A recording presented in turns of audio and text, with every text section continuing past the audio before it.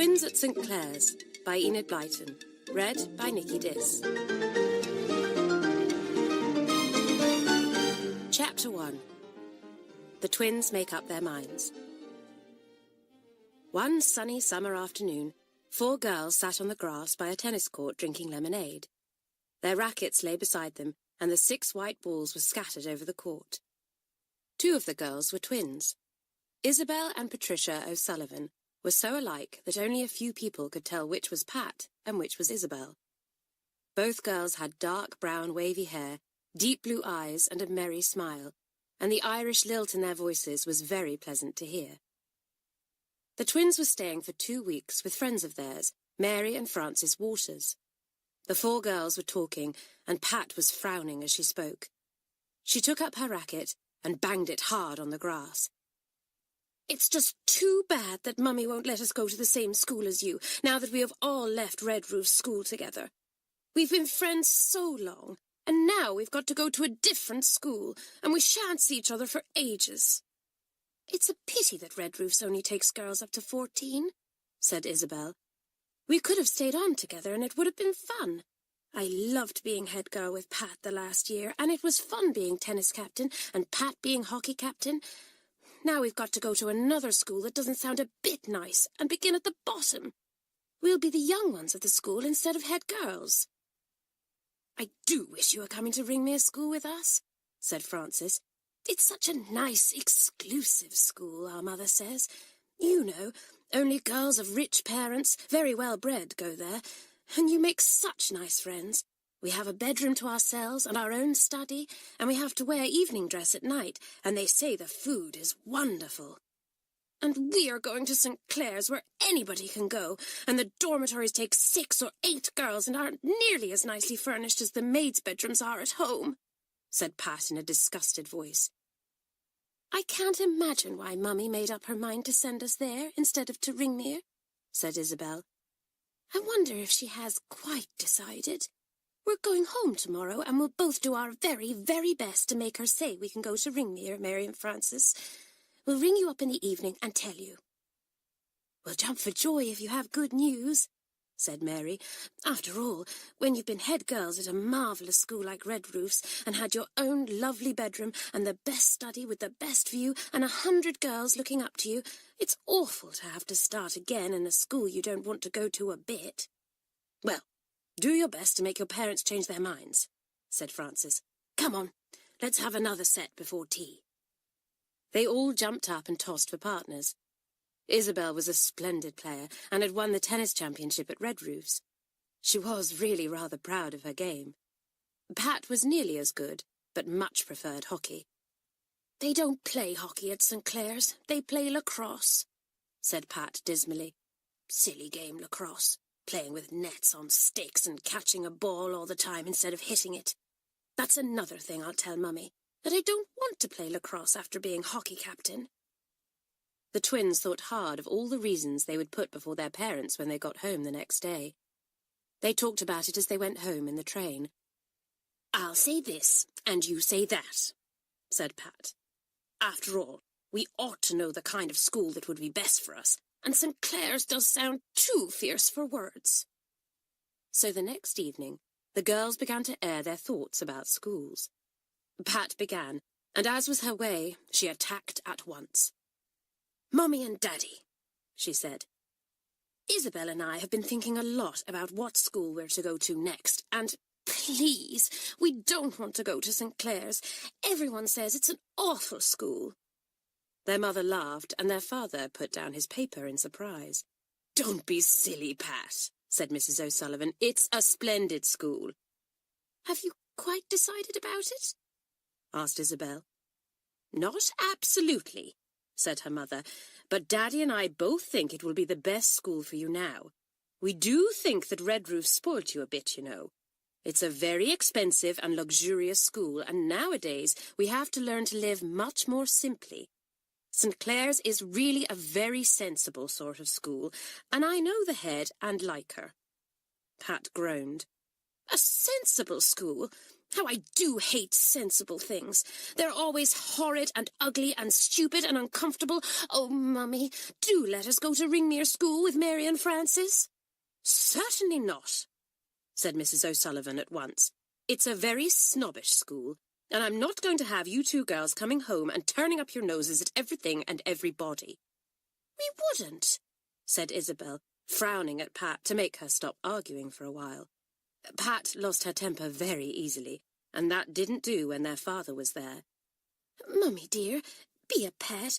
Just let's try at Ringmere for a term or two, and then, if you think we're turning into snobs, you can take us away. But you might let us try. They play hockey there, and we do so like that. We'd hate to have to learn a new game just when we've got so good at hockey. Mr. O'Sullivan lighted his pipe. My dear Isabel, it will be very good for you to start at the beginning again and learn something new. I've thought the last year that both you girls have become very conceited and thought far too much of yourselves. If you have to learn new things and find you're not so wonderful as you thought you were, it will be very good for you both. The twins went red. They were angry and hurt and almost ready to cry. Mrs. O'Sullivan felt sorry for them. Daddy doesn't mean to be unkind, she said. But he is quite right, my dears. You've had a wonderful time at Red Roofs, had things all your own way, been head girls and captains, and really lived in luxury. Now you must show us what kind of stuff you're made of when you have to start as youngsters of 14 and a half in a school where the top classes are 18 years old. Pat looked sulky. Isabel's chin shook as she answered. We shan't be happy, and we shan't try to be, she said. Very well, be unhappy, said their father sternly. If that's the sort of silly attitude you've learnt at Red Roofs, I'm sorry we let you stay there so long. I wanted to take you away 2 years ago, but you begged so hard to stay that I didn't. Now say no more about it. I shall write to St Clare's myself tonight and enter you for next term. If you want to make me proud of you, you will cheer up and make up your minds to be good and hard-working and happy at your next school. Their father relit his pipe and began to read his paper again. Their mother took up her sewing.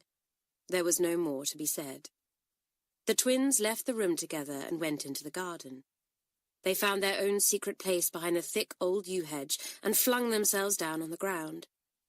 The evening sun threw its slanting golden rays around them, and they blinked in its brightness. Tears shone in Isabel's eyes. I never thought Mummy and Daddy would be so hard, she said.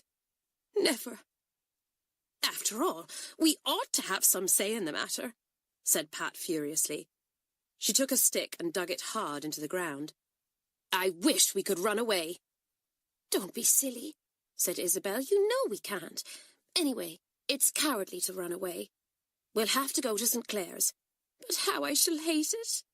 We'll both hate it, said Pat. And what's more, I'm jolly well going to turn up my nose at everything there. I'm not going to let them think we're babies of 14 just come from some silly prep school. I'll soon let them know that we were head girls and tennis and hockey captains. How horrid of Daddy to say we are conceited. We're not a bit. We can't help knowing that we're good at nearly everything, besides being pretty and quite amusing. It does sound a bit conceited when you talk like that, said Isabel. We'd better not say too much when we get to St Clare's. I'm going to say all I like, and you must back me up, said Pat. People are going to know who we are and what we can do. All the mistresses are going to sit up and take notice of us too.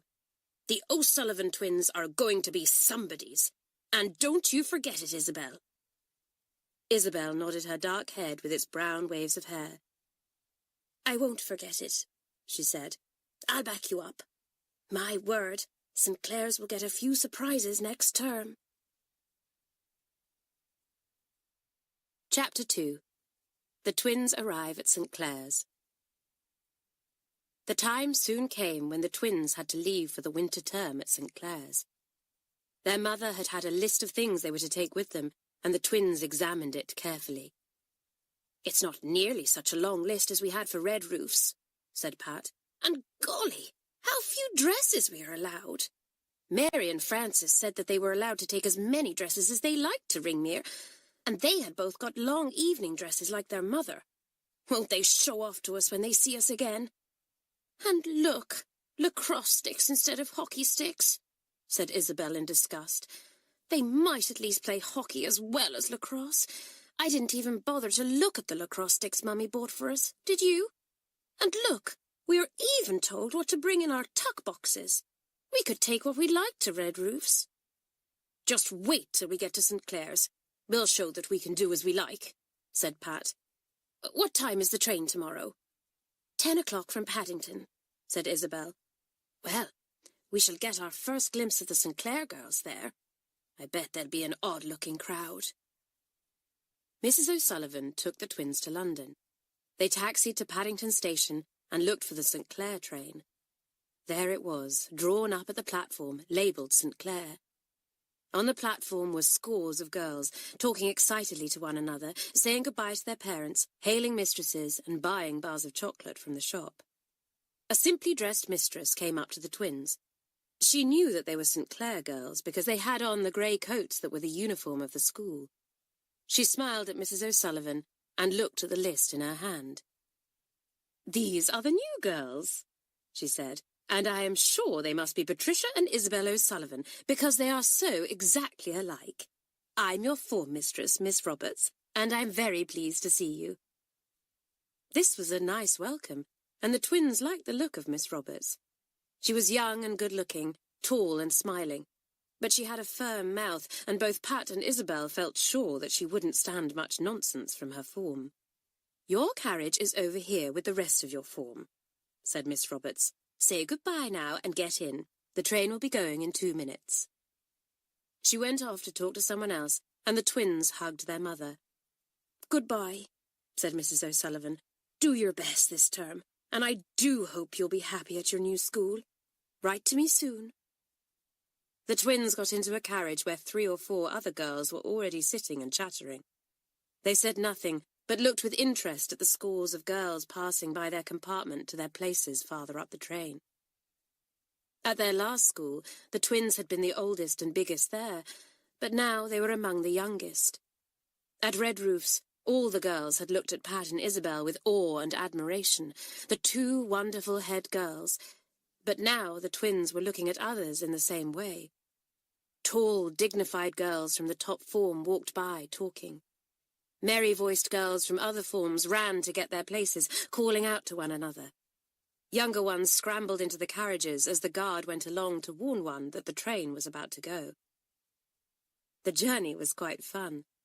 Everyone had packets of sandwiches to eat at 12:30, and the train steward had brought bottles of ginger beer and lemonade and cups of tea. At 2:30, the train drew in at a little platform. A big notice said, "A light here for St Clare's school." There were big school coaches waiting outside, and the girls piled themselves in them, chattering and laughing. One of them turned to Pat and Isabel. "There's the school, look, up on that hill there." The twins looked. They saw a pleasant white building, built of large white stones, with 2 towers, one at each end. It looked down into the valley, over big playing fields and gardens. "Not nearly so nice as Red Roof's," said Pat to Isabel. "Do you remember how sweet our old school used to look in the evening sun? Its red roof was glowing, and it looked warm and welcoming, not cold and white like St Clare's."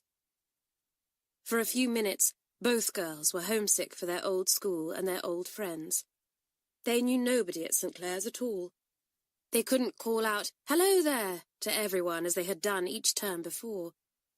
They didn't like the look of any of the girls, who seemed much more noisy and boisterous than the ones at Red Roof's. It was all horrid. "Anyway, we are lucky to have got each other," said Isabel to Pat. "I would have hated to come here all alone. Nobody seems to talk to us at all." It was the twins' own fault, if they had but known it. They both looked stuck up, as one girl whispered to another.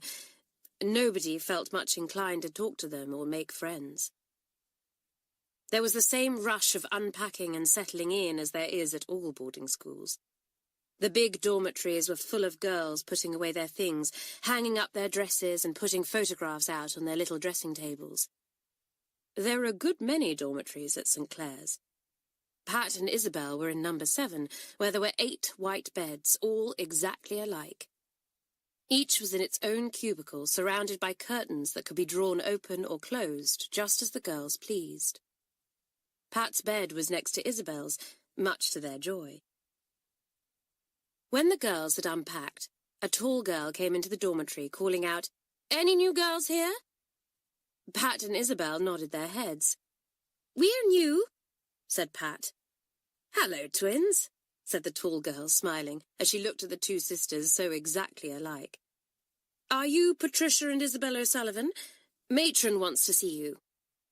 Pat and Isabel went with the girl to where the school matron sat in her comfortable room, surrounded by cupboards, chests, and shelves. She was a fat, jolly-looking person, but her eyes were very sharp indeed. "You can't deceive Matron over anything," whispered their guide. "Keep in her good books if you can." Matron checked over sheets, towels, and clothes with them. "You will be responsible for mending all your own belongings," she said. "Good gracious," said Pat. "There were sewing maids at our other school to do that." "Shocking," said Matron briskly. "Well, there are no sewing maids here, so be careful of your things and remember that they cost your parents money." "Our parents don't need to worry about torn clothes," began Pat. "Why, once at Red Roof's I got caught in some barbed wire, and everything I had on was torn to bits. They were so torn that the sewing maid said she couldn't mend a thing, and—" "Well, I would have made you mend every hole, every rent, every tear," said Matron, her eyes beginning to sparkle. "There's one thing I can't bear, and that's carelessness and waste. Now, mind you— What is it, Millicent?"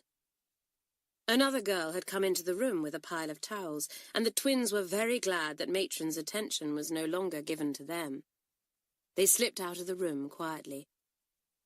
"I don't like Matron," said Pat, "and I've a jolly good mind to tear something so badly that it can't be mended, and that would give her something to think about." "Let's go and see what the school is like," said Isabel, slipping her arm into Pat's. "It seems much barer and colder somehow than dear old Red Roof's." The twins began to explore. The classrooms seemed much the same as any classrooms, and the view from the windows was magnificent. The twins peeped into the studies. At their old school they had shared a fine study between them, but there were no studies except for the top form girls and the 5th form. The younger girls shared a big common room where there was a radio, a record player, and a big library of books. Shelves ran round the common room, and each girl shared part of a shelf, putting her belongings there and keeping them tidy. There were small music rooms for practicing, a fine art room, an enormous gym which was also used for assembly and concerts, and a good laboratory. The mistresses had 2 common rooms and their own bedrooms, and the head lived in a small wing by herself, having her own bedroom in one of the towers and a beautiful sitting room below. "It's not so bad," said Pat after they had explored everywhere, "and the playing fields are fine. There are many more tennis courts here than at Red Roof's, but of course it's a much bigger school." "I don't like big schools," said Isabel. "I like smaller schools, where you're a somebody, not just a little nobody tucked away among heaps of others." They went into the common room.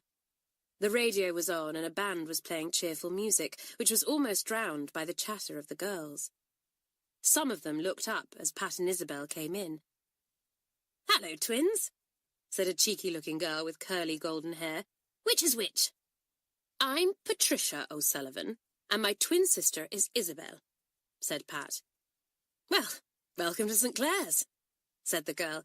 "I'm Hilary Wentworth, and you're in the same dormitory as I am. Have you been to boarding school before?" "Of course," said Pat. "We went to Red Roof's." "The school for snobs," said a dark-haired girl, looking up. "My cousin went there, and didn't she fancy herself when she came home? Expected to be waited on hand and foot, and couldn't even bear to sew a button on." "Shut up," said Hilary, seeing that Pat went red. "You always talk too much, Janet. Well, Patricia and Isabel, this isn't the same kind of school as Red Roof's. We work hard and play hard here, and we're jolly well taught to be independent and responsible." "We didn't want to come here," said Pat. "We wanted to go to Ringmere School, where our friends were going. Nobody thought much of St Clare's at Red Roofs." "Dear, dear, dear, is that so?" said Janet, raising her eyebrows till they were almost lost in the dark hair on her forehead. "Well, the point is, my dear twins, not what you think of St Clare's, but what St Clare's thinks of you. Quite a different thing. Personally, I think it's a pity that you didn't go somewhere else. I've a feeling you won't fit in here." "Janet, do be quiet," said Hilary. "It's not fair to say things like that to new girls. Let them settle in. Come on, Patricia. Come on, Isabel. I'll show you the way to the head's room. You'll have to go and say hello to her before supper." Pat and Isabel were almost boiling over with rage at what dark-haired Janet had said. Hilary pushed the twins out of the room. "Don't take much notice of Janet," she said. "She always says exactly what she thinks, which is very nice when she thinks complimentary things about people, but not so good when she doesn't. You'll get used to her." "I hope we shan't," said Pat stiffly. "I like good manners, something that was taught at our school anyway, even if it's not known here." "Oh, don't be stuffy," said Hilary. "Look, that's the head's room. Knock on the door first, and try some of your good manners on Miss Theobald." The twins knocked on the door. A pleasant, rather deep voice called, "Come in." Pat opened the door, and the twins went in. The headmistress was sitting at her desk, writing. She looked up and smiled at the girls. "I needn't ask who you are," she said. "You are so alike that you must be the O'Sullivan twins." "Yes," said the girls, looking at their new headmistress. She was grey-haired, with a dignified, serious face that broke into a lovely smile at times. She shook hands with each twin. "I am very glad to welcome you to St Clare's," she said. "I hope that one day we shall be proud of you. Do your best for us, and St Clare's will be able to do its best for you." "We'll try," said Isabel, and then was quite surprised at herself to find that she had said that. She didn't mean to try at all. She looked at Pat. Pat said nothing, but stared straight in front of her. "I know your mother quite well," said Miss Theobald. "I was glad when she decided to send you here. You must tell her that when you write to her, and give her my kind regards." "Yes, Miss Theobald," said Pat. The headmistress nodded at them with a smile, and turned to her desk again. "What funny children," she thought to herself. "Anyone might think they hated to be here. Perhaps they are just shy or homesick." But they were neither shy nor homesick. They were just two obstinate girls determined to make the worst of things because they hadn't been sent to the school of their choice.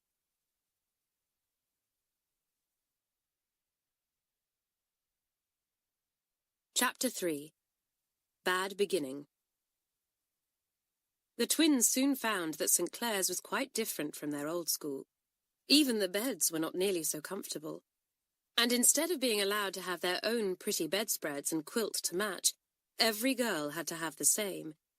"I hate being the same as everyone else," said Pat. "Goodness, if only we were allowed to have what we liked, wouldn't we make everyone stare?" "What I hate most is being one of the young ones," said Isabel dismally. "I hate being spoken to as if I were about 6, when the top form or 5th form girls say anything to me. It's, 'Here, you, get out of my way. Hi, you, fetch me a book from the library.' It's just too bad." The standard of work was higher at St Clare's than at most schools, and although the twins had good brains, they found that they were rather behind their form in many ways, and this, too, annoyed them very much. They had so hoped that they would impress the others in so many ways, and it seemed as if they were even less than nobodies. They soon got to know the girls in their form. Hilary Wentworth was one, and the sharp-tongued Janet Robbins. Then there was a quiet, straight-haired girl called Vera Johns, and a rather haughty-looking girl called Sheila Naylor, whose manners were very arrogant. The twins didn't like her at all. "I don't know what she's got to be so haughty about," said Pat to Isabel. It's true she's got a lovely home because I've seen a photo of it on her dressing table, but my goodness, she sometimes talks like a rag and bone man. Then she seems to remember she mustn't talk like that and goes all haughty and silly. Then there was Kathleen Gregory, a frightened-looking girl of 15, who was the only one who really tried to make friends with the twins the first week. Most of the other girls left them alone, except for being polite and telling them the ways of the school. They all thought that Pat and Isabel were very stuck up. "Kathleen is funny," said Isabel. "She seems so eager to make friends with us and lend us books and shares her sweets. She's been at St Clare's for a year and she doesn't seem to have any friends at all. She keeps asking me to walk with her when we go out, and I keep saying I can't because I've got you." "I feel rather sorry for her somehow," said Pat. "She reminds me of a lost dog trying to find a new master." Isabel laughed. "Yes, that's just it. I think of all the girls that I like Hilary the best in our form. She's so natural and jolly, a real sport." The twins were very much in awe of the older girls, who seemed very grown up to them. The top form especially seemed almost as old and even more dignified than the mistresses. The head girl, Winifred James, spoke a few words to the twins the first week. She was a tall, clever-looking girl with pale blue eyes and pretty soft hair. St Clare's was proud of her, for she had passed many difficult exams with flying colours. "You are the new girls, aren't you?" she said. "Settle in and do your best. Come to me if you are in any difficulty. I'm the head girl, and I should like to help you if ever I can." "Oh, thank you," said the twins, feeling quite overcome at being addressed by the head girl. Winifred went off with her friends, and the twins stared after her. "She's rather nice," said Isabel. "In fact, I think most of the top form girls are nice, even though they're awfully serious and proper." They liked their form mistress, Miss Roberts, too, though she would stand no nonsense at all. Sometimes Pat would try to argue about something and say, "Well, that's what I was taught at my old school." Then Miss Roberts would say, "Really? Well, do it that way if you like, but you won't get very far up your form. Do remember that what suits one school won't work in another. Still, if you like to be obstinate, that's your own lookout." Then Pat would stick out her lower lip, and Isabel would go red, and the rest of the form would smile to itself. Those stuck-up girls were having to learn a lesson. The art mistress, Miss Walker, was a merry soul, young and jolly, and very good at her work. She was pleased to find that both twins could draw and paint well. Pat and Isabel loved Miss Walker's classes. They were very go-as-you-please, much more like their old school. The girls were allowed to chatter and laugh as they worked, and it was often a very noisy class indeed. Mamselle was not so easy-going. She was very strict, elderly, conscientious, and fierce. She wore pince-nez glasses on her nose, and these were always slipping off when she was cross, which was fairly often. She had enormous feet and a rather harsh voice that the twins hated at first. But Mamselle also had a great sense of fun, and if anything tickled her, she would go off into enormous roars of laughter that set the whole class laughing too. Pat and Isabel came up against Mamselle very much at first, for although they could speak and understand French quite well, they had never bothered very much about French grammar and rules, and Mamselle bothered a great deal about those. "You girls, Patricia and Isabel," she cried, "it is not enough to speak my language, you write it abominably. See this essay? It is abominable, abominable." Abominable was Mamselle's favourite adjective. She used it for everything. The weather, a broken pencil, the girls, and her own glasses when they slipped off her big nose. Pat and Isabel called her Mamselle Abominable between themselves, and were secretly more than a little afraid of the loud-voiced, good-hearted big Frenchwoman. History was taken throughout the school by Miss Kennedy, and her classes were a riot. Poor Miss Kennedy was a frump and could not manage any class of girls for more than 5 minutes. She was nervous and serious, always tremendously polite, listened to every question that was put to her, no matter how silly, and explained every difficulty at great length. She never seemed to see that half the time the girls were pulling her leg. "Before Miss Kennedy came, we had her friend, Miss Lewis," said Hilary to the twins. "She was marvellous. Then she fell ill in the middle of last term and asked the head to have her friend, Miss Kennedy, until she was well enough to come back. Old Kenny has got umpteen degrees and is supposed to be even cleverer than the head, but my word, she's a goose." Bit by bit, the twins sorted out the various girls and mistresses, grew to know the classes and the customs of the school, and settled in. But even when 2 weeks had gone by, they had not got used to being nobodies instead of somebodies, as Pat complained. One thing they found most annoying. It was the custom at St Clare's for the younger girls to wait on the 2 top forms. The 5th and 6th form girls shared studies, 2 friends having a study between them. They were allowed to furnish these studies themselves, very simply, and in cold weather, to have their own fire there, and to have tea by themselves instead of in the hall with the others. One day, a girl came into the common room where the twins were reading, and called to Janet. "Hi, Janet. Kay Longdon wants to see you. You're to light her fire and make some toast for her." Janet got up without a word and went out. Pat and Isabel stared after her in surprise. "Golly, what cheek of Kay Longdon to send a message to Janet like that! I'm jolly sure I wouldn't go and light anybody's fire," said Pat. "And neither would I," said Isabel. "Let one of the maids light it, or Kay herself." Hilary Wentworth looked up from her embroidery. "It will be your turn next," she said. "Look out next week for sudden messages, twins. If the 5th or 6th want anything doing, they expect us to do it. It's the custom of the school, and anyway, it doesn't hurt us. We can have our turn at sending messages and ordering the lower forms about when we're top formers ourselves."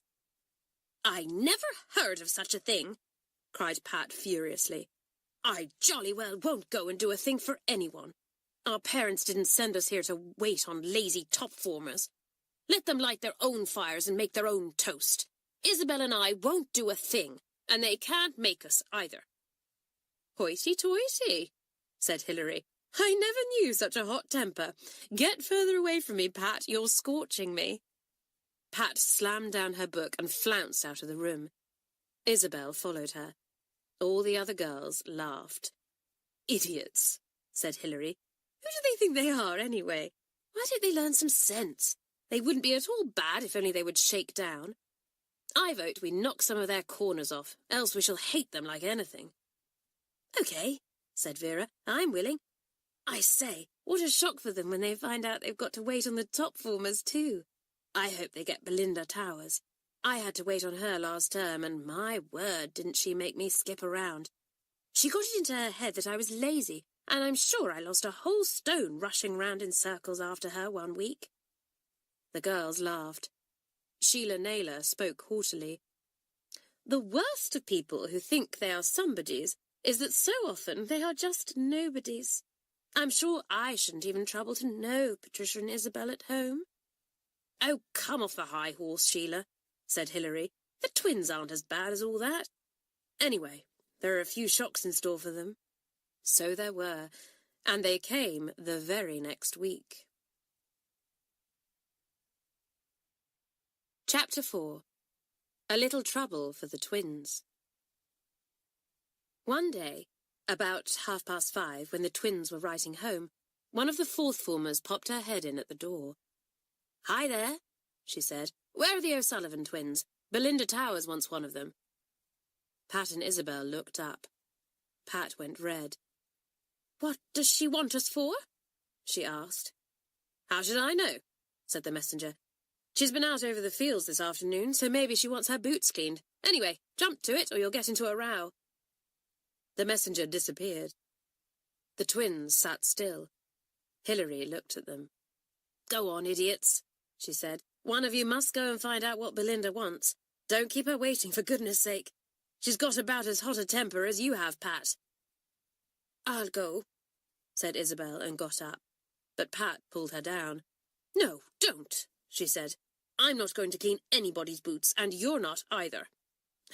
"Look here, Pat, don't be goofy," said Janet. Belinda may want to tell you something. Golly, she might want to ask you if you're playing a match. She's captain, you know." "Oh," said Pat. "Well, I shouldn't think it's that, because neither Isabel nor I have ever played lacrosse before, and we were pretty bad at it yesterday." "Well, do go," said Hilary. "You've got to go in the end, so why not go now?" Another girl popped her head in at the door. "I say, Belinda's foaming at the mouth. Where are those O'Sullivan twins? They'll get it hot if one of them doesn't go along." "Come on," said Pat to Isabel. "We'll go and see what she wants. But I'm not doing any boot cleaning or fire lighting, that's certain, and neither are you." The two got up and went out of the room. Everybody giggled. "Wish I could go and see what happens," said Janet. "I love to see Belinda in a rage." Belinda Towers was in her study with Pamela Harrison, the girl who shared it with her. Pat opened the door. "Knock, can't you?" cried Belinda. "Barging in like that, and I should jolly well like to know why you've been all this time coming. I sent for you ages ago." Pat was rather taken aback, and Isabel did not dare to say anything. "Well, haven't you a tongue between you?" said Belinda. "My goodness, Pam, did you ever see such a pair of idiots? Well, as you've both come, you can both do a spot of work for me. I want my boots cleaned and Pam's too, and make up my fire for me and put the kettle on to boil. You'll find water just down the passage. Come on, Pam. We'll go and collect our prep, and by that time the kettle will be boiling and we'll make tea." The two big girls walked to the door. Pat, very red and angry, stopped them. "I didn't come to St Clare's to wait on the older girls," she said. "Neither did my twin. We shan't clean your boots, nor put on the kettle, nor make up the fire." Belinda stopped as if she had been shot. She stared at Pat as if she was some particularly nasty insect. Then she turned to Pam. "Did you hear that?" she said. "Talk about cheek. All right, my girl. No walks down the town for you. Just remember that." The twins stared at Belinda in dismay. The St Clare girls were allowed to go down to the town in twos to buy anything they needed, or to look at the shops, or even to go to the cinema if they had permission. Surely Belinda hadn't the power to stop them doing that. "I don't think you've any right to say that," said Pat. "I shall go to Winifred James and tell her what you've said and ask her about it." "Well, I'm blessed," said Belinda, flaring up angrily, her red hair seeming to flame too. "You do want taking down a peg, don't you? Run off to Winifred by all means. Tell your little tales and see what happens." Pat and Isabel went out of the study. Isabel was very much upset and wanted to stay and do what Belinda had ordered, but Pat was furious. She took hold of her twin's arm and marched her off to Winifred's study. The head girl had her own study, which she shared with no one. Pat dared not go in without knocking. So she knocked quietly. "Come in," said Winifred's voice. The twins went in. Winifred was working at a table. "What is it?" she said. "I'm rather busy." "Please, Winifred," said Pat. "Belinda Towers ordered us to clean her boots, make up her fire, and put her kettle on. And when we said we wouldn't, she said we weren't to go down into the town. So we've come to ask you about it." "I see," said Winifred. "Well, it's the custom of this school to get the juniors to wait on the seniors, within reason. It doesn't hurt them. When you go to Rome, you must do as Rome does, you know." "But we didn't want to come to St Clare's, so we don't want to follow silly customs of that sort," said Pat. "Do we, Isabel?" Isabel shook her head. She couldn't think how Pat could dare to speak to Winifred like that. Her knees were shaking as she stood. She was never so brave as Pat. "I think I should wait a little while before you call our customs silly," said Winifred. "Now listen, can't you clean boots? Don't you know how to make up a fire? Have you never put a kettle on to boil?" "We never had to at Red Roofs," said Pat obstinately. "And we don't at home either." "I don't think I'd know how to clean muddy boots," said Isabel, thinking that perhaps if she said that, Winifred would let them off. "Good heavens," said Winifred in disgust. To think you're nearly 15 and you don't know how to clean boots. How shocking. All the more reason why you should learn at once. Go back to Belinda's study and try to do what she tells you. I know she's hot-tempered and will tick you off properly, but honestly, I think you both deserve it. Do have a little common sense. Winifred turned back to her books. The twins, red in the face, went out of the room and closed the door quietly. They stood outside and looked at each other. I shan't clean her beastly boots, even if I have to stay in the school grounds the whole of the term and not go down into the town once, said Pat angrily. Oh, Pat, I do want to get a new hairbrush and some chocolate, said Isabel in dismay. Come on, we'd better do it. The others will think we're terribly silly if we kick up such a fuss. They laugh at us enough already. Well, you can do it if you like, but I'm not going to, said Pat, and she stalked off, her nose in the air, leaving Isabel by herself. Isabel stood for a little while, thinking. Supposing I go and do the jobs that Belinda wants done, she thought. That means that I can go down into the town if I want to, and as Pat is so exactly like me, she can go down too, if we each go at different times with somebody else. No one will ever know. That will trick Belinda nicely.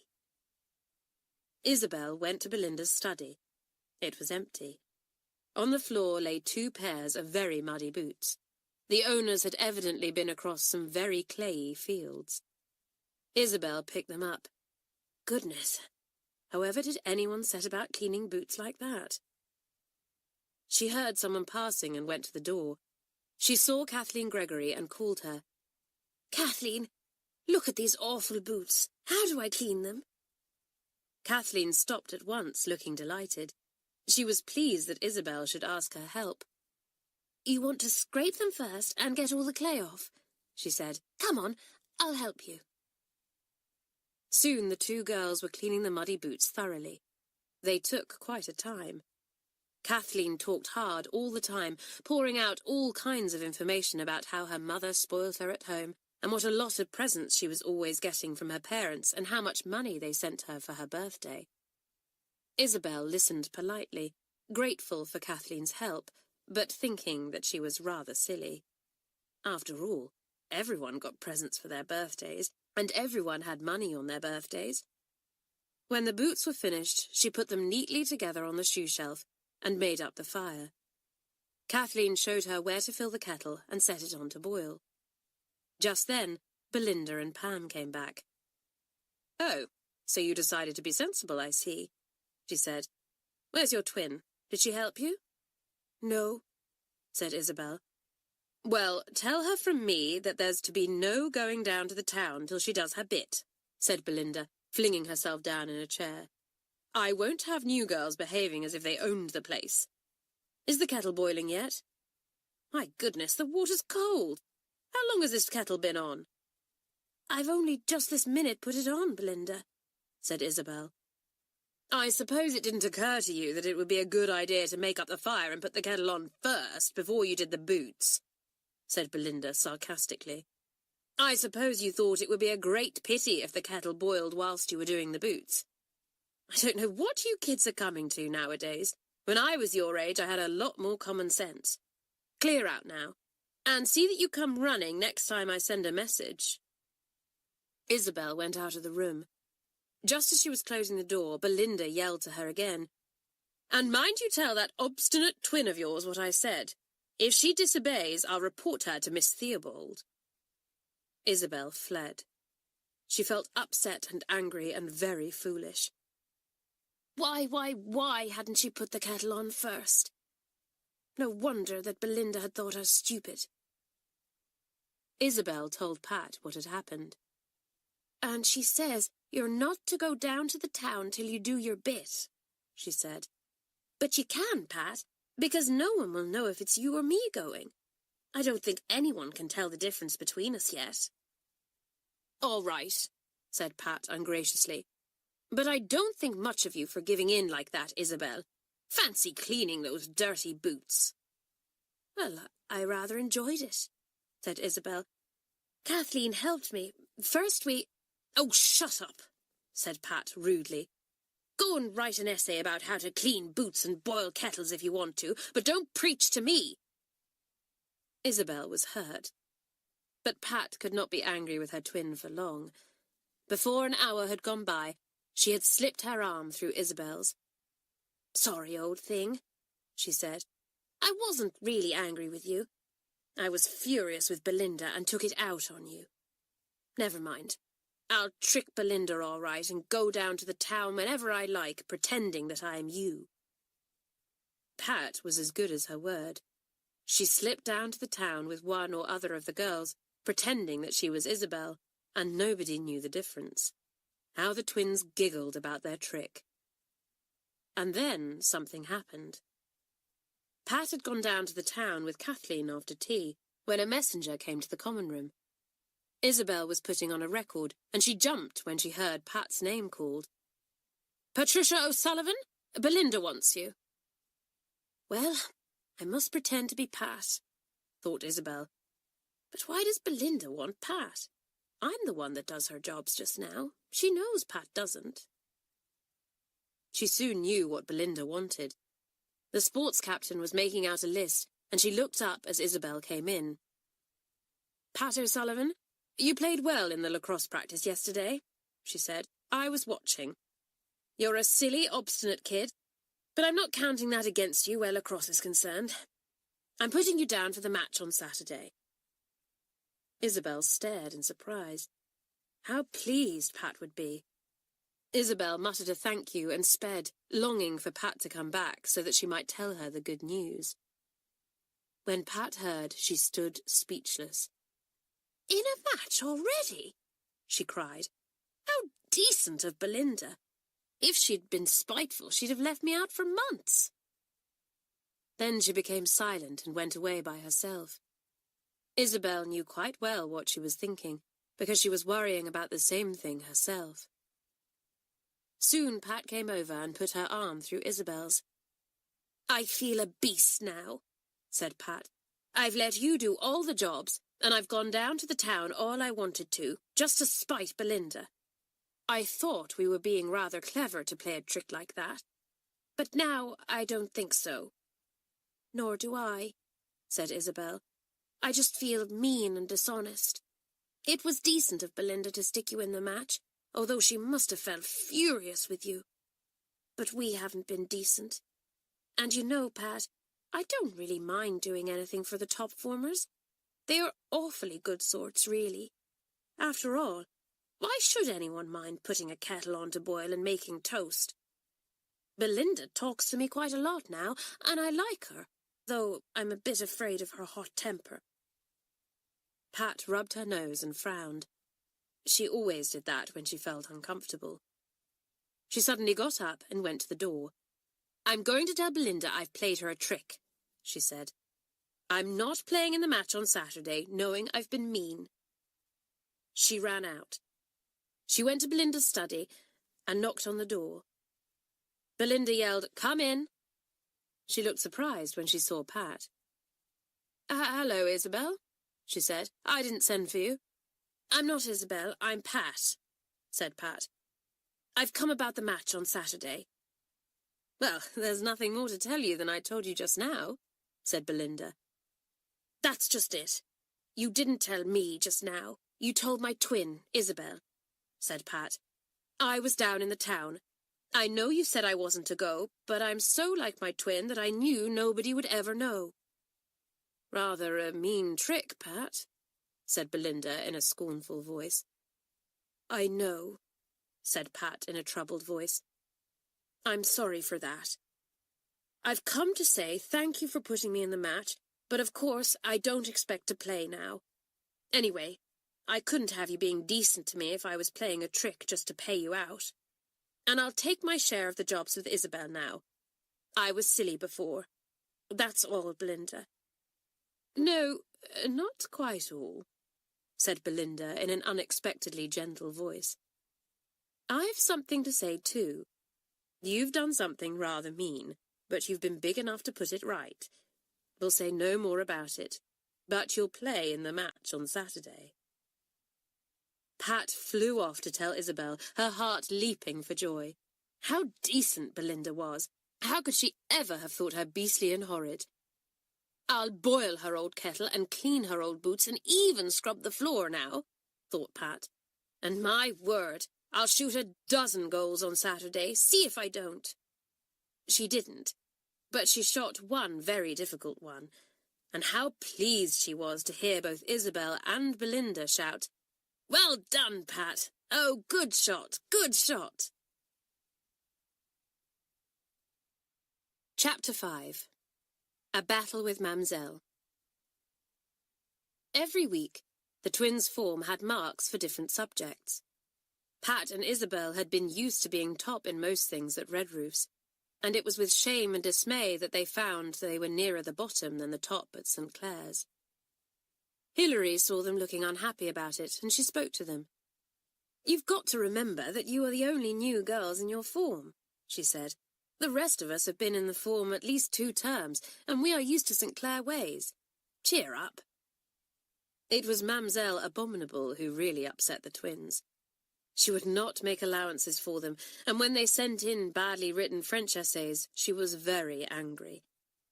She had the pile of French books on the desk before her, all neatly marked with très bien or excellent. But when she took out Pat's book and Isabel's, they were both marked the same. Abominable. "This will not do!" cried Mamselle, banging her big hand down on the books. "C'est abominable! You will write the whole essay again today, and you will bring it to me after supper." "We can't write it again today, Mamselle," said Isabel politely. "We've got art this afternoon, and after tea we've got permission to go to the cinema together. We shan't have time to rewrite it. Can we do it tomorrow?" "Oh, que vous êtes insupportable!" raged Mamselle, stamping her foot on the floor and making the books on her desk jump and slide. "How dare you talk to me like this? You present me with a shocking, yes, a shocking essay, and then you talk of going to the cinema? You will not go. You will stay behind and write the essay for me. And if there is more than one mistake, you will write it all over again. That is certain." But we've got the tickets," said Isabel. "We had to book our seats. "I do not care about seats. I do not care about booking," shouted Mamselle, now quite losing her temper. "All I care about is that you should learn good French, which is what I am here for. You will bring me the essays tonight." Isabel looked ready to cry. Pat looked mutinous and stuck out her lower lip. Everyone else enjoyed the row, and a few of the girls were secretly very pleased to see the twins taken down a peg. Nobody dared to be inattentive after that, and the lesson went very smoothly, though Pat was sulky and joined in the lesson as little as she dared. When the lesson was over, the twins had a few words together. "I'm going to the cinema," said Pat. "Oh, no, Pat," said Isabel, shocked. "We can't do that. We'd really get into a terrible row. We'd better stay behind and do the work again. For goodness sake, let's." "I'm going to the cinema," said Pat obstinately. "I'll fit in the beastly essay somehow, and you must too. Let's do it directly after dinner. I don't care how badly I do it either." But after dinner, they had to go to a meeting of their form to plan nature rambles, so there was no time then. Art took up the whole of the afternoon. Isabel began to be worried. Suppose Pat insisted on going to the cinema even if they hadn't rewritten their essays. She could not imagine what Mamselle would say. "Let's miss our tea," said Isabel to Pat as they ran down the stairs after the art lesson. "We could do our essays then." "Miss my tea? No, thank you," said Pat. "I'm jolly hungry. I don't know why art makes me hungry, but it always does. And I know Janet has got a big pot of plum jam sent to her that she's opening this tea time. I'm not going to miss my share." Isabel was hungry too, and she weakly gave way. She knew that if they were going to get into the cinema in time, they wouldn't have a moment to spare for anything after tea, let alone rewriting essays. "I really shan't go to the cinema. she thought. I daren't. Honestly, I think Mamselle Abominable would go up in smoke if she heard we'd gone. But after tea, Pat dragged Isabel off to the dormitory to get her hat and coat. "We're not really going, Pat, surely?" cried Isabel. "Indeed we are," said Pat, sticking out her lower lip. "Come on." "But, Pat, we'll really get into a simply enormous row," said Isabel. "It isn't worth it. Perhaps Mamselle will give us an hour's extra work every day or something like that. Janet told me that once she had to stop in after tea for a whole week and write out French verbs for cheeking Mamselle just a little bit. And she wouldn't count this a little thing." "Don't be a coward, Isabel," said Pat. "I've got a plan. Mamselle said we were to take our essays to her after supper, didn't she? But she didn't say what time after supper. So when we're in bed and think the others are asleep, we'll slip down to the common room in our dressing gowns, rewrite our essays then, and give them to Mamselle when they're finished." "Pat, I'd never dare to," cried poor Isabel. "Think of going to find Mamselle at that time of night in our dressing gowns. You must be mad." "Well, Mamselle has made me feel mad," said obstinate Pat. "Anyway, I don't care what happens. You know we never wanted to come to St Clare's, and if it's going to treat us like this, I'm jolly sure I won't stay. I'll get expelled." "Pat, you're not to say things like that," said Isabel. "Think what Mummy and Daddy would say." "Well, it's their fault for sending us here," said Pat, who really was in a great rage. "Yes, but Pat, think how awful it would be if Red Roofs heard that we'd been sent away from St Clare's," said Isabel in a low voice. Pat's eyes filled with tears. She didn't want to think of that. "Come on," she said gruffly. "I'm not going to change my mind now. If you're coming with me, come. If not, you can jolly well be a coward by yourself." But Isabel was not going to be left by herself. She put on her hat and coat. Janet came into the room as the twins were going out. "Hello, hello," she said. "So you are going to the cinema after all. Whenever did you find time to rewrite your French?" "We haven't done it," said Pat.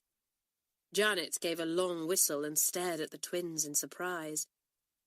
"I wouldn't like to be in your shoes tomorrow when you tell Mamselle that," she said. "You really are a couple of idiots. I can't think why you should go out of your way to make things difficult for yourselves." The twins did not answer. They ran downstairs and were soon in the town. But neither of them really enjoyed the show, although it was a fine film. They had to leave a little before the end to get back to supper in time. There was a debate afterwards that they had to go to, and they both wished they could miss it. But it was taken by Winifred James, the head girl, and neither of the twins dared to ask if they might miss it. 9 o'clock was the bedtime for their form and the two forms above them. Chattering and laughing, the girls went upstairs and undressed. Usually a mistress came to see that all the girls were in bed and switched off the lights, but tonight Hilary announced that she was to see to this. "Miss Roberts is with Miss Theobald," she said, "so I'm on duty tonight. Hurry, all of you, because the light will go off in 5 minutes' time, and you'll have to finish in the dark if you're not ready." Two girls, Joan and Doris, began to have a pillow fight when they heard that Miss Roberts was not coming. Bang, thud went the two pillows, and the girls shrieked with laughter. But it wasn't quite so funny when one of the pillows split and feathers poured out into the air. "Golly," said Joan, "look at my pillow! Hilary, for goodness sake, don't turn the lights off yet. I must pick up some of these feathers." "Sorry," said Hilary. "You'll have to do it in the morning. Lights are going out now. Miss Roberts will be along to see we're all right in an hour's time, so let's hope she won't spot the feathers all over the place. She'll think the cat's been chasing hens in our dormitory." The lights snapped out. All the girls were in bed except Joan and Doris, who were still groping for feathers. They had to finish undressing and cleaning their teeth in the dark. Joan upset her tooth mug, and Doris banged her ankle on her chest of drawers and groaned deeply. Janet giggled, and Kathleen Gregory went off into a spasm of laughter that gave her hiccups. "Shut up, Kathleen," ordered Hilary. "You're hiccuping on purpose, I know you." I'm not, said Kathleen indignantly, and gave such an enormous hiccup that her bed shook. Janet couldn't stop giggling. Every time she tried to stop, poor Kathleen hiccuped again, and Janet went off into more gurgles. Even the twins, anxious though they were to have everyone going to sleep quickly, could not help laughing. Hilary lost her temper and sat up in bed. "You're all meanies," she cried. "If anyone comes along and hears you making this row, I'll be blamed because I'm head of the dormitory." "Shut up, Janet. And Kathleen, for goodness sake, get a drink of water. How do you suppose we're going to sleep with you hiccuping like that?"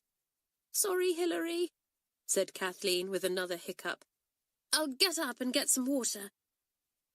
"Get into bed, Joan and Doris," said Hilary, snuggling down again. "I don't care if you've cleaned your teeth and brushed your hair or not. Get into bed." In 5 minutes' time there was peace in the dormitory, except for an occasional small and subdued hiccup from Kathleen, and a smothered giggle from Janet. The twins lay awake, listening for the others to go to sleep. They were worried because Miss Roberts was coming in about an hour's time. They could not wait a whole hour before going down to the common room. For one thing, Mamselle would have gone to bed by the time they had finished their essays. "Isabel," whispered Pat at last. "Isabel, I think they're all asleep. Get up and put on your dressing gown." "But Miss Roberts hasn't been in yet," whispered back Isabel. "We'll put our bolsters down our beds so that they'll look like our bodies," said Pat. "Come on." They got up quietly and slipped on their dressing gowns. They pushed their bolsters down their beds and hoped that Miss Roberts wouldn't notice anything different when she came. Then out of the door they went and down the dimly lit stairs to the common room, which was just below their own dormitory. Pat shut the door and turned on the light. The two girls sat down and took out their French books. Mamselle had marked all the mistakes, and carefully and laboriously the two girls wrote out the essays again. "Well, mine had 15 mistakes before, and I hope it hasn't got more than 5 now," said Isabel. "Blow, Mamselle Abominable. I'm so sleepy.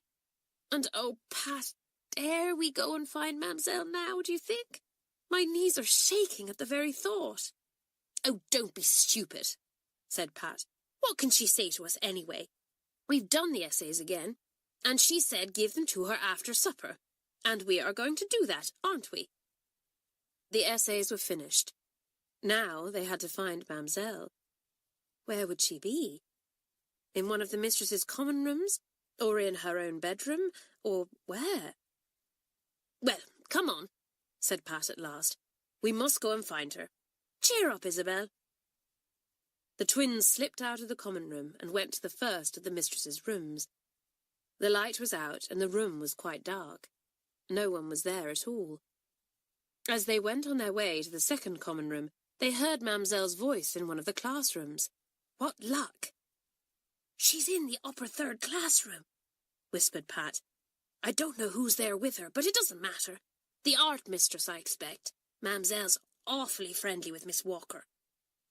They knocked at the upper third door. A surprised voice called, "Come in, who's there?" Pat opened the door and the twins went in. And oh my goodness, who should be with Mamselle studying a big French chart but the head, Miss Theobald herself. The twins were so shocked that they stood and stared with wide eyes. Mamselle cried, "Tiens!" in a loud and amazed voice, and Miss Theobald said nothing at all. Mamselle recovered first. "What is wrong?" she cried. "Are you ill, ma petite?" "No," said Pat in a rather trembling voice. "We're not ill. We've brought you our rewritten essays. You said we were to bring them after supper, so here they are." "But why bring them so late?" asked Miss Theobald in her deep, serious voice. "You must have known that Mamselle meant you to bring them before you went to bed." "We hadn't time to rewrite the essays till just now," answered Pat, suddenly feeling very foolish indeed. "We got out of bed and went down to the common room to do them." "Ah, The bad children! They went to the cinema after all instead of doing my essays, cried Mademoiselle, guessing everything at once. Ah, Miss Theobald, these twins send my hair grey. The work they do, it is impossible that they have gone to a school before they came here. Their work is abominable. We did go to a school, and it was a jolly fine one, cried Pat indignantly. Much better than St Clare's. There was a silence after this. Miss Theobald looked thoughtful. Mademoiselle was speechless. I think we won't decide anything tonight or talk about this, said Miss Theobald at last. It is too late. Go to bed, twins, and come and see me at 10 o'clock tomorrow morning. Ask Miss Roberts to excuse you for 15 minutes then. So back to bed with their French books went the twins, subdued and dismayed. What bad luck to have run into the head herself like that. Now what was going to happen to them? They didn't like to think of 10 o'clock in the morning. Chapter 6. Poor Miss Kennedy. Hilary was awake when they got back into bed, and she sat up and demanded to know where they had been. Miss Roberts came in and turned on the light, and I woke up, said Hilary. I spotted that you'd put bolsters down your beds, but Miss Roberts didn't. Whatever have you been doing? Pat told her. Hilary listened in amazement. Whatever will you two do next? She said. Honestly, I think you're mad. Nobody would ever think you'd been head girls in your old school. You behave like a couple of babies. The twins were annoyed with Hilary, particularly as they each had a kind of feeling that she was right. They got into bed and lay thinking. It was all very well to be defiant and daring, but it wasn't so funny afterwards. They asked Miss Roberts to excuse them at 10 o'clock. Miss Roberts had evidently been told to expect this, for she nodded her head at once and did not ask any questions. The twins went off together to Miss Theobald's room. The head was making out timetables, and she told them to sit down for a minute. It was rather dreadful waiting for her to finish what she was doing. Both the twins felt much more nervous than they pretended. Pat began to wonder if the head would write home about them to their parents.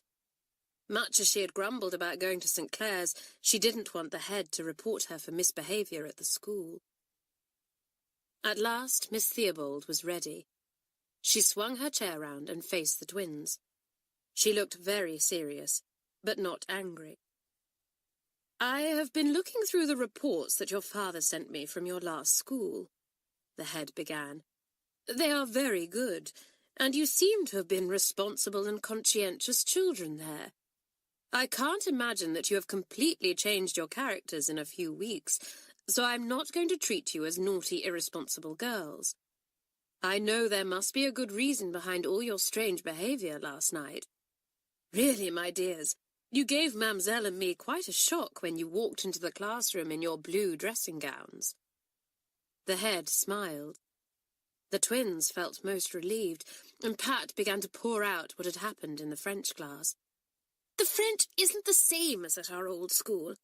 It isn't much use our trying to do well, because we always get everything wrong. It isn't our fault, and Mademoiselle was simply furious with us yesterday, and— Miss Theobald heard Pat patiently to the end. Well, your French difficulties can easily be put right, said the headmistress. I have spoken to Mademoiselle, and she says that you speak well and understand well, but that you have not been well grounded in the writing of French. She has offered to give you half an hour's extra French a day until you have caught up the others. This is very kind of her because she is extremely busy. All this bother has come from the fact that you were behind your class in one thing, and if you are willing to help to put it right by working hard with Mademoiselle, there is no need to say any more about your rather silly behaviour last night. The twins stared at Miss Theobald with mixed feelings. They were most relieved that nothing more was to be said, but oh dear, extra French each day. How tiresome! And yet, how decent of Mademoiselle Abominable to be willing to help them. "Thank you, Miss Theobald," said Pat at last. "We'll try. Once we catch up the others, we shan't feel so angry and ashamed when we are scolded in front of the class." "Well, you won't be scolded if Mamselle really feels you are trying," said Miss Theobald. "Now go to her and arrange what time will be best each day for the extra lesson. And don't go marching through the corridors in your dressing gowns at 10:30 any more." "No, Miss Theobald," said the twins, smiling at the head. Things seemed suddenly brighter. What they had done didn't any longer seem like a dreadful piece of misbehaviour likely to be punished in dire ways, but just a silly bit of nonsense that they were both heartily ashamed of. They went out of the room and skipped down the passage to the common room. Mamselle was there, correcting piles of French essays and muttering to herself as she ticked the pages.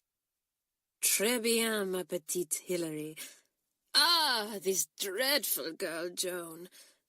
Ah, come in." The twins went into the mistress's common room. Mamselle beamed at them and patted them on the shoulder. Although she had an extremely quick and hot temper, she was very good-hearted and kind. "Ah, now we will see how clever you can be at catching up the others," she said. "Every day you will work with me, and we shall be good friends, n'est-ce pas?" "Thank you, Mamselle," said Pat. "We were rather idiots yesterday. We won't be again." "And thank you for saying you'll help us each day," said Isabel.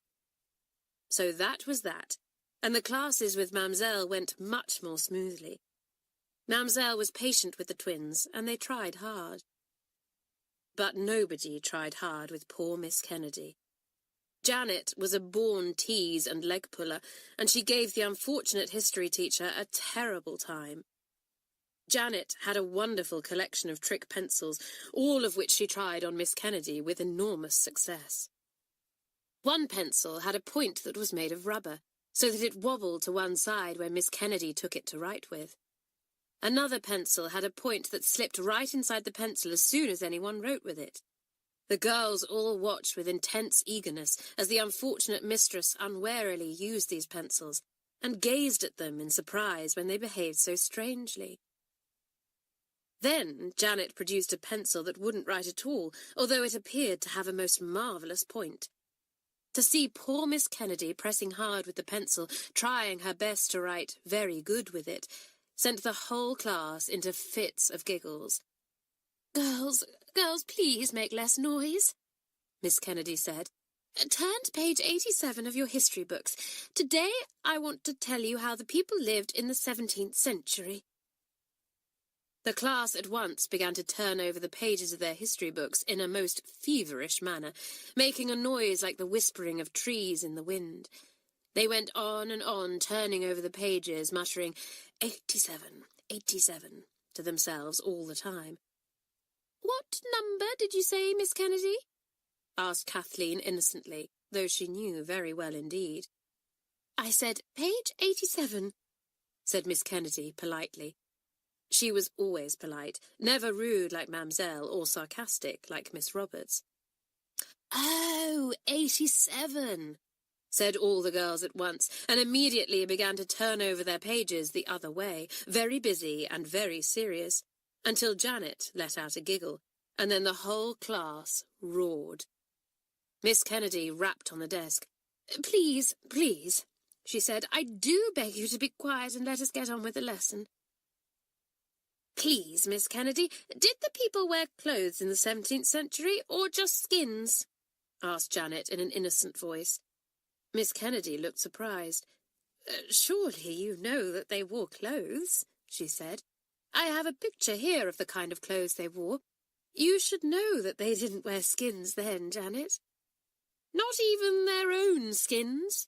asked Janet. This wasn't really at all funny, but the class was now in a state to giggle at anything, and the twins and everyone else joined in the laughter. "Perhaps they had jumped out of their skins, and that's why they didn't wear any," said Hilary. More giggles followed this, though half the class didn't even catch what Hilary had said. "Girls, I can't have this, I really can't," said Miss Kennedy. "I shall have to report you." "Oh, please, please, please, Miss Kennedy," chanted the class in a chorus, and 1 or 2 girls pretended to sob. Poor Miss Kennedy. She had to deal with this sort of thing every time, though the upper forms were better behaved. The lower forms did not mean to be cruel or unkind, but they loved a joke and did not stop to think about Miss Kennedy and what she must be feeling. They just thought she was silly and asked for trouble. One morning, when the class was especially riotous, Janet caught everyone's eye. Kathleen giggled, for she knew what had been planned. When Janet gave the signal, every girl was to drop her history textbook flat on the floor. Janet nodded, and each girl let go her book. Crash! Miss Kennedy jumped in fright, and the next minute the door opened and in came Miss Roberts. She had been taking a class in the next room, and when the crash of 20 history books had sounded like a gunshot, she had decided it was time to investigate. "Miss Kennedy, I don't know if there are any girls' names you would like to report to me," said Miss Roberts in a very cold voice, "but I shall be glad to have them after morning school. I am sure you find it as difficult as I do to teach with all this noise going on." Miss Roberts glared at the form, and they sat silent, half the girls going red. Miss Kennedy went red too. "I'm so sorry for the noise, Miss Roberts," she said. "You see—" But Miss Roberts was gone, shutting the door after her very firmly indeed. "Kenny won't report anyone," whispered Janet to Isabel. "If she did, she'd have to report the whole class, and she would be ashamed to do that." Miss Kennedy reported no one. But in the secrecy of her bedroom that night, she worried and tossed all night long. She had come to St Clare's because her friend, Miss Lewis, who thought so much of her, was ill. And now Miss Kennedy felt that she was letting her down because the girls were quite out of hand, and she was sure that not one of them had learnt any history worth mentioning that term. And Miss Roberts had come in like that and been so cold and horrid, and had hardly spoken to her in the common room afterwards. Suppose she complained about her to Miss Theobald? It was dreadful to feel herself a failure, and poor Miss Kennedy did not see how she could possibly turn her failure into anything like success. "I'm afraid of the girls, that's why," she said to herself.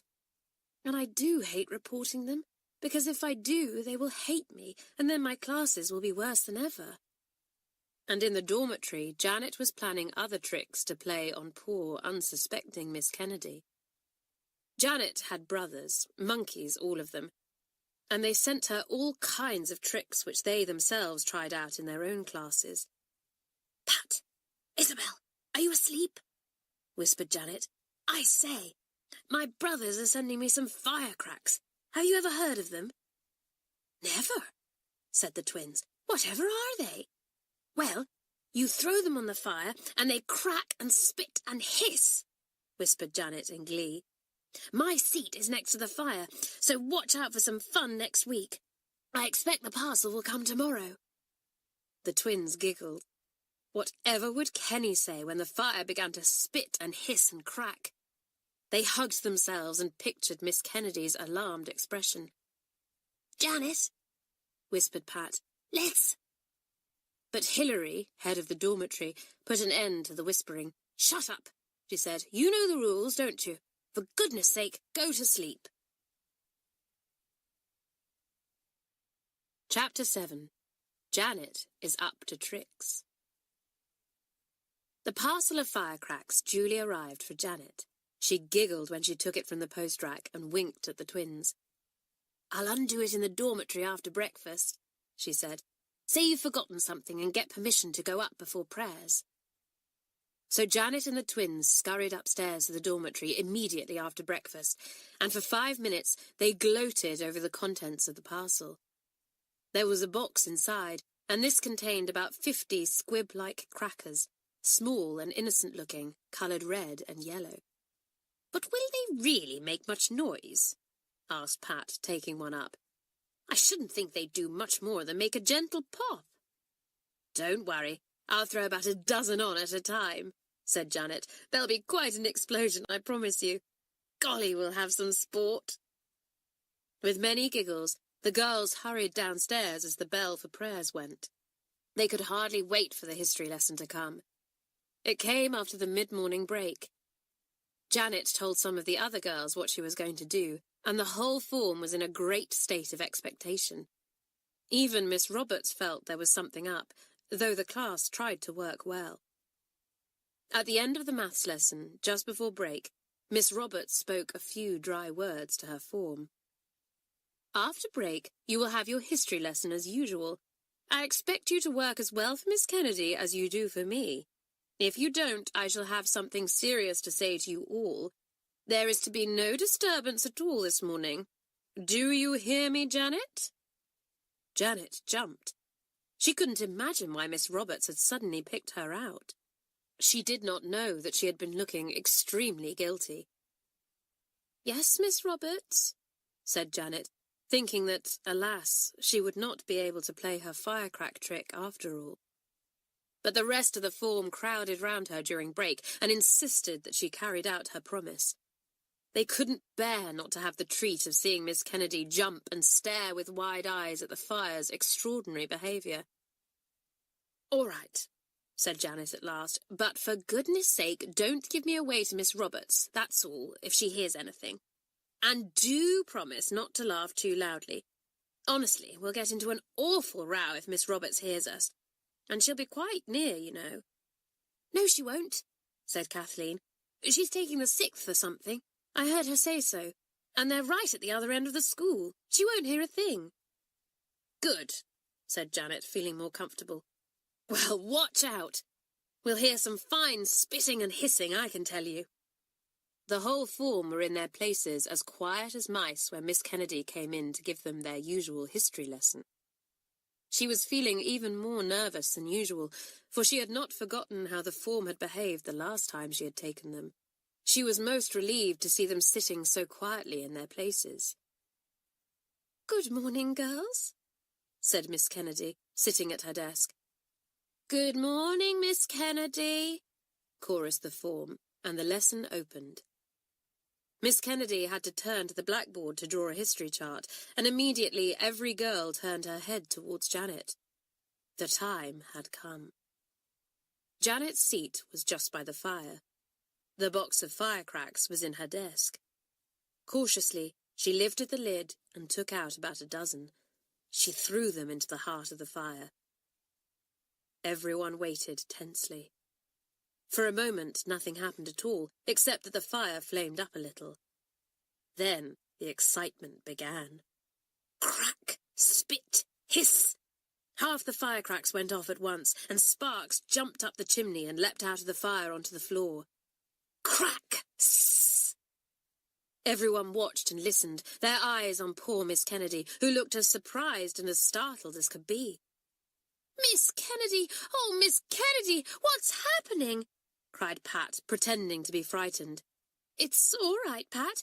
It's probably a very gassy piece of coal," said Miss Kennedy. "It's all over now, but it really made me jump." Crack! Crack! Some more fireworks went off, and a shower of sparks flew out of the fire. Janet jumped up, took the blackboard cleaner, and began to beat out the sparks with an enormous amount of quite unnecessary noise. Janet, stop!" cried Miss Kennedy, afraid that the next class would hear the noise. By this time the class had begun to giggle, though they had tried hard to keep serious and to smother their laughter. When the firecracks went off once more, the class nearly went into hysterics, which were not made any better by the sight of Janet again pretending to beat out sparks on the floor by flapping about with the blackboard cleaner, making an enormous dust. Miss Kennedy went pale. She guessed that some trick had been played, though she couldn't imagine what.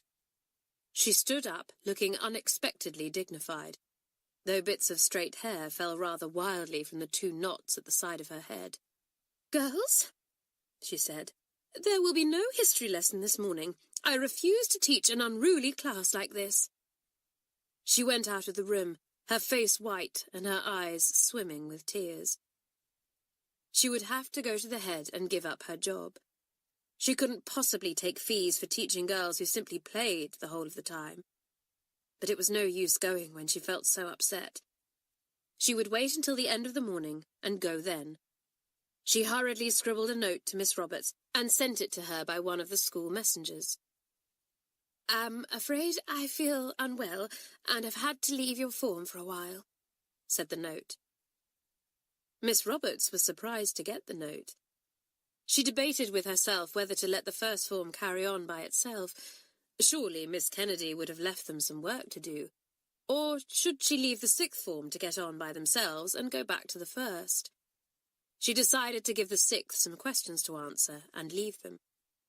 They would behave themselves, of course, but she wasn't so sure about her own form. So she began to write out questions on the board, wondering meanwhile what the first form was up to.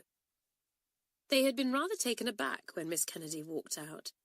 Some of the girls felt guilty and uncomfortable, but when the fire began to hiss and spit again, it all seemed terribly funny once more, and Doris, Joan, Kathleen, and the rest began to giggle again.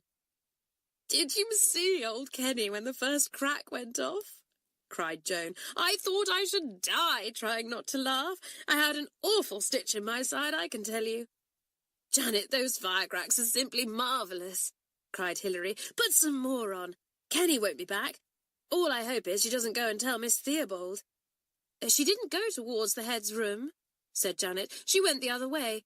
"All right, I'll stick some more on. Watch out, everyone." Janet shook the box over the fire, meaning to throw out about a dozen of the little squibs, but the whole lot went in. Janet laughed. "Golly, they've all gone in. We'll have some fun." Doris was at the door of the classroom, keeping guard in case a teacher came along. Suddenly, she gave a cry. "Look out! Miss Roberts is coming! Get to your seats, quick!" Everyone scurried to their seats at once. They pulled open their history books, and by the time that Miss Roberts came into the room, the class looked fairly peaceful, though it was rather surprising to see so many bent heads. Miss Roberts became suspicious at once. Usually the girls all looked up when she came into the room. "You seem very busy," she said dryly. "Did Miss Kennedy leave you history work to do?" Nobody answered. Janet gave an anxious glance at the fire. Those firecracks! How she wished she hadn't put so many on. The fire began to flare up a little. Miss Roberts spoke sharply. "Can't somebody answer me? Did Miss—" But she did not finish her question, because about 20 firecracks went off at once, with the most tremendous hissing, spluttering, and cracking. Sparks flew out, and huge flames shot up the chimney. "Good heavens!" said Miss Roberts. "What in the world is going on there?" Again, nobody said a word. There was no giggling or laughing this time, no smothered gurgles. Everyone looked scared. Crack! Sss! Crack! Some of the fireworks shot themselves up the chimney and exploded there, bringing down showers of soot. It was hot soot and flew out over the room. Janet and the girls nearest the fire began to cough and choke. "Come away from the fire, Janet," ordered Miss Roberts. "Those sparks will set fire to your tunic." The soot flew out again, and black specks began to descend onto books, papers, desks, and heads. Miss Roberts' mouth went very straight and thin. She looked round the class. "Someone has been putting fireworks into the fire," she said. "The class will dismiss. I am going to the common room across the passage. I expect the girl who played this stupid and dangerous joke to come and own up at once." She left the room. Everyone stared in dismay. It was all very well to play a joke on stupid old Kenny, but Miss Roberts was a different matter altogether. Miss Roberts knew a great many most annoying punishments. "Gosh, I'm in for it now," said Janet gloomily. "I'd better go and get it over." She went to the door. The twins stared after her. Pat ran to the door too. "Janet, wait. I'm coming too. I was as much to blame as you because I egged you on. I'd have put those firecracks on if you hadn't." "And I'd come as well," said Isabel at once. "Oh, I say, "That is decent of you," said Janet, slipping her arm through Pat's and holding out her other hand to Isabel. Then Hilary spoke up too. "Well, I'll come along as well. As a matter of fact, we're all to blame. It's true you got the squibs and put them on, but we all shared the joke, and it's not fair that only you should be punished." So it ended in the whole of the class going to the common room, looking very downcast and ashamed. Miss Roberts looked up, surprised to see so many girls crowding into the room. "What's all this for?" she asked sternly. "Miss Roberts, may I tell you?" said Hilary. "I'm head of the form." "I want the person who played the trick to own up," said Miss Roberts. "Who did it?" "I did," said poor Janet, going rather white. Her knees shook a little, and she looked on the floor. She could not bear to meet Miss Roberts's sharp hazel eyes. "But we were all in it," said Hilary. "We wanted Janet to do it, and we shared in it." "And may I ask if you also treated Miss Kennedy to the same silly trick?" asked Miss Roberts in her most sarcastic voice. "Yes," said Janet in a low voice. "So that explains it," said Miss Roberts, thinking of the note that Miss Kennedy had sent her. "Well, you will all share the expenses of the chimney being swept, and you will all spend 2 hours each washing down the walls and scrubbing the floor and desks after the sweep has been. That means that you will work in batches of 5, each giving up 2 hours of your free time to do it." "Yes, Miss Roberts," said the class dolefully. "You will also apologize to Miss Kennedy, of course," went on Miss Roberts. "And I should like to say that I am ashamed of you for taking advantage of somebody not able to deal with you as I can." The form trooped out. Miss Roberts telephoned for the sweep, and Miss Kennedy was surprised to find relays of girls waylaying her, offering her humble apologies for their behaviour.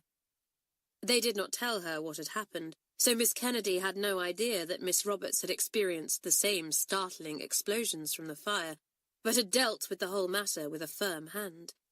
She really thought that the girls were offering their apologies of their own accord, and she felt almost happy. "I shan't give in my resignation to Miss Theobald after all," she thought. "Anyway, if I did, I would have to say why, and I shouldn't like to give the girls away after they had said they were sorry in such a nice way."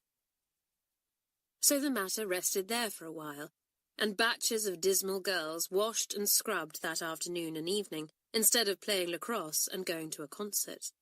One good thing came out of the row, and that was that the twins' form liked them a great deal better.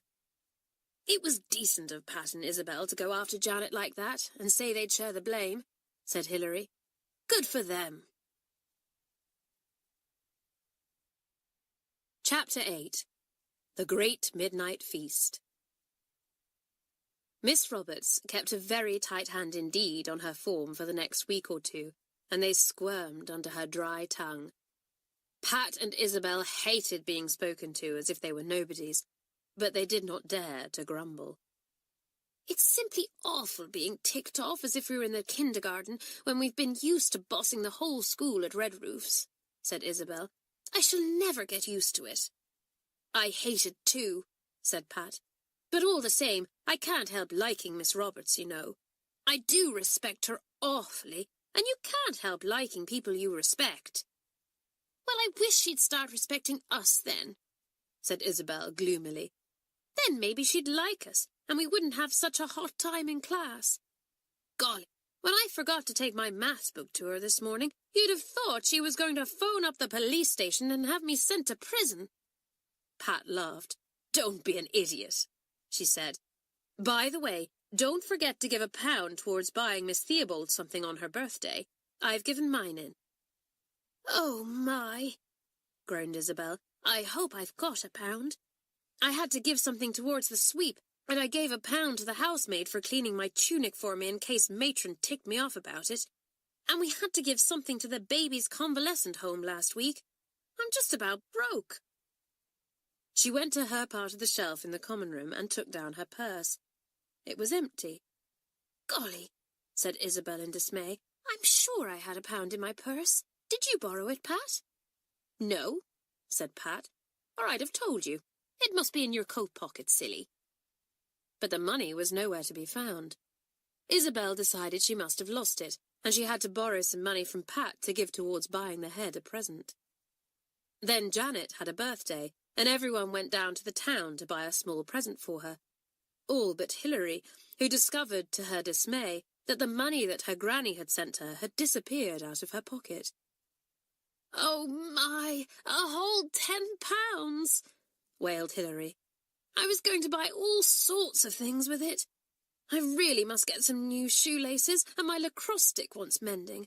Where in the world has it gone?"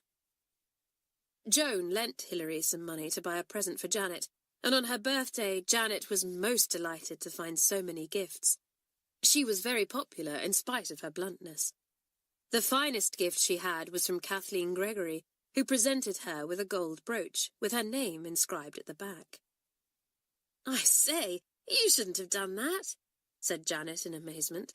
"Why, it must have cost you a mint of money, Kathleen. I really can't accept it. It's too generous a gift." "But you must accept it because it's got your name inside," said Kathleen. "It's no use to anyone else." Everyone admired the little gold brooch and read the name inscribed on the back.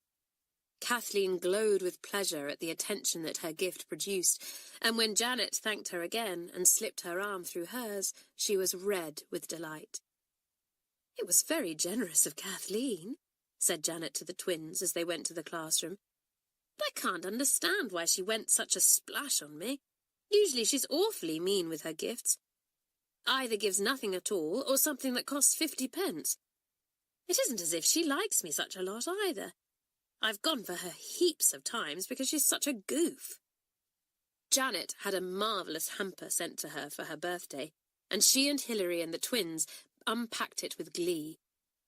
"All the things I love," said Janet. "A big chocolate cake, shortbread biscuits, sardines in tomato sauce, Nestlé's milk, and look at these peppermint creams. They'll melt in our mouths." "Let's have a midnight feast," said Pat suddenly. "We once had one at Red Roof's before we were head girls. I don't know why food tastes so much nicer in the middle of the night than in the daytime, but it does. Oh, Janet, don't you think it would be fun?" "It might be rather sport," said Janet. "But there's not enough food here for us all. The rest of you will have to bring something as well. Each girl had better bring one thing. A cake, or ginger beer, or chocolate. When shall we have the feast?" "Tomorrow night," said Isabel with a giggle. "Miss Roberts is going to a concert. I heard her say so. She's going to stay the night with a friend and get a train that brings her back in time for prayers." "Oh, good. Tomorrow's the night then," said Janet. "Let's tell everyone." So the whole form was told about the great feast, and everyone promised to bring something. Pat bought a jam sponge sandwich. Isabel, who again had to borrow from Pat, bought a bar of chocolate. Joan brought candles, because the girls were not allowed to put on the electric light once it was turned out, except for urgent reasons such as illness.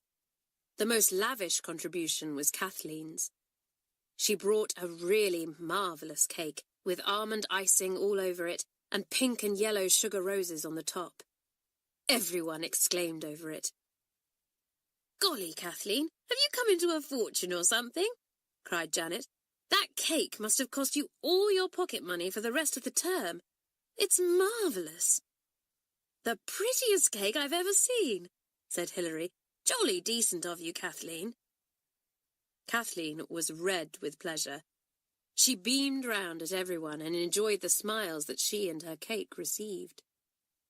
"I wish I could have got something better than my silly little bar of chocolate," said Isabel. "But I even had to borrow from Pat to get that. And I can only bring a few biscuits I had left from a tin that Mother sent me a fortnight ago," said Hilary. "I'm quite broke since I lost my money." "Anyway, we've got heaps of things," said Janet, who was busy hiding everything at the bottom of a cupboard just outside the dormitory. "Golly, I hope Matron doesn't suddenly take it into her head to spring clean this cupboard. She would be surprised to see what's in it. Goodness, who brought this pork pie? How marvellous!"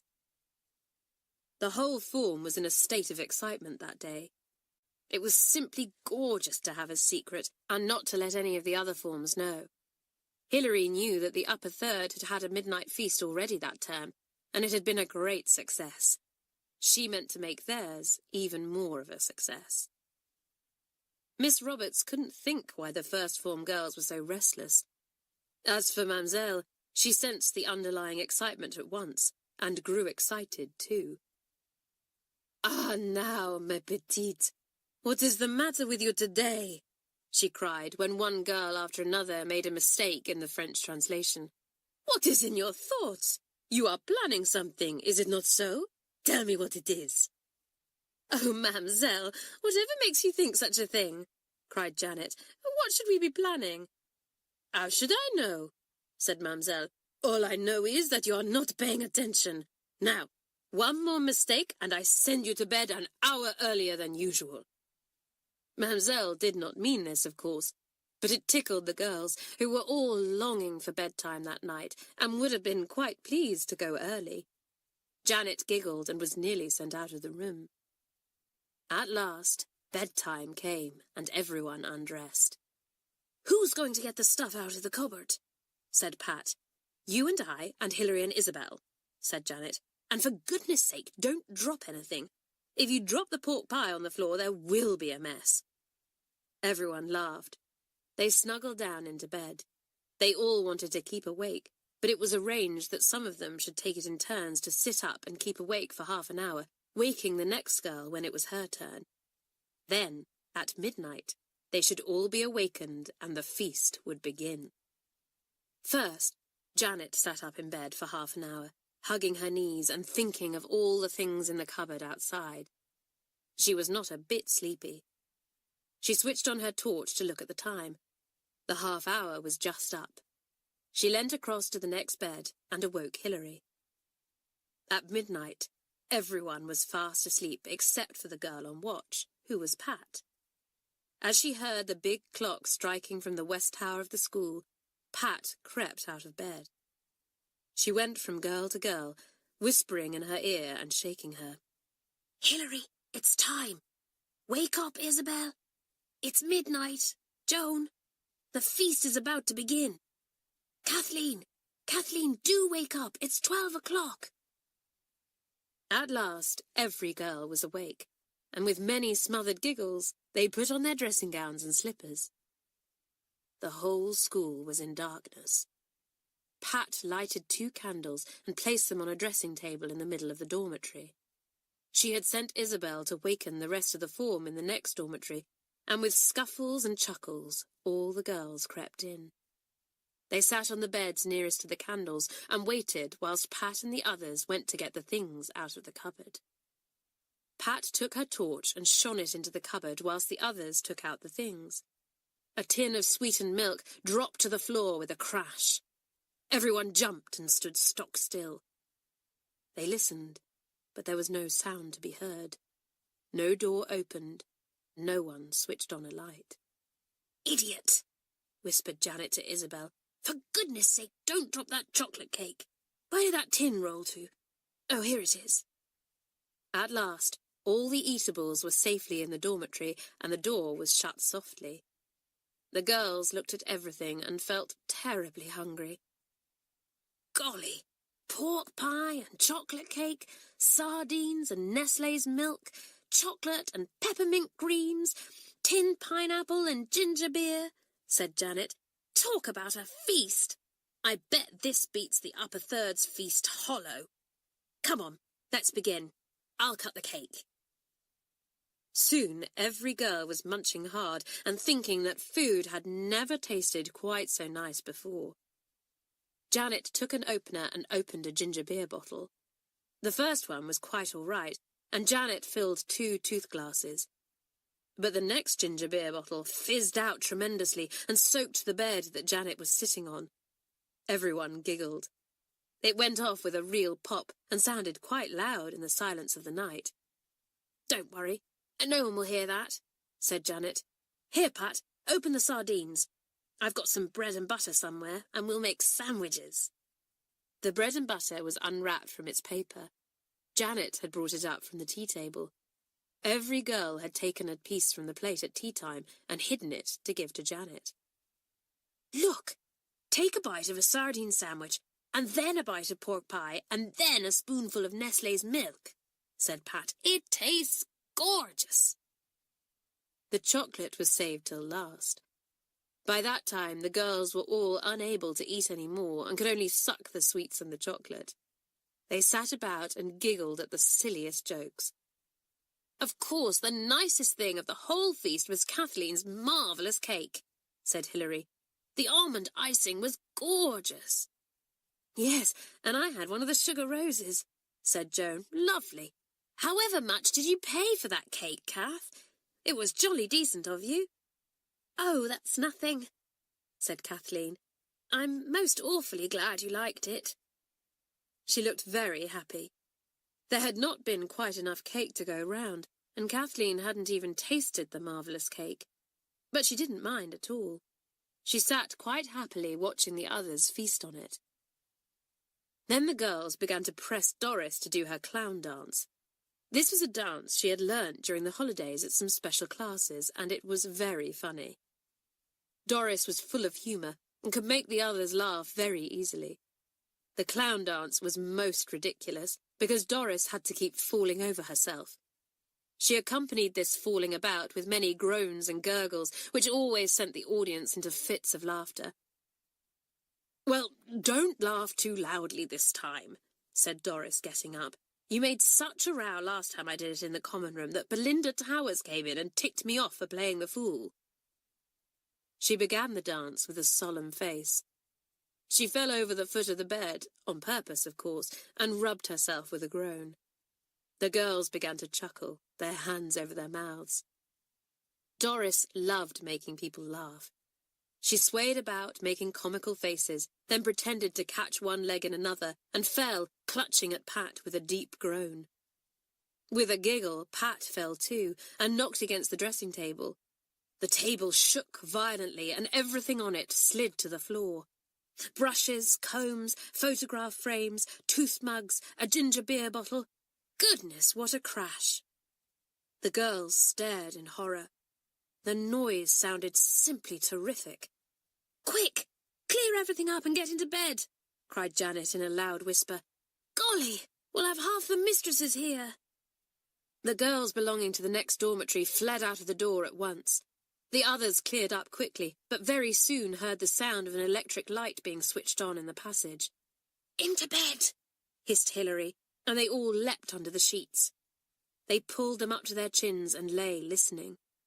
Hilary remembered that they had left 2 ginger beer bottles out in the middle of the floor, and they hadn't had time to clear up the remains of the pork pie either. Pork pies were so untidy, and wood scattered themselves in crumbs every time a bite was taken. The door opened, and someone was outlined against the light from the passage outside. Pat saw who it was. Old Kenny. What bad luck! If she discovered anything, she would be sure to report it after the bad behaviour of the form.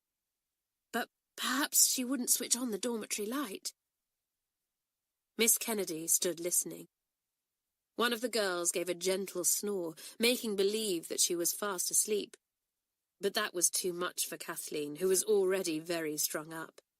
She gave a smothered giggle, and Miss Kennedy heard it. She switched on the light. The first thing she saw were the 2 ginger beer bottles standing boldly in the middle of the floor. Then she saw the remains of the pork pie. She saw the paper from the chocolate. She guessed immediately what the girls had been up to. A little smile came over her face. What monkeys girls were!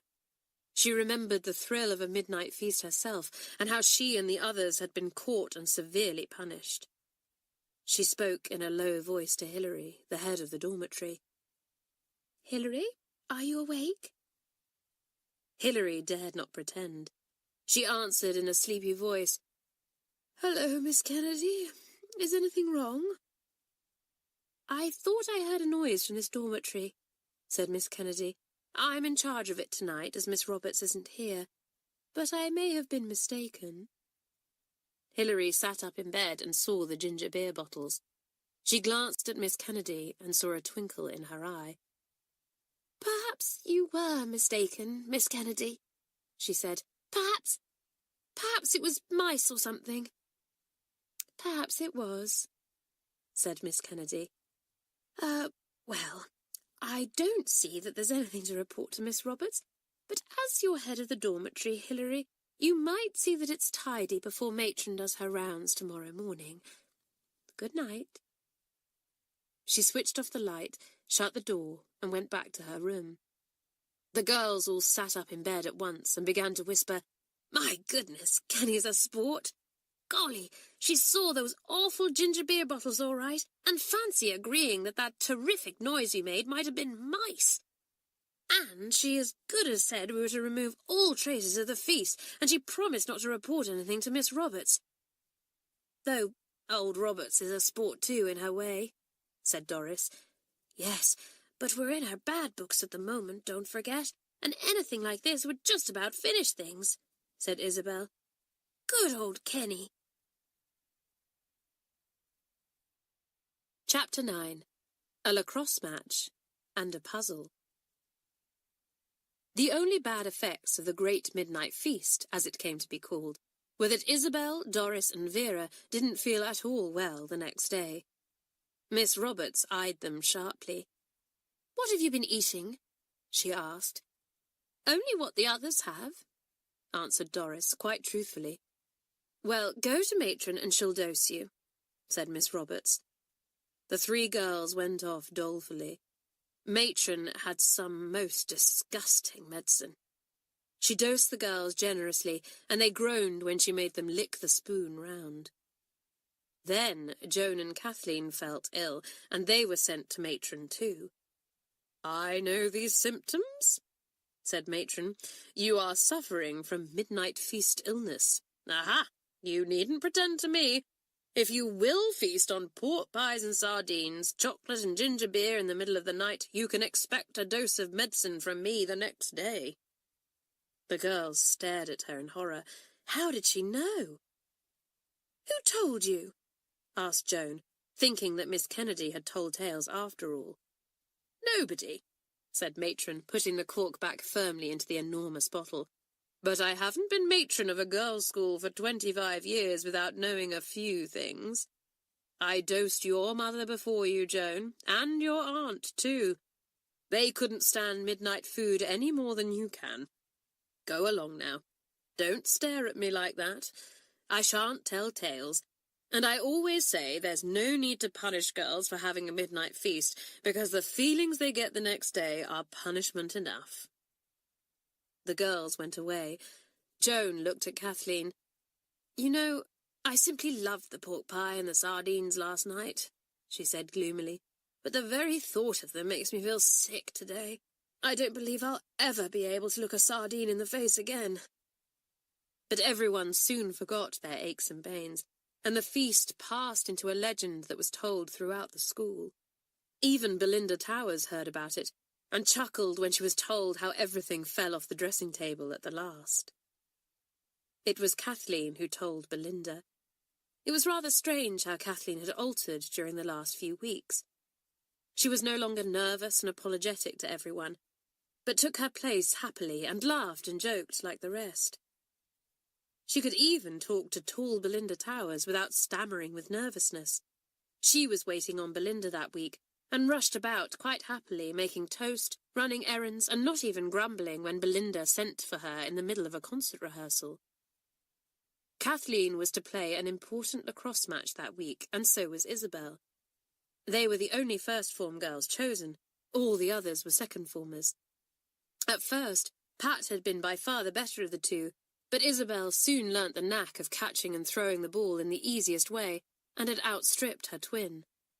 The match was to be against the second form of a nearby day school, and the girls were very keen about it. "Kathleen's goalkeeper," said Pat to Isabel. "Belinda told her today. I say, isn't Kath different? I quite like her now." "Yes, and she's so generous," said Isabel. "She bought some sweets yesterday and shared the whole lot round without having even one herself. And she bought some chrysanthemums for Vera. They must have cost a lot. Vera was in the sick bay, recovering from a bad cold. She had been very surprised and touched when Kathleen had taken her 6 beautiful yellow chrysanthemums. It was so unlike Kathleen, who had always been rather mean before. Kathleen got Isabel to practice throwing balls into the goal so that she might get even better at stopping them. She was very quick. Then she and Isabel practiced catching and throwing the ball and running with it and dodging each other. If only I could shoot 2 or 3 goals on Saturday, Isabel said a dozen times a day. Hilary laughed. Isabel asked her why. I'm laughing at you, said Hilary. Who turned up her nose at lacrosse a few weeks ago? You did. Who said there wasn't any game worth playing except hockey? You did. Who vowed and declared she would never try to be any good at a silly game like lacrosse? You did. That's why I'm laughing. I have to sit and hear you raving about lacrosse now, talking it all day long. It sounds funny to me. Isabel laughed too, but she went rather red. I must have seemed rather an idiot, she said. You were a bit of a goof, said Janet, joining in. The stuck-up twins, that's what we used to call you. Oh, said Isabel, ashamed. She made up her mind to play so well on Saturday that her whole form would be proud of her. The stuck-up twins. What a dreadful name. She and Pat must really do something to make the form forget that. Saturday came, a brilliantly fine winter's day. The first form were excited. The girls from the day school were coming to lunch and they had to entertain them. Dinner was to be sausages and mashed potatoes, with treacle pudding to follow. A very favourite meal. Now look here, Isabel and Kathleen. Just see you don't eat too much, ordered Hilary. We want you to play your best. You're the only ones from the first form who are playing. All the rest are second formers. We'll stuff the other school, all right. Give them so much to eat that they won't be able to catch a ball. Oh, I say, can't I have 2 sausages? Said Isabel in dismay. And I always have 2 helpings of treacle pudding. Well, you won't today, said Janet firmly. But if you play well and we win, the whole form will stand you cream buns at tea time. See? So Isabel cheered up and went without a second helping of treacle pudding quite amiably. It was a pleasant lunch. The guests were all jolly, friendly girls, and how they laughed when they were told the story of the great feast. We can't have fun like that, said one of the day girls. We always go home at night. What's your lacrosse team like? Any good? We've beaten you each time we played you so far. And I bet we'll beat them again, cried the captain, a tall girl with flaming red hair. Cream buns for you if you stop their goals, Kathleen, cried Janet, and everyone laughed. All the first, second and third forms turned out to watch the match. The fourth form were playing a match of their own away from home, and the sixth rarely bothered to watch the juniors. Some of the fifth turned up, among them Belinda Towers, who arranged all the matches and the players, for she was sports captain, and very keen that St Clare's should win as many matches as possible.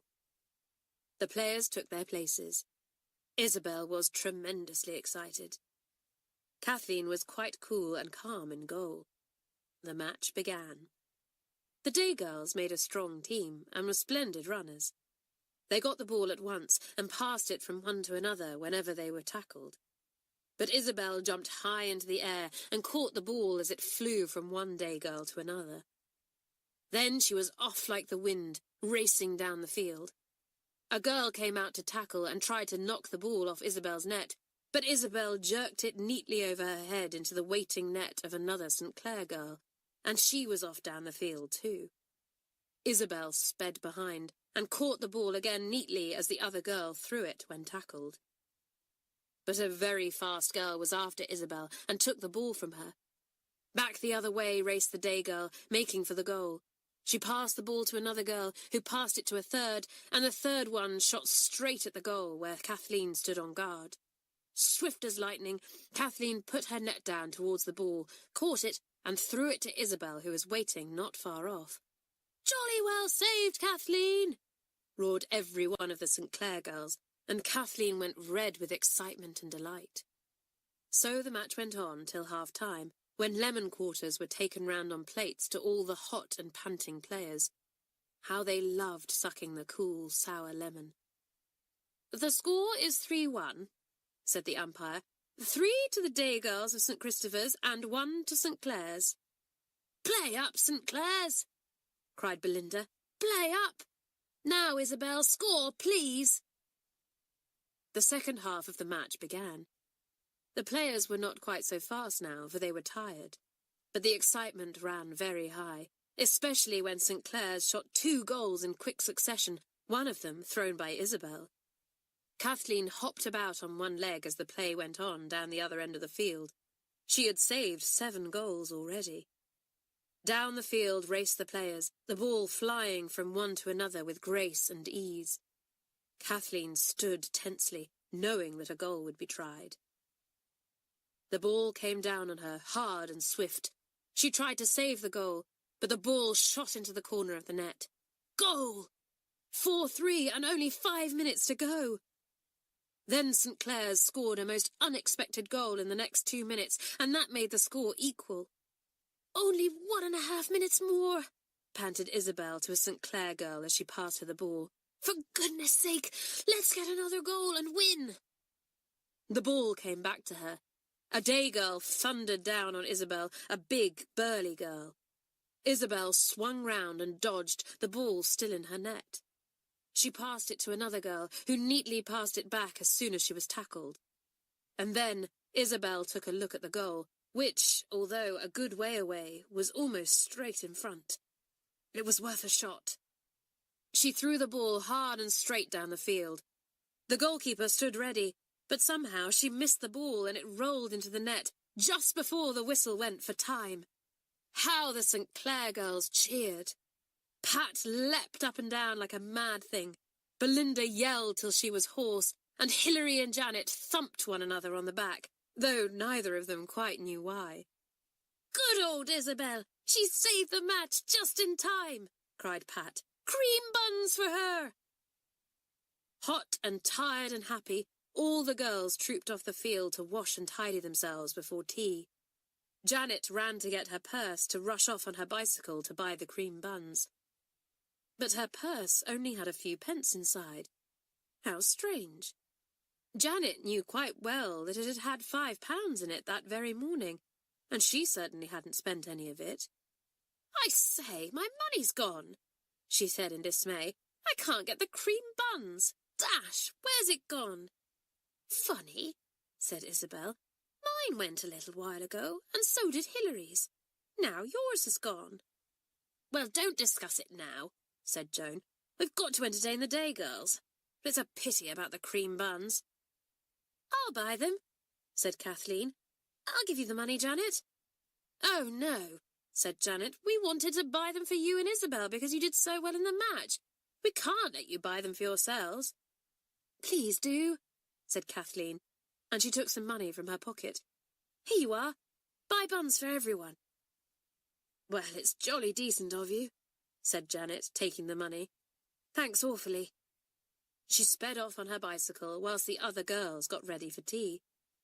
"Well played, kids," said Belinda Towers, strolling up. "You stopped some pretty good goals, Kathleen, and you just about saved the match, Isabel, though all the rest did jolly well too." Everyone glowed at the sports captain's praise. Then they sat down to tea, and soon the big piles of bread and butter and jam, currant buns and chocolate cake disappeared like magic. Janet was back in a few minutes with a large number of delicious-looking cream buns. The girls greeted them with cheers. "Thanks, Kathleen! You're a brick, Kathleen!" everyone cried, and Kathleen beamed with delight. "Well, I did enjoy today," said Isabel to Pat as they went off to the common room together after seeing the day girls off. "Simply marvellous, every bit of it." "Not quite every bit," said Pat rather gravely. "What about Janet's money? Somebody took that, Isabel, and that's pretty beastly. Who in the world could it be?" "I simply can't imagine," said Isabel. Neither could anyone else. The girls talked about it together and wondered who had been near Janet's coat. She had hung it on a peg in the sports pavilion, and most of the first and second form had been in and out. But surely no St Clare girl could possibly do such a thing. "It's stealing, just plain stealing," said Hilary, "and it's been going on for some time too, because I know others besides myself and Janet and Isabel have lost money. Belinda lost £10 too. She made an awful row about it, but she never found it." "Could it be one of the staff?" said Joan. "Shouldn't think so," said Hilary. "They've been here for years. Well, we must all be careful of our money, that's all, and if we can't find the thief, we'll make it difficult for her to be one." Chapter 10. A Very Muddled Girl. One afternoon, Rita George, one of the big girls, sent for Kathleen to give her some instructions about a nature ramble she was getting up. Kathleen was head of the nature club in her form. She asked Pat to finish winding the wool that Isabel was holding for her, and ran off. "Shan't be long," she said, and disappeared. Pat wound the wool into balls and then threw them into Kathleen's work basket. She looked at her watch. "I hope Kath won't be long," she said. "We're due for gym in 5 minutes. I'd better go and remind her. Coming, Isabel?" The twins went out and made their way to Rita's study, meaning to see if Kathleen was still there. But when they arrived outside, they stood still in dismay. Someone was sobbing and crying inside. Someone was saying, "Oh, please forgive me. Oh, please don't tell anyone. Please, please don't." "Gracious! That's not Kathleen, is it?" said Pat, horrified. "What's happened?" They did not dare to go in. They waited, hearing more sobs, pitiful, heartbroken sobs, and they heard Rita's rather deep voice sounding very stern. They could not hear what she said. Then the door opened and Kathleen came out, her eyes red and her cheeks tear-stained. She sobbed under her breath and did not see the twins. She hurried towards the stairs that led to her dormitory. Pat and Isabel stared after her. "She's forgotten about Jim," said Pat, "and I don't like to go to her in case she hates anyone seeing her cry." "Oh, let's go and comfort her," said Isabel. "We'll get into a row for being late for Jim, but it's awful to see anyone in trouble like that and not see if we can help." So they ran up the stairs to the dormitory. Kathleen was lying on her bed, her face buried in her pillow, sobbing. "Kathleen, whatever's happened?" asked Isabel, putting her hand on Kathleen's shoulder. Kathleen shook it off. "Go away! Don't come peeping and prying after me." "We're not," said Pat gently. "What's the matter? We're your friends, you know." "You wouldn't be if I told you what had happened," sobbed Kathleen. "Oh, do go away. I'm going to pack my things and leave St Clare's. I'm going this very night." "Kathleen, do tell us what's happened," cried Isabel. "Did Rita tick you off for something? Don't worry about that." "It's not the ticking off I'm worried about. It's the thing I did to get the ticking off," said Kathleen. She sat up, her eyes swollen and red. "Well, I'll tell you, and you can go and spread it all round the school if you like, and everyone can laugh and jeer at me, but I'll not be here." She began to cry again. Pat and Isabel were very much upset. Isabel slipped her arm round the sobbing girl. "All right, tell us," she said. "We won't turn on you, I promise." "Yes, you will. Yes, you will. What I've done is so dreadful," sobbed Kathleen. "You won't believe it. I hardly believe it myself. I'm a thief." "Kathleen, what do you mean?" asked Pat, shocked. Kathleen stared at her defiantly. She wiped her eyes with a hand that shook. "I took all the money that's been missing," she said. "Every bit of it. Even yours, Isabel. I couldn't bear never having any money of my own, and saying no when people wanted subscriptions, and not giving any nice birthday presents to anyone, and being thought mean and selfish and ungenerous. I did so want to be generous to everybody, and to make friends. I do so love giving things and making people happy. The twins stared at Kathleen in surprise and horror. They could hardly believe what she said. She went on, pouring out her troubles between her sobs. I haven't a mother to send me money as you and the other girls have. My father is away abroad, and I only have a mean old aunt who gives me about a penny a week. I hate to own up to such a miserable bit of money. And then, one day, I found £1 belonging to someone, and I bought something for somebody with it. And they were so terribly pleased, and I was so happy. I can't tell you how dreadful it is to want to be generous and not to be able to be. Poor Kathleen, said Isabel, and she patted her on the shoulder. Nobody would have minded at all if only you had told them you hadn't any money. We could all have shared with you. But I was too proud to let you do that, said Kathleen. And yet I wasn't too proud to steal. Oh, I can't think how I did it now. I took Janet's money, and Hilary's, and Belinda's. It was all so easy. And this afternoon, I... She began to cry so bitterly that the twins were quite frightened. Don't tell us if you'd rather not, said Pat.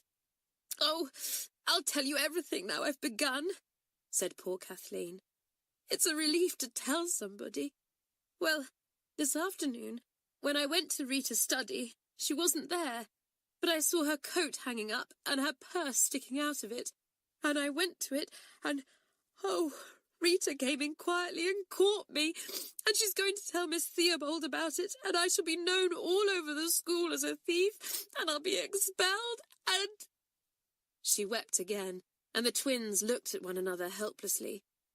They remembered all Kathleen's sudden generosity, her gifts, the marvellous cake with sugar roses on it, the fine chrysanthemums for Vera, and they remembered, too, Kathleen's flushed cheeks and shining eyes when she saw her friends enjoying the things she had bought for them.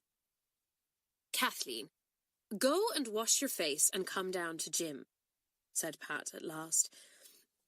I'm not going to, said Kathleen obstinately. I'm going to stay here and pack. I don't want to see anybody again. You two have been decent to me, but I know in your heart of hearts that you simply despise me. We don't, Kath, dear, said Isabel. We're terribly, terribly sorry for you, and we do understand why you did it. You so badly wanted to be generous, you did a wrong thing to make a right thing, and that's never any good. Please go and leave me alone, said Kathleen. Please go. The twins went out of the dormitory. Halfway to the gym, Isabel stopped and pulled at Pat's arm. Pat, let's go and find Rita if we can. Let's say what we can for poor old Kathleen. All right, said Pat. The two of them went to Rita's study, but it was empty. Blow, said Pat. I wonder if she's gone to Miss Theobald already. Well, come on, let's see, said Isabel. So to the head's room they went, and coming out of the door, looking very grim indeed, was Rita George. What are you two kids doing here? She said, and went on her way without waiting for an answer. Pat looked at Isabel. She's told Miss Theobald, she said. Well, dare we go in and speak to the head about it? I do really think Kathleen isn't an ordinary kind of thief. And if she gets branded as one and sent away, she may really become one and be spoiled for always. Come on, let's go in. They knocked, and the head called them to come in. She looked surprised to see them. Well, twins, she said, what is the matter?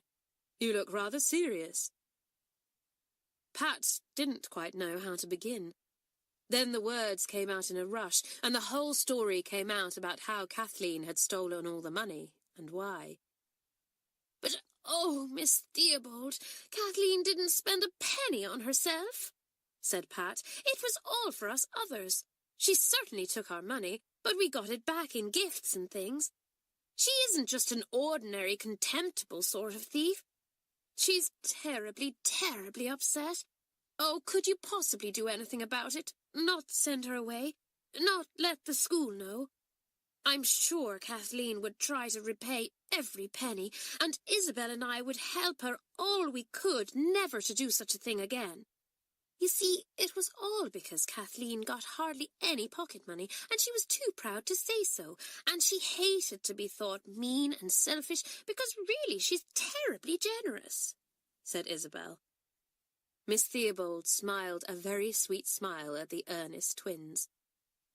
"My dears," she said, "you tell me such a different story from Rita, and I'm so very glad to hear it. Rita naturally sees poor Kathleen as a plain thief. You see her as she is, a poor, muddled child who wants to be generous and chooses an easy but a very wrong way. I am sure I would not have got any explanation from Kathleen, and I might have written to her aunt to take her away, and then I dread what might have happened to her poor, sensitive child." "Oh, Miss Theobald, do you mean that you will let Kathleen stay?" cried Pat. "Of course," said the head. "I must talk to her first and get her to tell me all this herself. I shall know how to deal with her, don't worry. Where is she?" "In her dormitory packing," said Pat. Miss Theobald stood up. "I'll go to her," she said. "Now you go off to whatever lesson you are supposed to be at, and tell your teacher, please, to excuse your being late, but that you have been with me. And I just want to say this. I am proud of you both. You are kind and understanding, two things that matter a great deal." Blushing with surprise and pleasure, the twins held open the door for Miss Theobald to go out. They looked at each other in delight. "Isn't she a sport?" said Pat. "Oh, how glad I am we dared to come in and tell her. I believe things will be all right for Kath now." They sped off to the gym and were excused for being late. They wondered and wondered how Kathleen was getting on with Miss Theobald. They knew after tea, when Kathleen, her eyes still red but looking very much happier, came up to them.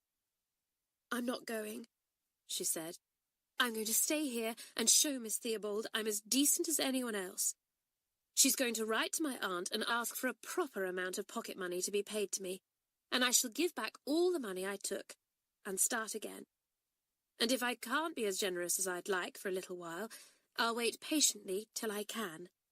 Yes, and don't be afraid of owning up if you haven't got money to spare," said Pat. "Nobody minds that at all. That's just silly pride, to be afraid of saying when you can't afford something. Oh, Kath, I'm so glad you're not going. Isabel and I had just got to like you very much." "You've been good friends to me," said Kathleen, squeezing their arms as she walked between them. "If ever I can return your kindness, I will. You will trust me again, won't you? It would be so awful not to be trusted. I couldn't bear that." "Of course we'll trust you," said Pat. "If you go on like that, I'll get £100 out of the bank and ask you to keep it for me. Don't be such a silly Billy." Chapter 11. Miss Kennedy Again. The twins were really beginning to settle down well at St Clare's. They were getting used to being in the lowest form instead of in the top one, and they were no longer called the stuck-up twins. Mamselle had helped them a great deal with their French writing, and they had caught up with the rest of the form. Miss Roberts found that they had good brains, and occasionally threw them a word of praise, which they treasured very much. Kathleen was their firm friend. She really was a very generous-hearted girl, and although she now had no longer plenty of money to spend, she gave generously in other ways, mended Pat's stockings for her, stuck together a favourite vase of Mamselle's that got broken, and spent what time she could with Doris and Hilary when they had to go to the sick bay with flu. She knew that she would never be dishonest again, and she held her head high and tried to forget the silly things she had done, which were now put right. Miss Kennedy had a bit better time, for since she had been so nice over their great feast, the first formers behaved better. But the second form were not so good. They had discovered that Miss Kennedy was terrified of cats, and it was perfectly astonishing the number of cats that appeared at times in the second form classroom. The second form found every cat they could lay hands on and secreted them somewhere in the classroom before their history lesson. They had a big cupboard, and this was a good place to hide a cat. One morning, Miss Roberts was not well.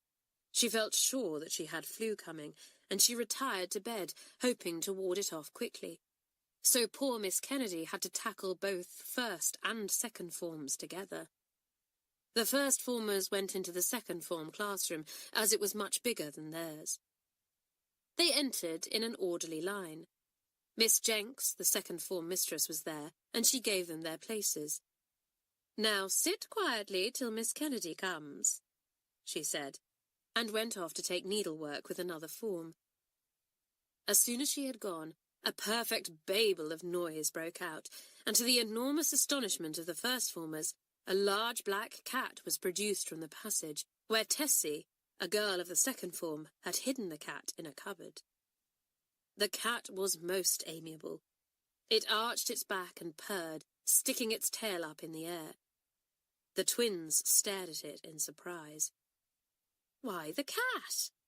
asked Pat. "Is it a member of your class by any chance?" "Ha ha, funny joke, I don't think," said Pam, stroking the cat. "No, Pat, it's just going to give old Kenny a fine surprise, that's all. Didn't you know she was terrified of cats? We're going to shut old Sooty up in our handwork cupboard over there, and then, at a good moment, Tessie, who sits near, is going to pull the door open, and out will walk dear old Sooty, large as life and twice as natural, and he'll make straight for Kenny. You see if he doesn't." The first formers began to giggle. This was marvellous, even better than firecracks. "Shh, she's coming!" came a cry from the door where someone was keeping guard. "To your places! Put the cat into the cupboard! Quick, Tessie!" The cat went into the cupboard with a rush, much to its amazement. The door was shut on it. Kathleen, who was passionately fond of animals, began to object. "I say, can the cat breathe properly in there? Ought we to—" "Shut up!" hissed Tessie. And at that moment, in walked Miss Kennedy, her pile of books under her arm. She smiled at the girls and sat down. She felt very nervous, for she did not like handling two forms at once. Also, she felt something was in the air, and did not like the one or two chuckles that she heard from the back row. Her book dropped to the floor, and she bent to pick it up, and her belt snapped undone and flew off. This really wasn't very funny, but it seemed most humorous to the girls in the front row, and they bent over their books, trying not to laugh. Miss Kennedy knew that they were laughing, and she determined to be firm for once. "Any girl who disturbs the class by laughing or playing will stand the whole of the time," she announced in as firm a voice as she could. Everyone was astonished to hear the mild Miss Kennedy make such a statement, and for a while the lesson went smoothly. Tessie was to let the cat out about halfway through the class, but the cat thought otherwise. It had lain down on the handwork and had got itself mixed up with the coloured raffia that was used by the girls for their basket-making. It tried to lick the raffia off its back legs, but couldn't. It stood up and shook itself. It turned round and round, but the more it turned, the more entangled it got, and at last it became frightened. It jumped about on the shelf, and some curious noises came from the cupboard. At first, Miss Kennedy could not imagine what the noise was. The girls knew quite well that it was the cat, and they bent their heads over their exercise books, doing their best not to laugh. The cat got excited. It leapt into the air and knocked its head against the shelf above. Then it scrabbled about and bit savagely at the entangling raffia. "What is in that cupboard?" said Miss Kennedy at last. "The handwork, Miss Kennedy," answered Tessie. I know that, answered Miss Kennedy impatiently. But handwork doesn't make a noise. What can be causing all that disturbance? It must be mice. It certainly wasn't mice. It was just poor old Sooty going completely mad. He tore round and round the big shelf, the raffia catching his legs all the time. The whole class began to giggle helplessly. This is too much, said Miss Kennedy angrily. She walked quickly to the handwork cupboard and flung open the door. Sooty was thrilled and leapt out with an enormous yowl. Miss Kennedy gave a shriek when she saw the big black animal springing out, and she rushed to the door. Sooty went with her, thinking she was going to let him out. He rubbed against her ankles, and Miss Kennedy went white with fright, for she really was quite terrified of cats. Sooty and Miss Kennedy went out of the door together, parted, and fled in opposite directions. The girls put down their heads on their desks and almost sobbed with laughter. Tears trickled out of Kathleen's eyes, and as for the twins, they had to hold their sides, for they each got dreadful stitches with laughing so much. Tessie staggered to the door and shut it in case any other mistress came by. For at least 5 minutes, the girls let themselves go and laughed till they cried. As soon as they stopped, someone started them off again. "Oh, I say, did you see Sooty when he shot out?" cried Tessie, and everyone giggled again. "It must be mice," said Doris, imitating Miss Kennedy's voice. Shrieks of laughter again. "Shh," said Tessie, wiping her eyes. "Someone will hear us. I say, I wonder what's become of old Kenny. She disappeared into the blue. Do you suppose she'll come back and finish the lesson?" But no Miss Kennedy came back. She was sitting in one of the empty common rooms, drinking a glass of water and looking very pale. She was afraid of cats, as some people are afraid of beetles or bats, but that was not all that made her feel worried and ill. It was the thought of the girls playing the trick on her, knowing that she would so easily fall into the trap. "I'm absolutely no good at taking a class," thought Miss Kennedy, putting down her glass. "It was all very well when I coached 1 or 2 girls at a time, but this job is too much for me. And yet the money does come in so useful now Mother is ill. Still, it's no use. I must give it up." She decided to go down to the town and meet a friend of hers at tea-time.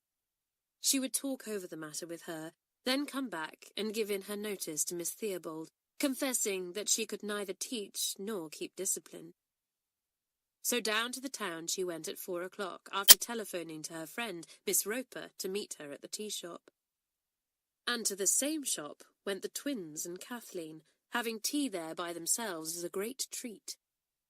The tea-shop was divided into little cosy partitions with red curtains, and the 3 girls were already sitting eating buttered buns when Miss Kennedy and Miss Roper came in. They chose the partition next to the 3 girls and sat down. The girls could not see them, but it was possible to hear the voices, and they recognized Miss Kennedy's at once. "Listen, there's old Kenny. I bet she's going to talk about the cat," chuckled Kathleen. The girls had no intention of eavesdropping, but they could not help hearing what was said. And as they thought, Kenny began to talk about the morning's happenings. But she talked of something else, too, of her old mother, ill and poor, of the money that her teaching had so unexpectedly brought in, of the bills she had to pay. She spoke with sadness of her failure to hold the girls in class. "I'm a fraud," she told her friend. "I take the school's money for teaching the girls, and I don't teach them a thing because I can't manage them, and they just rag me the whole time.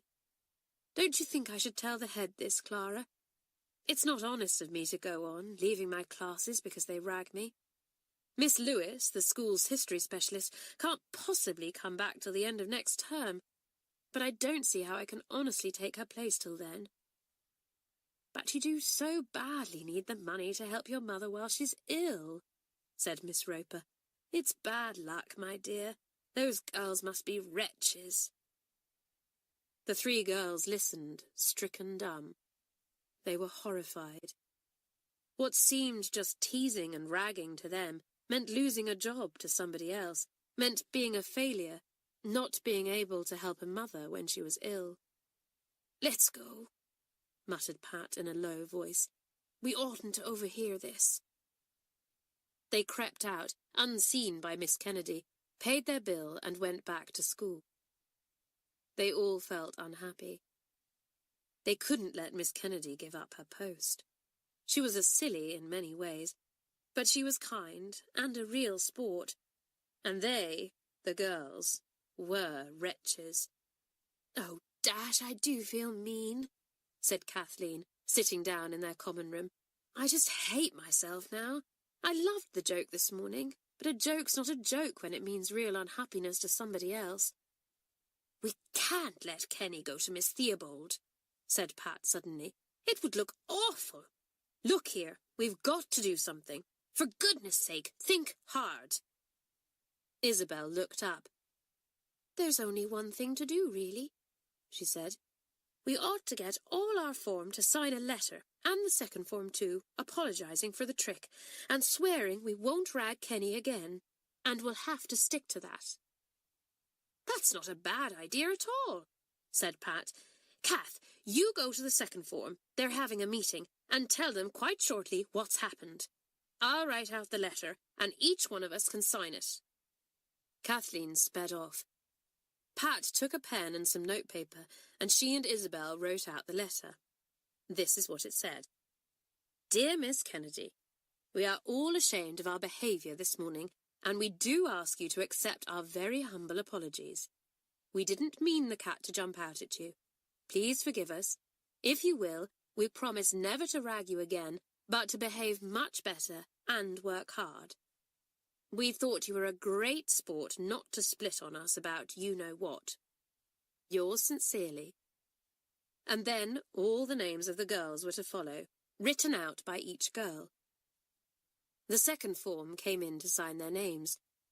"What's you-know-what?" asked Tessie curiously. "It's our great midnight feast," answered Pat. "She knew we had one and didn't tell. Now, has everyone signed? You haven't, Lorna. Put your name at the bottom." All the girls felt rather ashamed when they heard Kathleen's tale of what they had overheard. "You shouldn't really have listened," said Hilary reprovingly. "It's mean to overhear things." "I know," said Pat, "but we really couldn't help it, Hilary. And anyway, I'm glad we did. We can stop Kenny giving up her job anyway." It did prevent Miss Kennedy from going to Miss Theobald when she came in that evening. She saw the letter on her desk and opened it. When she read it, the tears came into her eyes. "What a nice letter," she thought.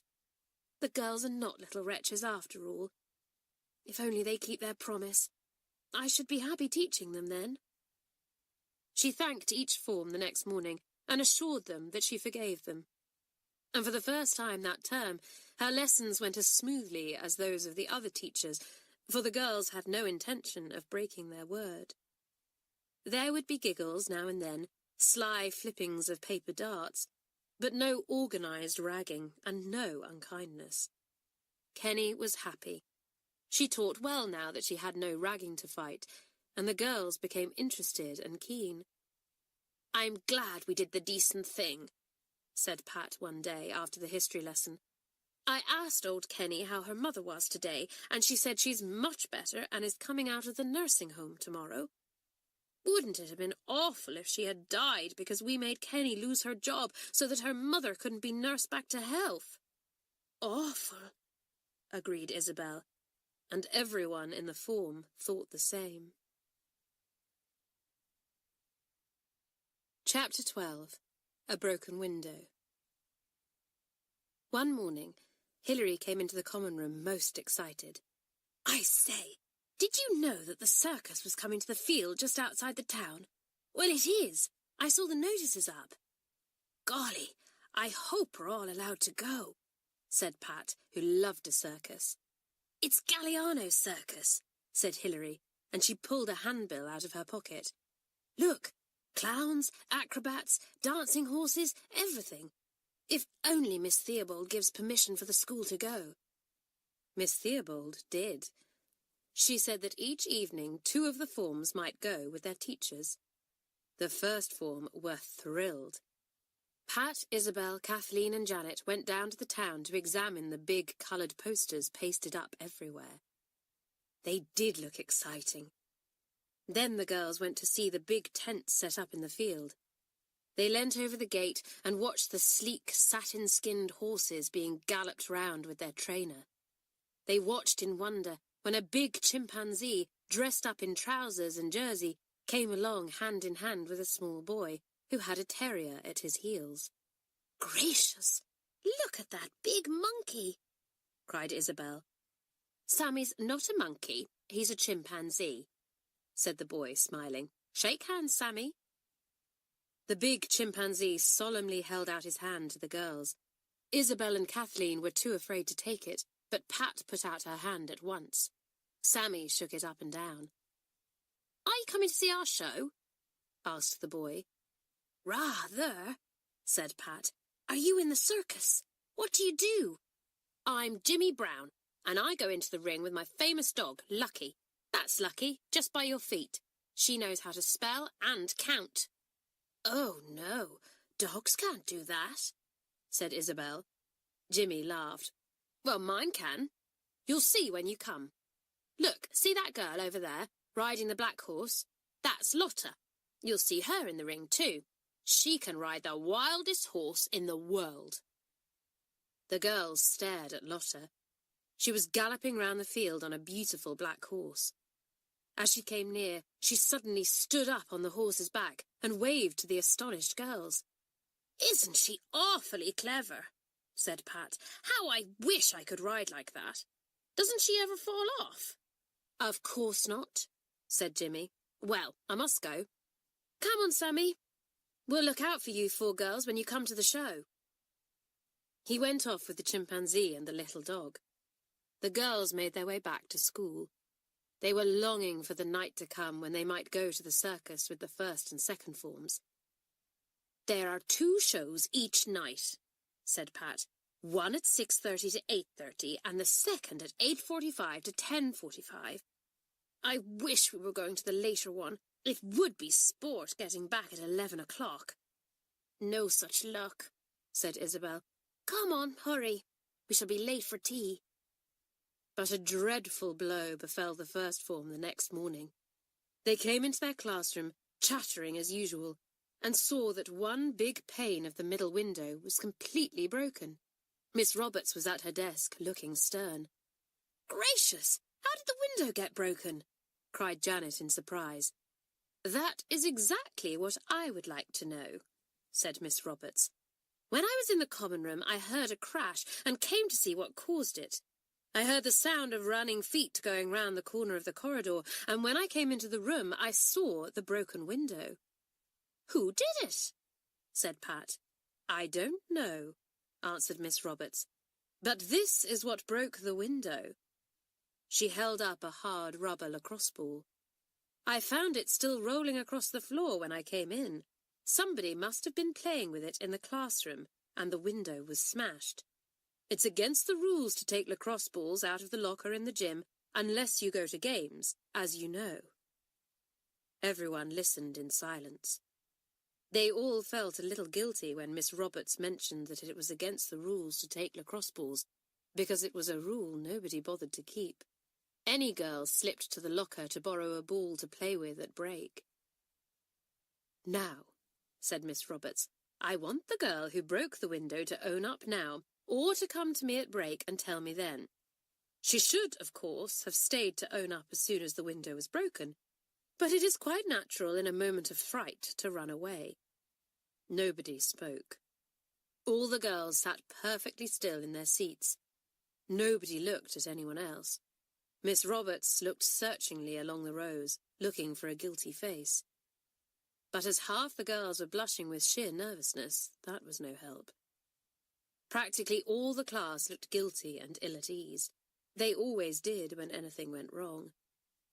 "Well," said Miss Roberts at last, It is quite evident that the culprit is not going to own up now. She must come to me at break without fail. All you girls have a sense of honour, I know, and not one of you is a coward.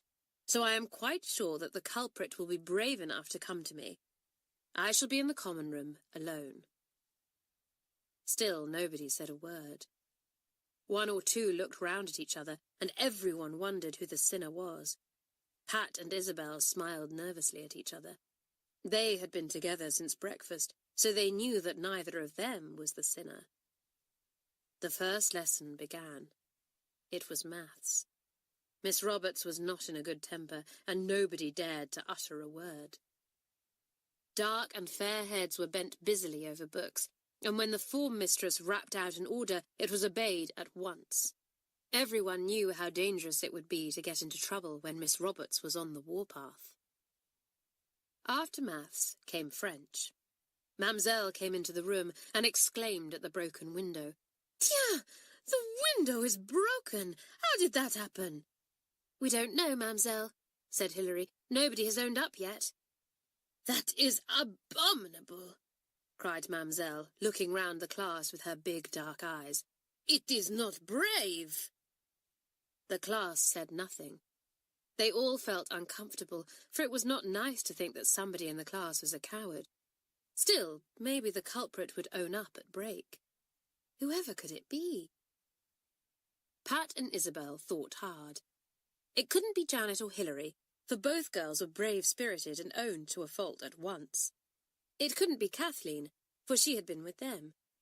It might be Vera, or Sheila, or Joan, or Doris. No, surely it couldn't be any of them. They wouldn't be cowards. At break, the first form got together and discussed the matter.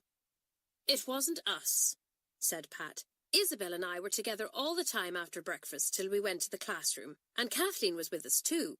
"Well, it wasn't me," said Hilary. "I was doing a job for Rita." "And it wasn't me," said Janet. "I was cleaning the bird table, and Doris was helping." One by one, the girls of the first form all said what they had been doing between breakfast time and the first lesson. Apparently not one of them could have broken the window, though one must be telling an untruth. After break, the girls took their places in their form room. Miss Roberts came in, her mouth in a thin line and her hazel eyes cold. She looked round the class. "I am sorry to say that no one has owned up," she said, "so I have had to report the matter to Miss Theobald. She agrees with me that the window must be paid for by the whole class, as the culprit hasn't owned up. The window is made of special glass and will cost £20 to mend.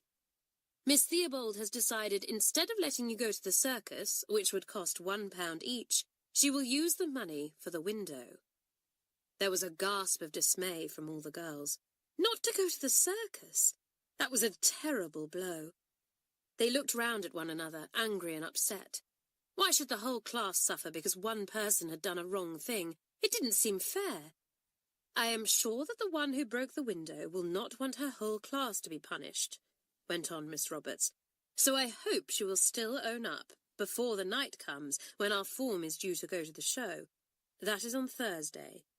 And I trust that if any of you know who it is, you will insist that she does her duty by her form."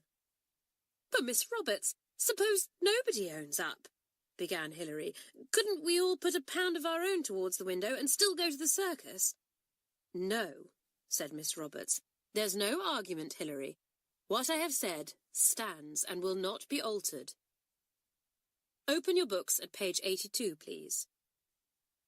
What a babel there was after morning school was over, in the quarter of an hour before dinner.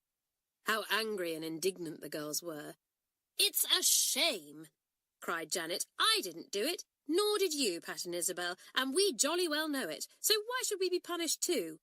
"Well, it's the custom in schools to make a whole form suffer for one person in a case like this," said Hilary. "They do it at my brother's school too, though it doesn't happen often. I don't see the point of it myself, but there you are. If only I knew who it was. Wouldn't I take them by the scruff of the neck and give them a shaking? Look here, what about one of us owning up to it so that the rest can go?" said Kathleen suddenly. "I don't mind owning up and taking the blame. Then all you others can go. Don't be an idiot, said Pat, slipping her arm through Kathleen's, as if we'd let you do a thing like that. I suppose you didn't do it, Kath, said Sheila, half laughing. Of course she didn't, cried Isabel. She was with Pat and me all the time. It's jolly decent of her to offer to take the blame, but I wouldn't dream of it. If I heard she'd owned up to save our skins, I'd go straight to Miss Roberts myself and tell her that Kathleen couldn't possibly have done it. Oh, well, said Kathleen. I shan't say anything, of course, if you feel like that about it. If only we knew which of us had done it. The whole of Tuesday slipped by, and the whole of Wednesday. Still, nobody had owned up. When Thursday came, Miss Roberts informed the class that the second form were to go to the circus, but not the first. The class groaned and fidgeted. I'm very sorry, said Miss Roberts. It's most unfortunate. I only hope that the culprit is feeling most unhappy and uncomfortable. Now, no more groaning, please. Let's get on with our geography.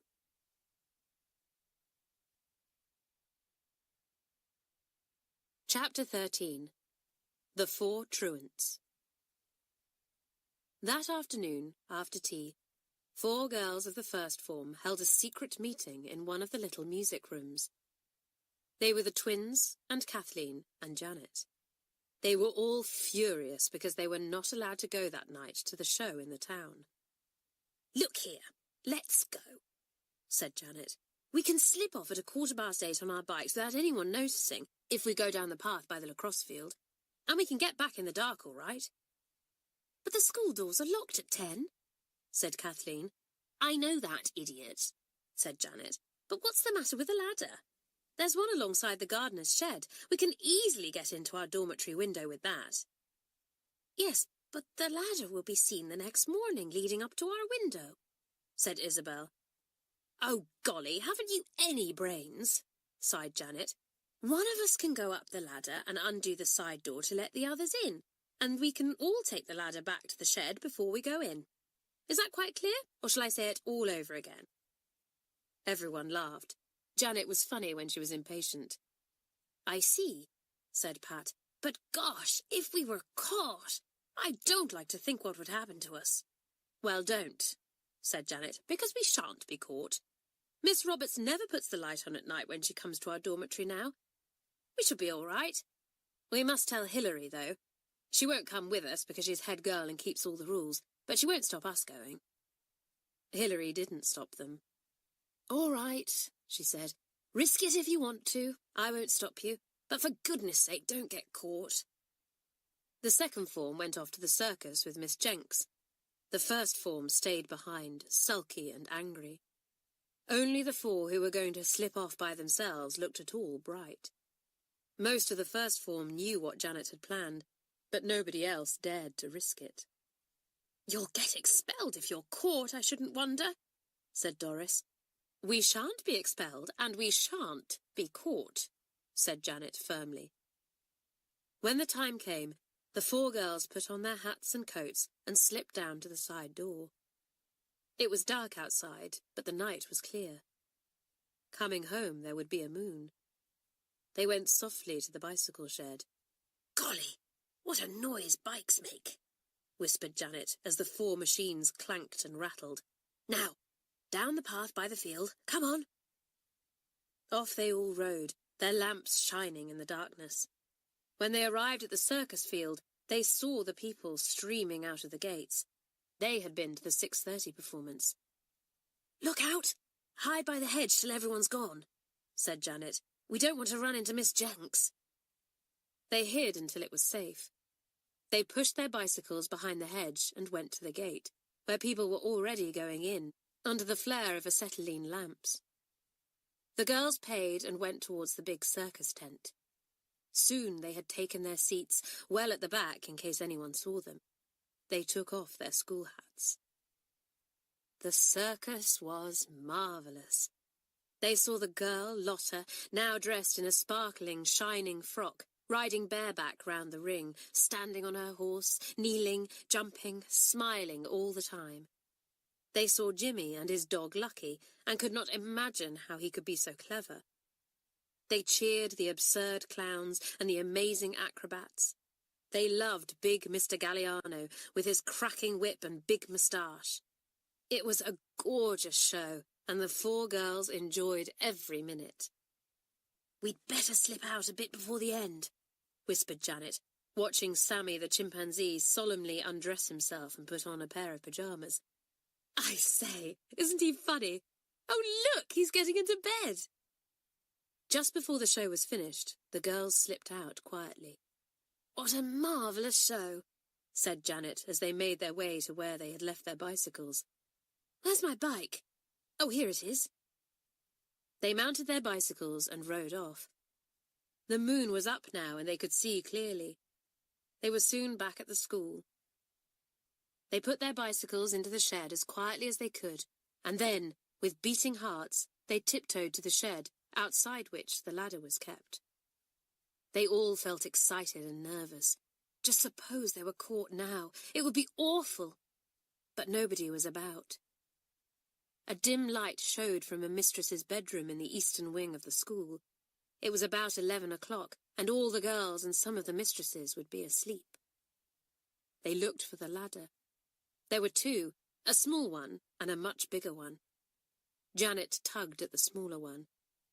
"I should think this one will just about reach," she said, so the 4 of them carried it to where their dormitory windows shone in the moonlight. They kept in the dark shadows and were as quiet as they could be. They set the ladder up gently against the wall, but to their great dismay, it didn't nearly reach to the windowsill. "Dash!" said Janet. "Look at that! It's much too dangerous to try and climb to the sill from the top of the ladder. It's so far below the window. Well, come on. Let's take it back and get the other ladder. That's long enough to reach the roof, I should think." They took the small ladder back and put it down gently. But then they found they could not possibly carry the big ladder. It was enormously heavy and needed 2 or 3 gardeners to handle it. The 4 girls could hardly move it, and certainly would not be able to set it up against the wall. They stood in the moonlight and stared at one another in dismay. "Now what are we going to do?" asked Isabel, her voice quivering. "We can't stay out here all night." "Of course not, silly," said Janet. "We'll try all the doors. Maybe we'll find one that's unlocked. Cheer up." So they tiptoed round the school, trying the doors, but every one of them was safely locked and bolted. The staff did their work well. Kathleen began to cry. She did not want to be caught breaking the rules, because she had tried very hard to be in Miss Theobald's good books since she had been forgiven for her fault. It suddenly seemed a very dreadful thing to her to be out of doors when all the others were in bed and asleep. "We shall be discovered in the morning," she whispered, "and we shall catch our deaths of cold staying out here." "Shut up, and don't be such a baby," said Janet fiercely. "I know what we can do. We'll throw little pebbles up to our dormitory window," said Pat. "They will make a rattling noise and maybe one of the girls will wake. Then she can slip down and open a door for us." "Good idea," said Janet. "Pick up tiny pebbles, everyone." They scooped handfuls up from the gravel and threw them up. But Kathleen threw very badly, and her pebbles rattled against the wrong window, the one above the dormitory where Mamselle slept. And Mamselle awoke. "Quick! Back into the shadows!" whispered Janet urgently. "Idiot! You hit Mamselle's window!" The big, dark head of Mamselle looked out, and they heard her mutter to herself. They squeezed together in a corner, hardly daring to breathe, terrified that Mamselle would see them. But the shadows were black, and she could see nothing. Puzzled and yawning deeply, she went back to her bed. The girls stayed where they were for a few minutes, and then began to whisper. "This is awful, really awful. What are we going to do? I do wish we hadn't slipped off to the circus. I'm so cold, my teeth are chattering." Then Pat clutched hold of Isabel's arm and whispered loudly, "Look! Look! Isn't that someone looking out of our dormitory window?" They all looked up, and sure enough, a girl's head was peeping from the window. Pat slipped out of the shadows and stood in the moonlight. Hilary's voice came down to her in a whisper. "Pat, how late you are! Where are the others? Here, whispered Pat. The ladders aren't any good. Open the side door here and let us in, Hilary, quick. We're so cold. Hilary drew in her head and disappeared. A minute later, the 4 girls heard the key turning in the lock of the side door and the bolts being slipped back, and the door was open. They crept in quietly, and Hilary locked and bolted the door once more. They all slipped upstairs like mice and tiptoed in their stockinged feet to their dormitory. Once there, they sank onto Janet's bed and began to giggle from sheer excitement and relief. They told Hilary all that had happened. Doris woke up and joined the little group. The 4 truants began to feel much better now that they were safe and boasted of all they had done. "Did you hear our pebbles rattling on the window?" asked Janet of Hilary. "Why did you come to the window? Golly, wasn't I glad to hear your voice." "Your pebbles came rattling onto the floor," said Hilary with a laugh. "The window was open at the bottom. I left it like that for you to climb in. When I heard the sound of pebbles all over the floor, I woke up. At first I couldn't imagine what the noise was. Then I switched on my torch and saw the bits of gravel. We'll have to sweep those up in the morning." Janet yawned. "I'm so tired," she said. "The circus was marvellous. I wish you could have seen it, Hilary." "So do I," said Hilary. "Buck up and get undressed now, for goodness sake. And don't make too much noise or you'll wake Mamselle. Her room's just above, remember." "We know that, all right," said Pat, giggling, as she remembered Mamselle's dark head sticking out of the window. "Where's my nightie? Oh, blow, where's it gone?" "You won't find it on my bed, silly," said Isabel, who was already undressed and in her nightgown. "You've got muddled. That's your bed over there, and there's your nightie on the pillow." "Oh, yes," said Pat, yawning. "I wish I could go to sleep in my clothes." Soon all the dormitory was quiet once more, and every girl was asleep. The 4 truants slept peacefully, but there was a shock in store for them in the morning.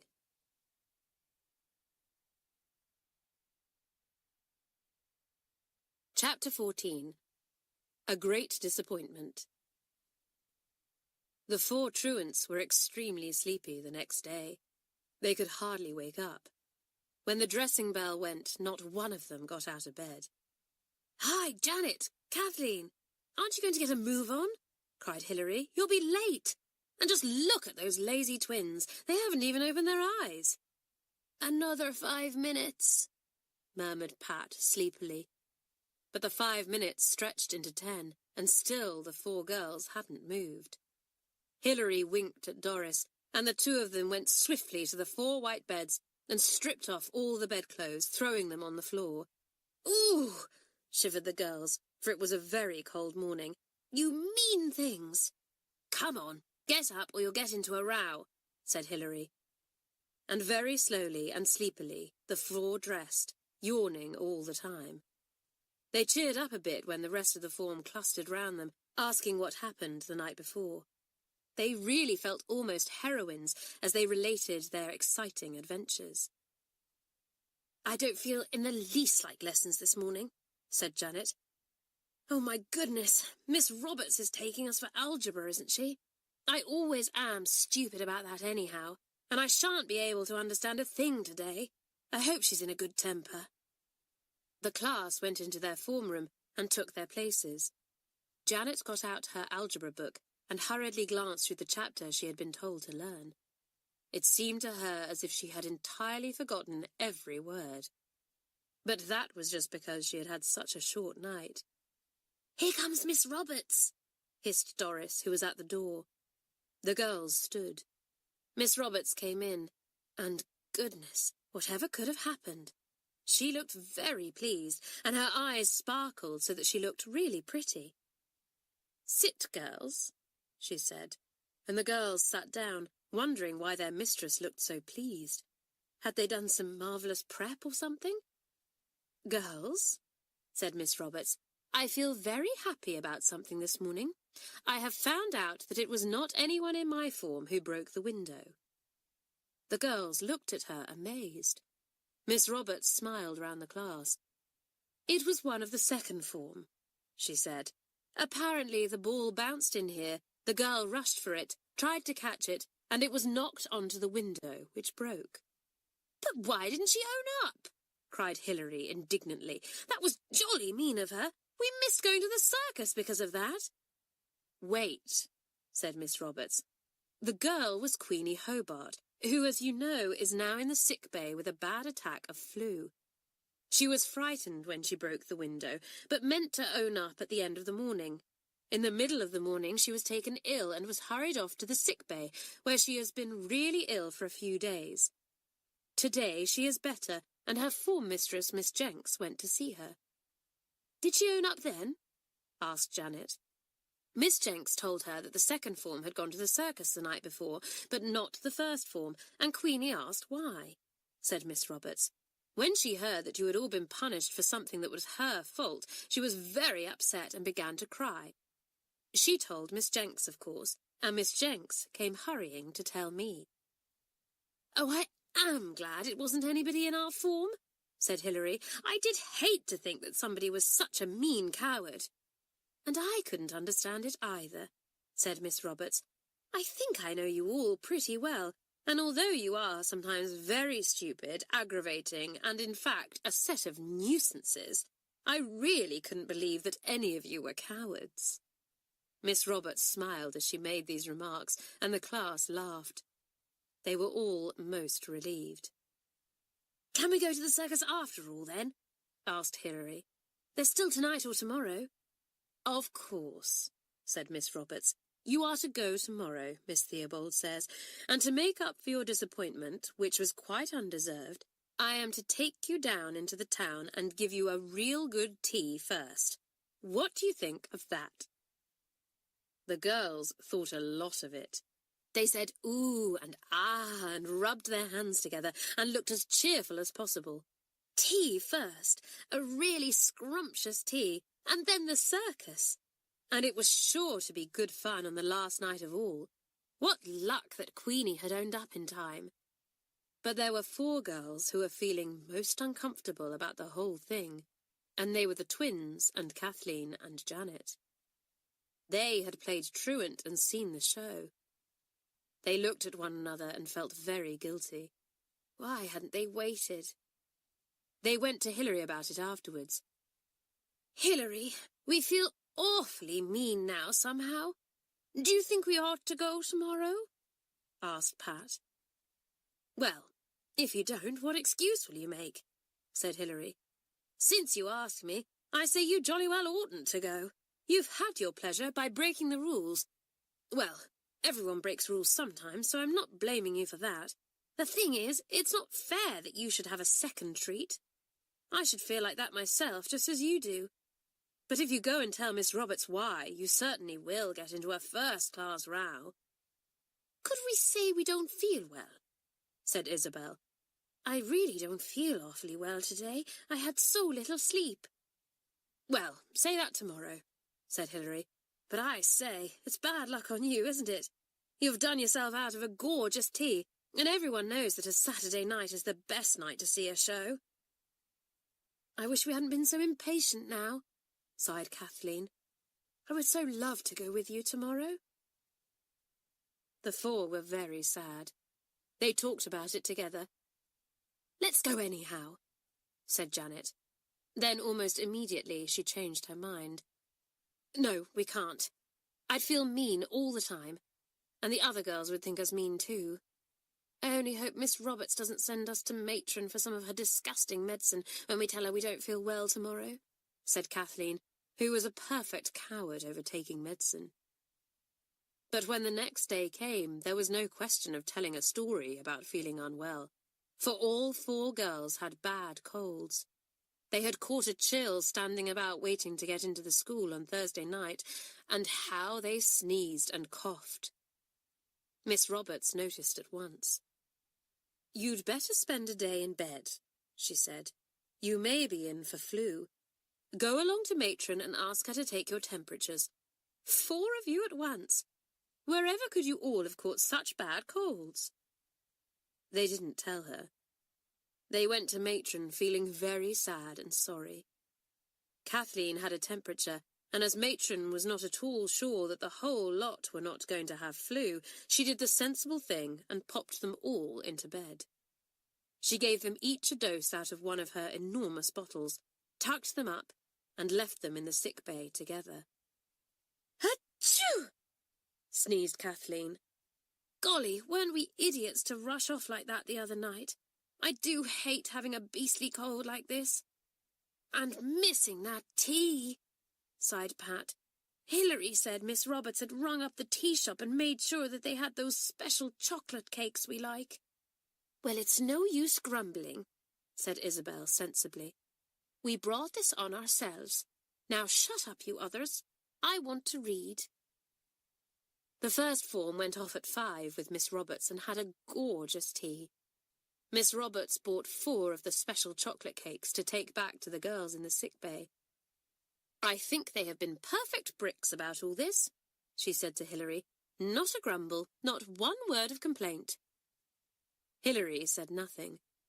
Miss Roberts would have been astonished if she had known the real reason why the 4 truants were not at the circus. But Hilary was certainly not going to tell her. The circus was at its best that night, and afterwards the girls were allowed to go behind the ring and see the performers at close quarters. Sammy the chimpanzee was delighted to see them and kept taking off his cap to them most politely. Jumbo, the enormous elephant, blew down Hilary's neck and lifted her curls as if they had been blown by the wind. Lotta let them all stroke her magnificent horse, Black Beauty. Altogether, it was a marvellous evening. The girls went back tired, but very happy and talkative. Miss Roberts slipped into the sick bay to see if the 4 girls were awake. Matron was just tucking them up for the night. "There's nothing much wrong with them," she told Miss Roberts. "Kathleen's temperature is down to normal. They've just got ordinary bad colds, that's all. As tomorrow is Sunday, I'll keep them in bed one more day." "I've brought them some of the special chocolate cakes we always have at the tea shop," said Miss Roberts. "I suppose they mustn't have them now." "Oh, they can if they feel like it," said Matron, smiling. "It won't hurt them." All 4 girls felt like chocolate cakes immediately and sat up. They thought it was jolly kind of Miss Roberts to think of them. They munched their cakes and listened to their teacher's recital of the evening's happenings. "Didn't you think Sammy the chimpanzee was funny when he undressed himself and got into bed?" asked Kathleen eagerly, quite forgetting that Miss Roberts had no idea she had seen the circus. Miss Roberts stared in surprise. "Kathleen saw the posters in the town," said Pat hurriedly, glaring at the unfortunate Kathleen with rage. "I think it's time the girls settled down now, Miss Roberts," said Matron, coming in, luckily for the 4, at that very moment. Miss Roberts said good night at once and went. The girls lay down, whilst Matron fussed round a bit, then turned out the light and went. "Idiot, Kathleen," said Janet. "You nearly gave us all away." "Sorry," said Kathleen sleepily. "I quite forgot." "No more talking," said Matron, putting her head round the door. "Another word and I'll come in and give you all a dose of my very nastiest medicine." And after that, there wasn't a word. Miss Roberts bought 4 of the special chocolate cakes to take back to the girls in the sick bay. "I think they have been perfect bricks about all this," she said to Hilary. "Not a grumble, not one word of complaint." Hilary said nothing. Miss Roberts would have been astonished if she had known the real reason why the 4 truants were not at the circus. But Hilary was certainly not going to tell her. The circus was at its best that night, and afterwards the girls were allowed to go behind the ring and see the performers at close quarters. Sammy the chimpanzee was delighted to see them and kept taking off his cap to them most politely. Jumbo, the enormous elephant, blew down Hilary's neck and lifted her curls as if they had been blown by the wind. Lotta let them all stroke her magnificent horse, Black Beauty. Altogether, it was a marvellous evening. The girls went back tired, but very happy and talkative. Miss Roberts slipped into the sick bay to see if the 4 girls were awake. Matron was just tucking them up for the night. "There's nothing much wrong with them," she told Miss Roberts. "Kathleen's temperature is down to normal.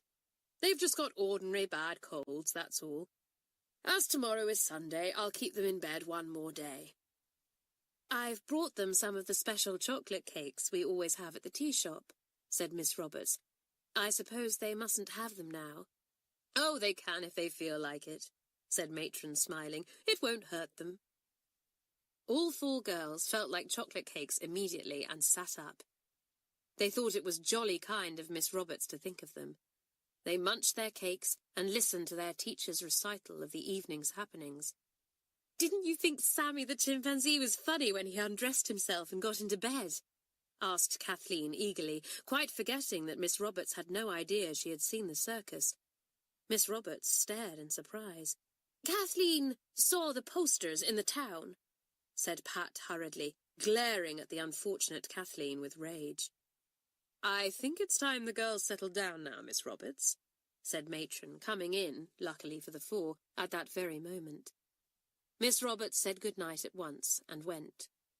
The girls lay down, whilst Matron fussed round a bit, then turned out the light and went. "Idiot, Kathleen," said Janet. "You nearly gave us all away." "Sorry," said Kathleen sleepily. "I quite forgot."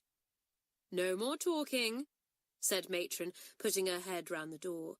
"Another word and I'll come in and give you all a dose of my very nastiest medicine." And after that, there wasn't a word. Chapter 15. A Terrible Quarrel. The weeks went quickly by. Half-term came and went. The twins' mother came to see them at half-term and took them out in the car for the day. She was glad to see them looking so well and happy. "Well, how are you getting on?" she asked. "I hope you're not finding St Clare's quite as bad as you feared." The twins blushed. "It's not a bad school," said Pat. "It's quite decent," said Isabel. Their mother smiled to herself. She knew the twins so well, and their few words meant that they liked St Clare's and were happy. Every week there were lacrosse matches. Sometimes they were played by the lower forms, sometimes by the upper. The twins became very keen indeed, and used to watch all the upper form matches with great enjoyment. They thought Belinda Towers was marvellous. She was as swift as the wind, and her catching was beautiful to watch. "Do you remember how rude we were to her at the beginning of term?" said Pat. "Golly, I wonder how we dared now." "We were awful idiots," said Isabel. "Honestly, I wonder how everyone put up with us." "Well, there's one person I simply can't put up with," said Pat, "and that's Sheila Naylor. What is the matter with her? She's so awfully haughty and conceited, always talking about her marvellous home and her horse and their 3 cars, always pushing herself forward and airing her opinions, which aren't worth 2pence anyway." Everyone found Sheila very trying indeed. She was always doing her best to impress people and to make them think that she was wonderful. Actually, she was a plain and ordinary girl, with rather bad manners, who didn't speak very well. All her clothes were good, and she went to no end of trouble to buy the best of everything, and yet she never brushed her hair really well, and if she could forget to wash her neck, she would. The most impatient girl in the first form was Janet. She could not bear vanity or conceit, and Sheila's airs and graces irritated her beyond words.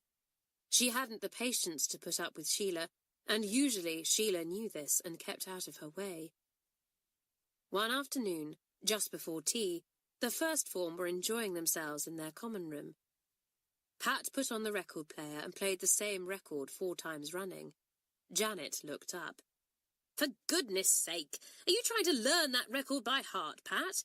Take it off and break it. If I have to hear it again, I'll scream." "You didn't ought to talk like that," began Sheila in a mincing voice, and Janet flung down her book in a rage. "Hark at Sheila! Didn't ought to! Good heavens, Sheila, where were you brought up? Haven't you learnt by now that people don't say didn't ought to? My goodness, you talk about your house and your cars, your horse and your lake and goodness knows what, and then you talk like a barrow boy. Sheila went very white. Pat hurriedly put on another record. Janet took up her book again, still angry, but rather ashamed. If Sheila had said nothing more, the whole thing might have blown over. But after a while, Sheila raised her voice and addressed Janet. I'm sure that if my people knew that I had to put up with girls like you, Janet, they would never have sent me to St Clare's, she began. You've no manners at all. Manners? You talk about manners, raged Janet, flinging down her book again. Good heavens! What about your own manners, I should like to know? You can begin to talk about other people's when you know how to wash your neck and brush your hair and how to eat decently. And then you pretend you are too grand for us. Ha! Janet stamped out of the room. Sheila sat perfectly still, very pale. The twins glanced at her, and Pat put on yet another record, setting it at loud. What an awful quarrel. After a while, Sheila went out of the room. Pat switched off the record player. Didn't she look awful? She said to Isabel. I wish Janet hadn't said all that. It's true it's what we've all thought, and perhaps said to one another in joke. But it's rather awful to blurt it all out like that. Well, it's partly Sheila's own silly fault, said Hilary. If she wouldn't swank as she does, and try to make out she's someone marvellous, we wouldn't notice so easily the stupid things she does and says. I mean to say, if people swank about 5 different bathrooms, one pink, one blue, one green, one yellow and one mauve, and then don't trouble to wash their necks, you do notice it rather. Yes, she's funny about her bathrooms, said Isabel. She's funny altogether. She's the only girl in the form that I really and truly don't know at all. I mean, I don't know if she's generous or mean, kind or unkind, honest or dishonest, truthful or untruthful, jolly or serious, because she's always pretending about herself, putting on airs and graces, swanking, being somebody that she isn't. She might be quite nice for all we know. I shouldn't think so, said Hilary, who was heartily tired of Sheila and her nonsense. Honestly, I think she's batty. Sheila didn't come in for tea, but nobody missed her. When she didn't attend evening preparation in the form room, Miss Roberts sent Pat to find her. Pat hunted all over the place, and at last came across Sheila sitting in a deserted and cold little music room all by herself. Sheila, what in the world are you doing? Asked Pat. Haven't you forgotten it's prep tonight? Sheila sat still and said nothing. Pat looked at her closely. She looked ill. Don't you feel well? Asked Pat. I'll take you to Matron if you like. What's up, Sheila, old girl? Nothing, said Sheila. Well, what are you sitting here for, all in the cold? Asked Pat. Don't be an idiot. If you're not ill, come along to prep. Miss Roberts is getting all hot and bothered about you. I'm not coming, said Sheila. I can't face you all again, after what Janet said. Well, really, fancy taking any notice of Janet, said Pat, feeling worried. You know how she loses her temper with all of us and says things she doesn't mean. She's forgotten all about it by now. Come along. She didn't say things she didn't mean. That's the whole point, said Sheila, still in the same quiet, rather strange voice.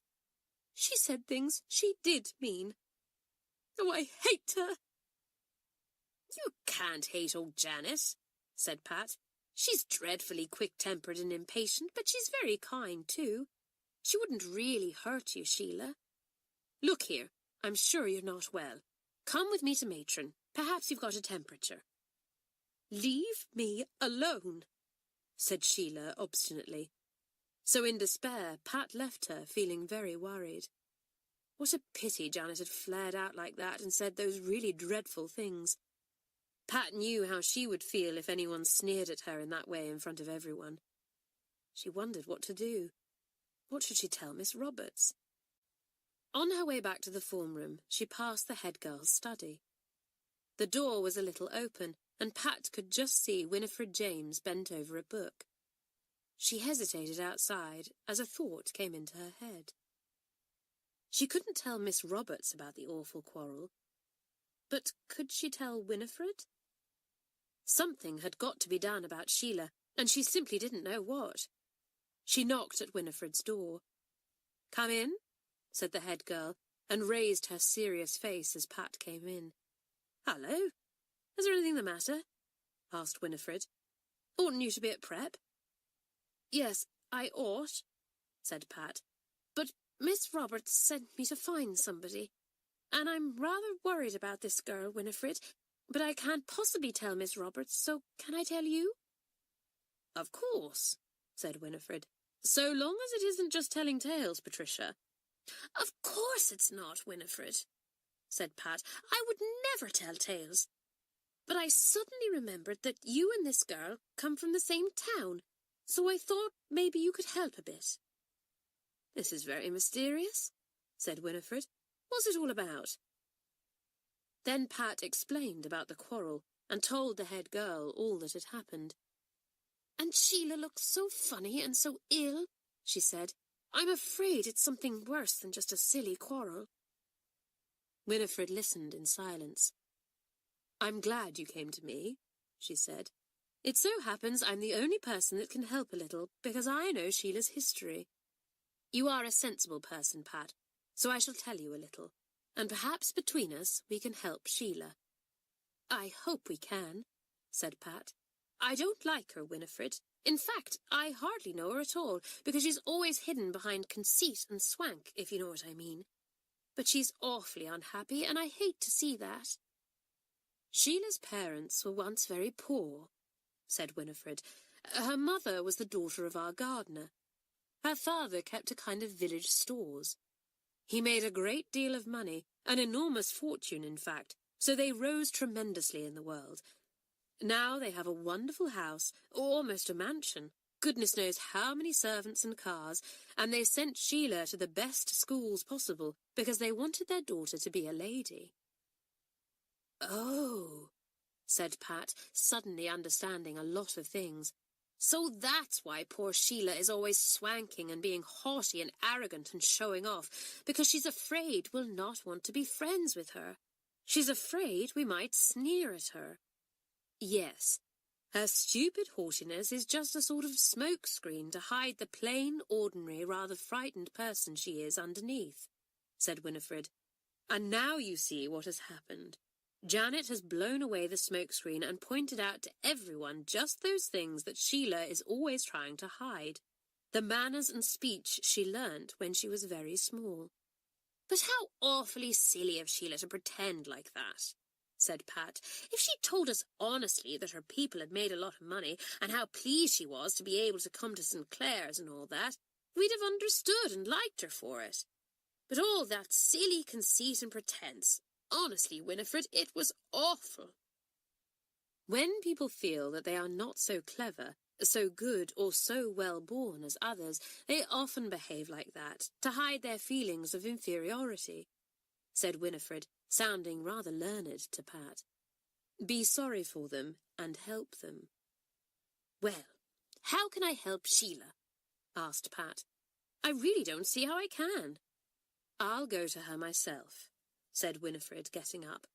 "All I want you to do, and Isabel too, is to be extra nice to her for a week or two, and not to laugh at her or point out anything that might hurt her. Now that Janet has dragged away the wall Sheila set up round herself and shown what a poor thing there is behind it, she will want a little friendship and understanding. If she's got any common sense, she'll drop her airs and graces after this, and you'll have a chance of finding out what the real Sheila is like. But do give her a chance, won't you?" "Of course I will," said Pat. "Thanks awfully, Winifred. I'll go back to prep now." What Winifred said to Sheila the twins never knew. The head girl was wise beyond her years, and handled the shocked and distressed girl with understanding and gentleness. Sheila appeared in the common room that night, pale and nervous, and would not meet anyone's eyes. But Pat came to her rescue at once. "Sheila, you're just the person I wanted. Please tell me where I've gone wrong in this jumper I'm knitting. You're so clever at following patterns, and I get all muddled. Look, did I go wrong there, or was it here?" Sheila gladly went to Pat's side, and was soon showing her how to put the wrong stitch right. When that was done, Isabel called to her. "Hi, Sheila, will you lend me your paints? I can't imagine what's happened to mine." "Yes, of course," said Sheila, and went to fetch her paints. Janet looked up as soon as she was out of the room. "Why all this sudden friendship for our haughty Sheila?" she asked. "To make up a bit for the beastly things you said to her," said Pat. "Give her a chance, Janet. You've hit her hard on her tenderest places and taken all the stuffing out of her." "Good thing, too," said Janet gruffly. "She needed it." "Well, she's had it, so now give her a chance," said Pat. "Don't be small, Janet." "I'm not," said Janet. "I'm jolly sorry for what I said now, though you may not think it. All right, I'll do my bit, but I'm not going to say I'm sorry. If I do, it'll get her all hot and bothered again, but I don't mind showing I'm sorry." "Better still," said Isabel. "Look out, here she comes." Sheila came in with the paints. "Thanks," said Isabel. "Golly, what a lovely box." Usually Sheila would have said at once what the box had cost and would have boasted about it, but she said nothing. Janet glanced at her and saw that she was still pale. Janet was kind-hearted and generous, although her tongue could be sharp and bitter, and her temper was hot. She got down a tin of toffees from her shelf and handed them round. Sheila expected to be missed out and looked away. "Toffee for you, Sheila, old girl?" said Janet in her clear, pleasant voice. Sheila looked at Janet and hesitated. She still felt sore and angry with her. But Janet's brown eyes were kind and soft, and Sheila knew that she was trying to make peace. She swallowed her feelings and put out her hand to take a toffee. "Thanks, Janet," she said in rather a shaky voice. Then all the girls plunged into a discussion of the play they were going to prepare for Christmas, and in the interest of it all, Sheila forgot the quarrel, sucked her toffee, and grew happier. She thought hard when she went to bed that night. She shouldn't have boasted and bragged, but she had only done it because she felt she wasn't as good as the others, and she wanted to hide it. And all the time the girls had seen her weak spots, and must have laughed at her boasting. Well, if only they would be friendly towards her and not sneer at her, she would try not to mind. She was not a brave girl, and not a very sensible one, but that night she was brave enough and sensible enough to see that money and cars didn't matter at all. It was the person underneath that mattered. "And now I'll do what Winifred said I must do. Show the girls the person I am underneath," thought poor Sheila, turning over in bed. "I don't think I'm much of a person, really, but anyway, I'll be better than that awful conceited creature I've pretended to be for a year." And that was the end of Sheila's haughty and boastful manner. The other girls followed the example of Janet and the twins, and were friendly to Sheila and gave her a chance. She took the chance, and although, as she had feared, she wasn't much of a person at first, nevertheless, the rather mouse-like, gentle Sheila was much nicer than the girl she had been before. As time went on, she would become somebody real, and then, as Pat said, she would be worth having for a friend. "I shall always give people a chance now," Pat said to Isabel. "Look at Kathleen, what a brick she is, and Sheila's so different already." "Well," said Janet, who overheard, "I should jolly well think you would give people a chance. Didn't we all give you two a chance? My goodness, you were pretty unbearable when you came, I can tell you. But you're not so bad now. In fact, you're quite passable. Pat and Isabel picked up cushions and rushed at the quick-tongued Janet. With squeals and shrieks, she tried to get away, but they pummeled her unmercifully. "We shan't give you a chance, you wretch," giggled Isabel. "You don't deserve one." "Ow! Stop pinching, you brute!" "Well, get off my middle, then," panted Janet. "Wait till I get hold of a cushion." But they didn't wait. They tore off to gym with Janet after them, bumping into half a dozen girls on the way. "Those first-form kids," said Tessie in disgust. "Honestly, they ought to be in a kindergarten the way they behave." Chapter 16. Sheila Does Her Bit. Only 4 weeks remained of the winter term. The girls were busy with plays, songs, and sketches ready for the end of the term. The first form were doing a historical play with Miss Kennedy and thoroughly enjoying themselves. Miss Kennedy had written the play herself, with the girls all helping where they could. Miss Ross, the sewing mistress, was helping with the costumes. It was great fun. "You know, old Kenny is a good sort," said Pat, who was busily learning her part for the play. "It's funny. I hardly ever think of playing about in her lesson now. I suppose it's because we're all so interested in the play." "Well, I wish I was as interested in our French play," groaned Doris, whose French accent drove Mademoiselle to despair. "I simply cannot roll my R's in my throat like the rest of you. Everyone laughed at Doris's funny efforts to say the letter R in the French way. Doris had no ear for either music or languages, and was the despair of both the music mistress and Mademoiselle. But she was a wonderful dancer, and her sense of humour sent the class into fits of giggles half a dozen times a day. It was fun preparing for the Christmas concert. All the different forms were doing something, and there were squabbles over using the gym for rehearsals. Miss Thomas, the gym mistress, complained that the gym was used for everything else but its proper purpose these days. Lessons went on as usual, of course, and Miss Roberts refused to allow the Christmas preparations to make any difference at all to the work her form did for her. She was very cross with Pat when she found that she was secretly learning her part in the play, when she should have been learning a list of grammar rules.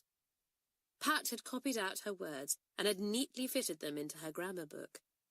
She had a good part in the play, and was very anxious to be word perfect for the rehearsal that afternoon. "I think, Pat, that you must have got to the wrong page in your grammar book," said Miss Roberts suddenly. "Bring it to me." Pat went red. She got up with her book. She dropped it purposely on the floor so that it shut, and then picked it up, hoping that Miss Roberts would not notice the words of the play inside. But Miss Roberts did, of course. Her sharp eyes missed nothing. "I thought so," she said dryly, taking out the neatly copied play words. "When is the rehearsal?" "This afternoon, Miss Roberts," said Pat. "Well, you will learn your grammar rules instead of going to the rehearsal," said Miss Roberts. "That seems quite fair to me, and I hope it does to you. If you learn your part in the play during grammar time, then it seems just that you should learn your grammar rules in rehearsal time." Pat looked up in dismay. "Oh, Miss Roberts, please don't make me miss rehearsal. I've got an important part in the play, you know." "Yes, and next year this form has important exams to take," said Miss Roberts. "Well, I'll give you one more chance, Pat. No more of this, please. Learn those rules now and say them to me at the end of the morning. If they are correct, I'll let you off. Go back to your seat." Pat went to the rehearsal, of course. It was just no good at all trying to play any tricks in Miss Roberts' class, and she had to learn her grammar in break in order to get it perfect for Miss Roberts by the end of the morning. But everyone liked the form mistress. She was strict, could be very severe and sarcastic, but she was always perfectly just and never went back on what she said or promised. Mademoiselle was not always just, but she was so good-hearted that very few of the girls really disliked her. What with working up for the end-of-term exams and the concert, the girls had very little time to themselves, but they enjoyed every minute. Doris was to dance a solo dance that she had created herself. Vera was to play the piano, at which she was extremely good. 5 of the girls were in the French play, and most of them in the history play. Everybody was in something.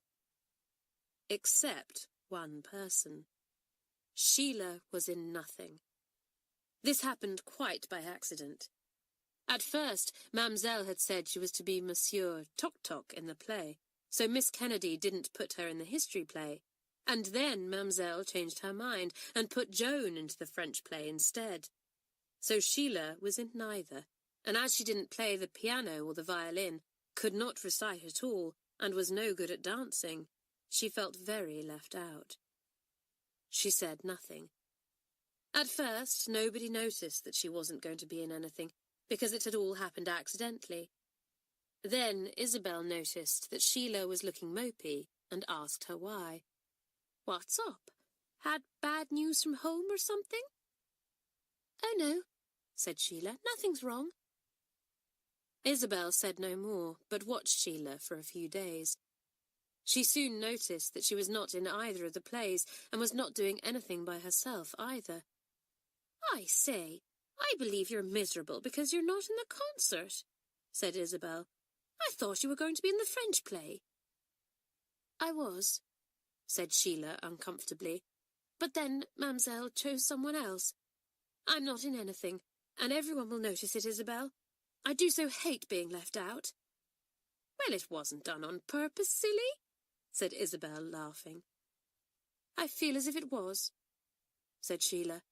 "I know I'm not much good at anything, but it doesn't make it any better when I'm not even given the chance to do anything." "Oh, don't be an idiot," said Isabel. Sheila looked obstinate. Like many weak people, she could be really pig-headed. "Well, I'm fed up," she said. "I shan't go to the rehearsal or anything. I'll just go off by myself." "Well, anyway, you might at least take an interest in what the form is doing, even if you're not doing anything yourself," cried Isabel indignantly. "That's mean and stupid." "I'll be mean and stupid then," said Sheila, almost in tears, and she went off by herself. Isabel told Pat. "Oh, blow," said Pat. "Just as we were getting Sheila to be sensible too, and giving her a chance. Don't let's bother about her. If she wants to feel she's left out and slighted when she isn't, let her." Janet came up and listened to the tale. She had been very good to Sheila the last week or two, for she had really felt very guilty over the loss of her temper. She looked thoughtful now. "No, don't let's undo the good work we've been trying to do," she said. "Let's think of something. I know once I was left out of a match when I badly wanted to be in it, and although I'm not such a silly as Sheila, still, I did feel pretty awful. I remember thinking that the whole school would be whispering about me, wondering what I had done to be out of the match." The twins laughed. Janet was so sensible and jolly that they couldn't imagine her worrying about a thing like that. "It's all very well to laugh," said Janet. "You are twins and have always got each other to back up and laugh over things with. But when you're a naturally lonely person like Sheila, it's different. Little things get awfully big." "You are sticking up for Sheila all of a sudden," said Pat in surprise. "No, I'm not. All I say is, don't let's spoil what we've been trying to do," said Janet impatiently. "Oh, well, you think of something then," said Isabel. "I can't." The twins went off. Janet sat down and began to think. She was impatient and impulsive, but once she had set her hand to anything, she wouldn't give up. Sheila wanted help again, and Janet was going to give it. "Gosh, I've got it," said Janet to herself. "We'll make her prompt her, of course. We need someone at rehearsals with the book ready to prompt any of us who forgets. And my goodness, I forget my words all right. I'll go and ask Sheila if she'll be prompter at rehearsals and on the concert night too." She went off to find Sheila. It was some time before she found her, and then at last she ran her to earth in the art room tidying out the cupboards. I say, Sheila, will you do something for us? Cried Janet. Will you be prompter for the play? We get into an awful muddle trying to prompt each other, and it would be an awful help to have someone with the book who will follow the words and help when we go wrong. I wouldn't be any good at that, said Sheila rather suddenly. Oh, yes, you would, idiot, said Janet. It would be such a help, Sheila. Please do. Some of us are sure to be nervous on the concert night too, and it would be nice to know you were at the side, ready to prompt us with the words. All right, said Sheila rather ungraciously. She had felt that if she wasn't in the plays, she jolly well wouldn't help at all. But that was small and mean, and Sheila was doing her best not to be that. So she became prompter, and attended all the rehearsals with the book of words. She soon began to enjoy it all and loved the play. She did nothing but stand or sit with the book, prompting those who forgot, whilst the others had the fun of acting. But she didn't grumble or complain, and the twins secretly thought she was behaving rather well. Good for Janet to have thought of that, said Pat. Yes, she thought Sheila was going to refuse, said Isabel. I'm not at all sure I wouldn't have said no if it had been me. I shouldn't have let you, said Pat. 2 weeks before the end of the term, an accident happened. Vera, a very quiet girl in the first form, fell during gym and broke her arm. She broke it just by the wrist and had to be taken off to hospital to have it x-rayed. It was set in plaster, and her parents decided that as it was so near the end of the term, she might as well go home instead of staying the last 2 weeks. It's her right arm, so she won't be able to write at all, said her mother to Miss Theobald. It would be just as well for her to be quiet at home. So poor Vera said goodbye and went, promising to be back the next term with her arm mended again. And then there was consternation in the class because Vera had an important part in the play. Golly, what's to be done? Said Pat in dismay. No one else can possibly learn all the words in time. Vera had such a big part. Everyone stared round in despair. Those who were not in the play felt perfectly certain that they could not possibly learn the big part in so short a time. And then Janet spoke. There's someone who does know all the words, she cried. Sheila, you do. You've been prompting us at every rehearsal, and you know every part. You're the only one who's been following the words page by page in the book. Can't you take Vera's part? Sheila went bright red. All the girls looked at her expectantly. Go on, say you will, said Pat. You can do it just as well as Vera. I should love to, said Sheila. I'm sure I could do it. I know every word. Well, I know every word of every part now, of course. But I'd just love to do Vera's part. I like it best of all. Good, cried Pat. That's settled then. We'll get someone else to be prompter, and you must be in the play. So at the next rehearsal, Sheila was not prompter, but took one of the most important parts. She was quite word perfect, and because she had so often watched Vera doing the part, she was able to act it very well. Everyone was pleased. They had all known that Sheila was hurt because she had been left out of everything by accident, and had admired her for taking on the rather dull job of prompter. And now that she had had such an unexpected reward, the whole form was delighted. But nobody was more delighted than Sheila herself. She was really thrilled with her good luck. She went about with a smiling face and was so unexpectedly jolly that the class could hardly believe it was Sheila. But Sheila did not forget to write and tell Vera how sorry she was to hear about her accident. She remembered someone else's disappointment in the middle of her own pleasure. Yes, Sheila was well on the way to becoming somebody now. Chapter 17. Kathleen Has a Secret. One afternoon, when Pat, Isabel and Kathleen were coming back from the town across the fields, they heard a whining noise from the hedge. That's a dog, said Kathleen at once, and she ran to see. The others followed, and there, in the ditch, they saw a half-grown, rough-haired terrier, its chest and face bleeding. "It's been shot!" cried Kathleen indignantly. "Look at all the pellets in its poor legs. Oh, it's that hateful farmer who lives over the hill. He always swears he'll shoot any dog that goes wandering in his fields." "But why?" asked Pat in surprise. "Dogs go all over the fields." "Yes, but sheep are in these fields, and soon the lambs will be born," said Kathleen. "Dogs chase sheep, you know, and frighten them." "Well, this poor animal has been shot," said Pat. "What are we going to do with it?" "I'm going to take it back to school with me and look after it," said Kathleen. She was quite crazy over animals. The twins looked at her in astonishment. "You won't be able to keep him," said Pat. "And anyway, you ought to ring up the police and report him. Suppose his owner is looking for him."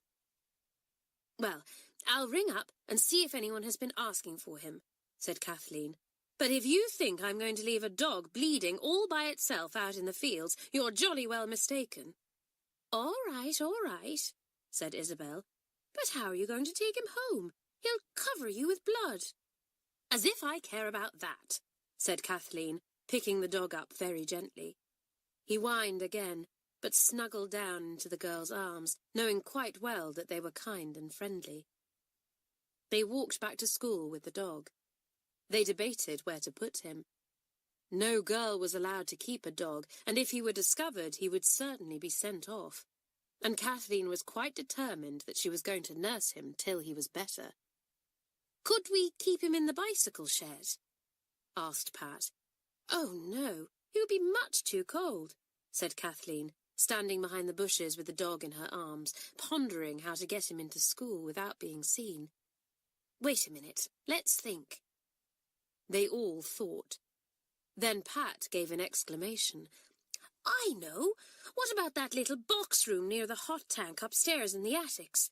He'd be warm there, and right away from everyone. Nobody ever goes there." "And we're not supposed to either," said Isabel. "Dash! We always seem to be doing things we oughtn't to do." "Well, this is for the dog's sake," said Kathleen. "I'm willing to do anything." "Poor darling, don't whine like that. I promise I'll make you better soon." Janet came round the corner and saw the three of them standing by the bushes.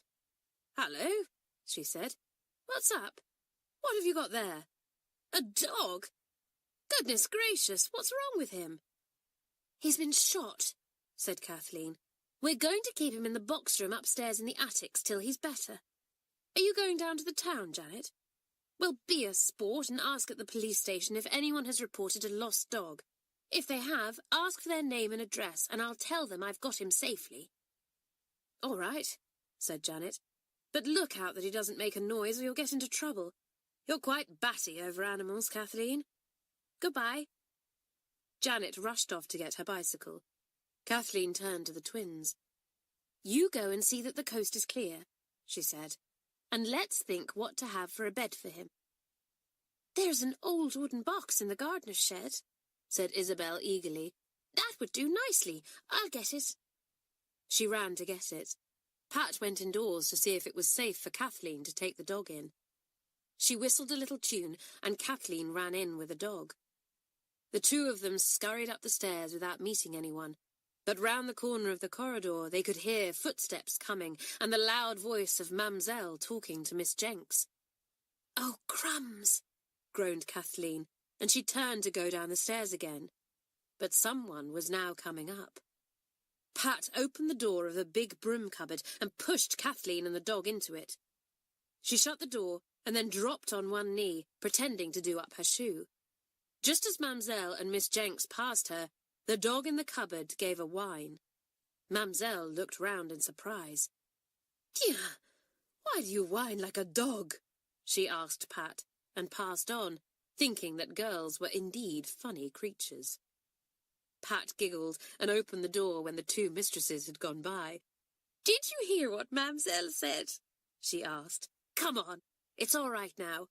We can get up the attic stairs in no time." They went up to the top of the school. The attics were just under the roof, and the box rooms were a peculiar shape, being small with slanting roofs and almost impossible to stand up in. Here were kept the trunks and cases belonging to the girls. The box rooms were only visited twice a term, once when the trunks were put there, and once when they were brought down to be packed. After a moment, Isabel came up with the box and an old rug she had found in the locker downstairs in the gym. The girls chose the little box room next to the hot tanks. It was warm and cosy. They set the wooden box down in a corner and tucked the old rug into it. It made a very cosy bed. Then Kathleen set to work to bathe the dog's wounds. It took a long time, and the dog lay patiently till it was finished, licking Kathleen's careful hands as she bathed him. "You're awfully good with animals," said Pat, watching her. "And doesn't he love you?" "I'm going to be a vet when I'm grown up," said Kathleen. "There you are, my beauty. You're all right now. Don't lick off that ointment more than you can help. Lie quietly here now, and you'll soon be all right again. I'll bring you some water and some food." The bell went for prep, and the three girls hurried downstairs, carefully closing the box-room door behind them. They met Janet as they went into the classroom. "I asked at the police station," whispered Janet, "but they said nobody had reported a dog. I had to tell them what he was like, and they wanted your name and address." "Gracious, what an idiot you are," whispered back Kathleen as she took her seat. "Whatever will Miss Theobald say if the police ring up the school and ask for me? Really, Janet?" "Well, I had to give it," whispered Janet. "You can't say no to the police, can you? Anyway, I don't expect the dog will be reported, so don't worry." But Kathleen did worry. When she heard the telephone bell ringing that evening, she was quite sure that it was the police ringing up the headmistress. But it wasn't. The girls breathed with relief when they heard that it was a message from Miss Roberts. The dog was given water and food. He lay quite quietly in his basket and was as good as gold. "He ought to have a run before we go to bed," said Kathleen anxiously. "How are we to manage it?" "Let's bundle him up in a heap of the clothes we're using for the play," said Pat. "If anyone meets us, they will think we are just taking a pile of clothes for rehearsal. I'll get some." So, 5 minutes before bedtime, the girls crept up the attic stairs with a heap of clothes. The surprised dog was carefully tucked up in them, with just his nose showing so that he could breathe. Then Kathleen carried him downstairs, whispering to him so that he would lie quiet. He did not want to be quiet at all, and struggled violently. But luckily the girls met nobody except Matron. She was in a hurry and hardly glanced at them. "You won't be in time for bed if you aren't quick," she called. The girls giggled and went out into the garden by a little used door. They set the dog free in a tiny yard where the gardeners chopped firewood and logs, and he limped about joyfully. Then they packed him up in the pile of clothes again and scurried indoors. This time they were not so lucky. They met Belinda Towers. She stopped and glared at them. "Don't you know that your bedtime bell has gone? What are you doing wandering about here? And what on earth is that in those clothes?" The dog struggled to get out, and its head came out with a jerk. "Oh, we've been trying so hard not to let anyone see him," said Kathleen, almost in tears. "Belinda, he's been shot. He's—" "Don't tell me anything about him, and I shan't know," said Belinda, who was very fond of animals too. "Go on. Take that pile of clothes away, and go to your dormitory quickly." "Good old Belinda," said Pat, as the three of them ran up the stairs to the box-room. "Isn't she a sport? Talk about Nelson turning the blind eye. She turned a blind eye on our dog, all right. Do hurry, Kath. We really shall get into a row if we're much longer." They tucked the dog up again in his basket. He licked their hands and woofed a very small bark. "Isn't he clever?" cried Kathleen in delight. "He even knows he must whisper a bark." "Well, it was a pretty loud whisper," said Pat. "Come on, let's go down and hope that Hilary won't say a word. It's about the first time we've been late anyway.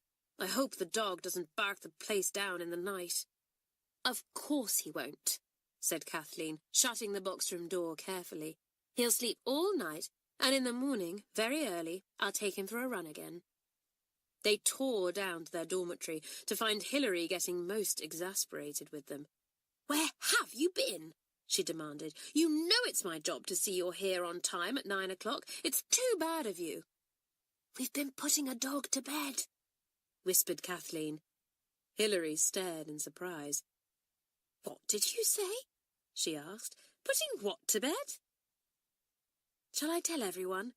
said Kathleen to the twins. They nodded. It was lovely to have a secret, but it was great fun to surprise everyone and tell it. So Kathleen explained about the hurt dog, and everyone listened in amazement. "Fancy taking a dog to the box-room!" cried Doris. "Well, I'd never dare to do that. Suppose Matron went up there, she'd soon find him." "Well, we shall only keep him for a day or two till he's quite better," said Kathleen. "Then we'll have found out where he belongs to and can take him back." But it wasn't quite as easy as all that. Chapter 18. The Secret is Out. The dog made no noise at all in the night. Kathleen managed to wake up very early and creep up to the box-room to take him for a run in the little woodyard. He completely refused to be taken down all wrapped up again, so Kathleen had to put a bit of string round his neck and lead him down the stairs. He made rather a noise flopping down, but nobody came to see what was the matter. It was marvellous the way his legs and chest and face had healed during the night. Kathleen was very pleased. The dog fawned round her legs in the yard and tried to jump up to lick her hand. The girl thought he was a marvellous dog and hoped against hope that no one would claim him. "If only I could keep him until the end of term and then take him home," she thought. "Wouldn't it be lovely?" She took him back to the box-room again. This time he didn't want her to leave him, and after she had shut the door and gone back to the dormitory, she felt sure she could hear him whining and scraping against the door. The first form's classroom was just underneath the box-rooms. The room where the dog was not exactly overhead, but more to the right. Kathleen listened anxiously to see if he was making any noises during school time. Her sharp ears heard the patter of feet and small whines, but Miss Roberts apparently heard nothing. When Mamselle came to take a French lesson, however, she heard the dog quite plainly. Her ears were exceedingly keen. The first time that the dog whined, she looked up in surprise. "What can that noise be?" she said. "What noise, Mamselle?" asked Isabel with an innocent face. "The noise of a dog," said Mamselle impatiently. "The whine, the bark. Is it possible that you have not heard it, Isabel?" All the class pretended to listen hard. Then the girls shook their heads. "You must be mistaken, Mamselle," said Doris gravely. "There surely isn't a dog in the school," said Joan. "Only the kitchen cats." Mamselle was really most astonished to think that she was the only one who heard the strange noises. "Ah, it must be something wrong with my ears, then," she said, and she shook her big head vigorously. "I will get the doctor to syringe them for me. I cannot have dogs barking and whining in my head." The class, already in a state of giggles, was glad to burst into laughter at this. Mamselle rapped on the desk. "Enough! I made no joke. Take down dictée, please." The class went on with its work. The dog in the box-room explored the place thoroughly and, judging by the noise, tried a good deal of scratching at the door and the walls.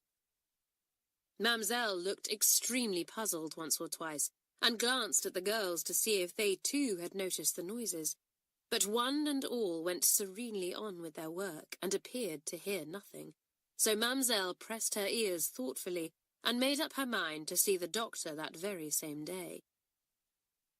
The twins and Kathleen spent most of their free time in the box-room with the dog. It was always so pleased to see them, and they all grew very fond of it indeed. The only exasperating thing was that when they left it, it would bark and whine after them and try to scratch the door open. They were always afraid that somebody would hear it then. But 2 days went by safely, and it was not discovered. The girls fed it, gave it water, and took it down secretly for runs in the woodyard. Kathleen really adored the little creature, and indeed it was a very intelligent and affectionate animal.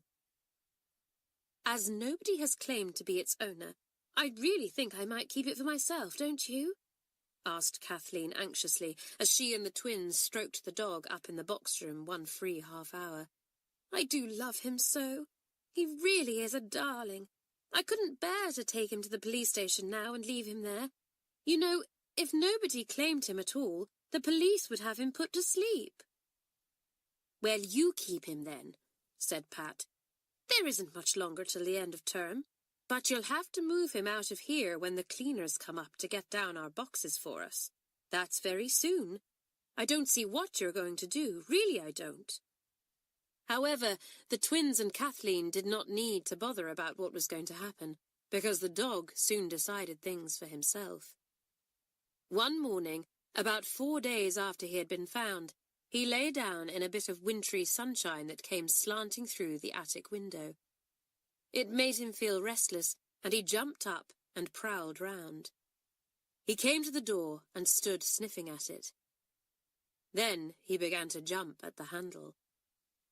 After a while, he managed, quite by chance, to jerk the catch back, and the door opened. The dog was delighted. He pushed it wide open with his nose and trotted down the attic stairs. Now, all might still have been well if one of the school cats had not been lying fast asleep on a mat underneath one of the corridor radiators. The dog sniffed the cat smell and trotted up in delight. What? A cat! And what was more, a cat asleep. With a loud ruff, the dog leapt on the cat in play. It was only a puppy and would not really have hurt it, but the cat was in a most terrible fright. It leapt up, gave an anguished yowl, and fled down the corridor, its tail straight up in the air.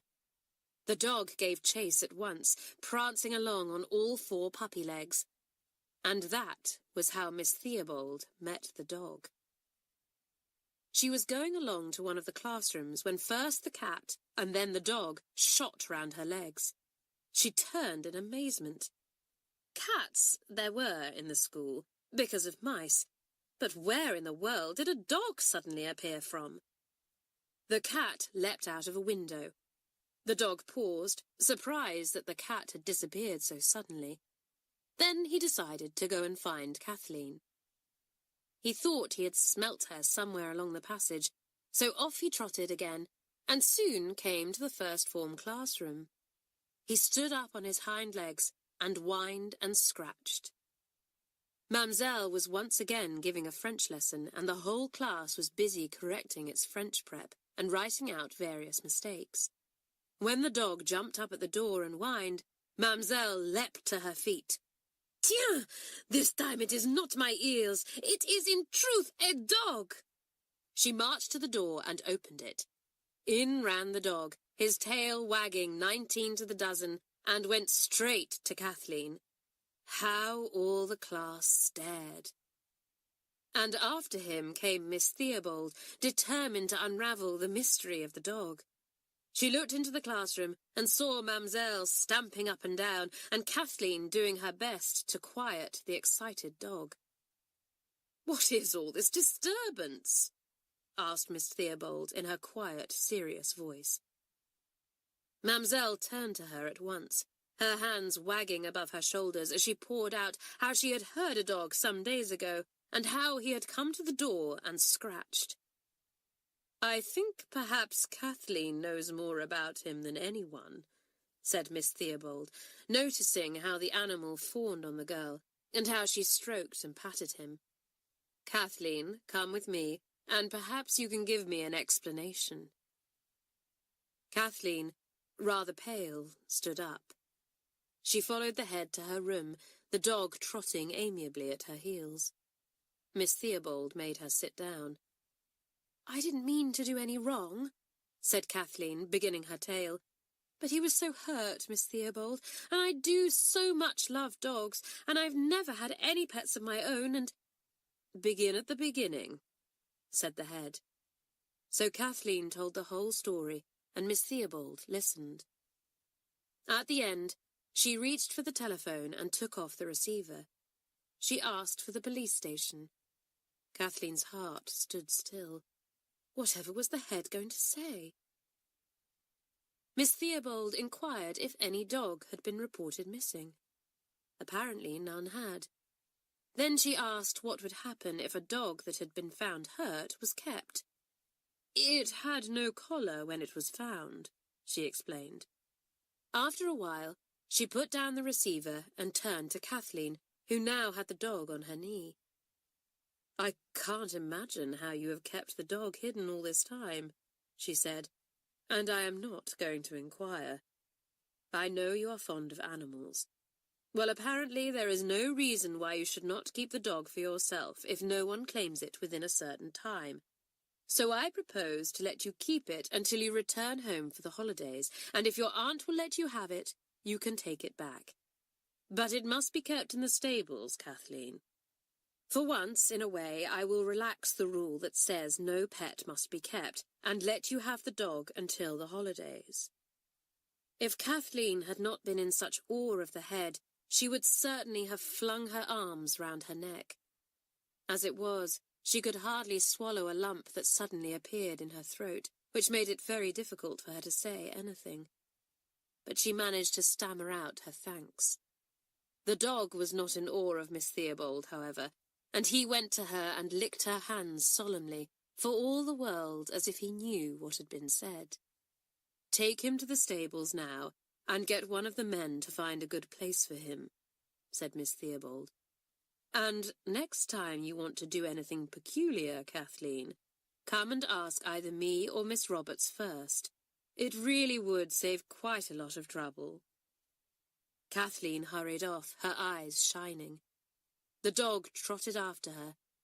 Before she went to the stables, the girl ran back to her classroom and burst in, her cheeks flushed and her eyes sparkling. "I say," she cried, "I'm to keep the dog.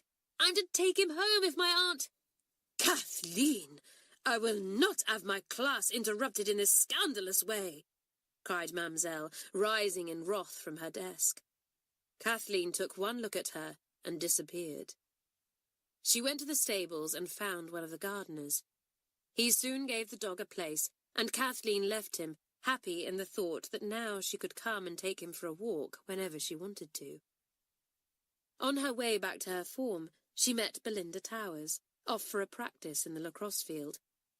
"Belinda!" she cried. "The dog escaped and came to me in the classroom, and he chased a cat, and Miss Theobald saw him and came after him, and she's letting me keep him." "Good for you," said Belinda. "Now buzz off back to your form. You first-form kids always seem to be doing something extraordinary." Kathleen buzzed off.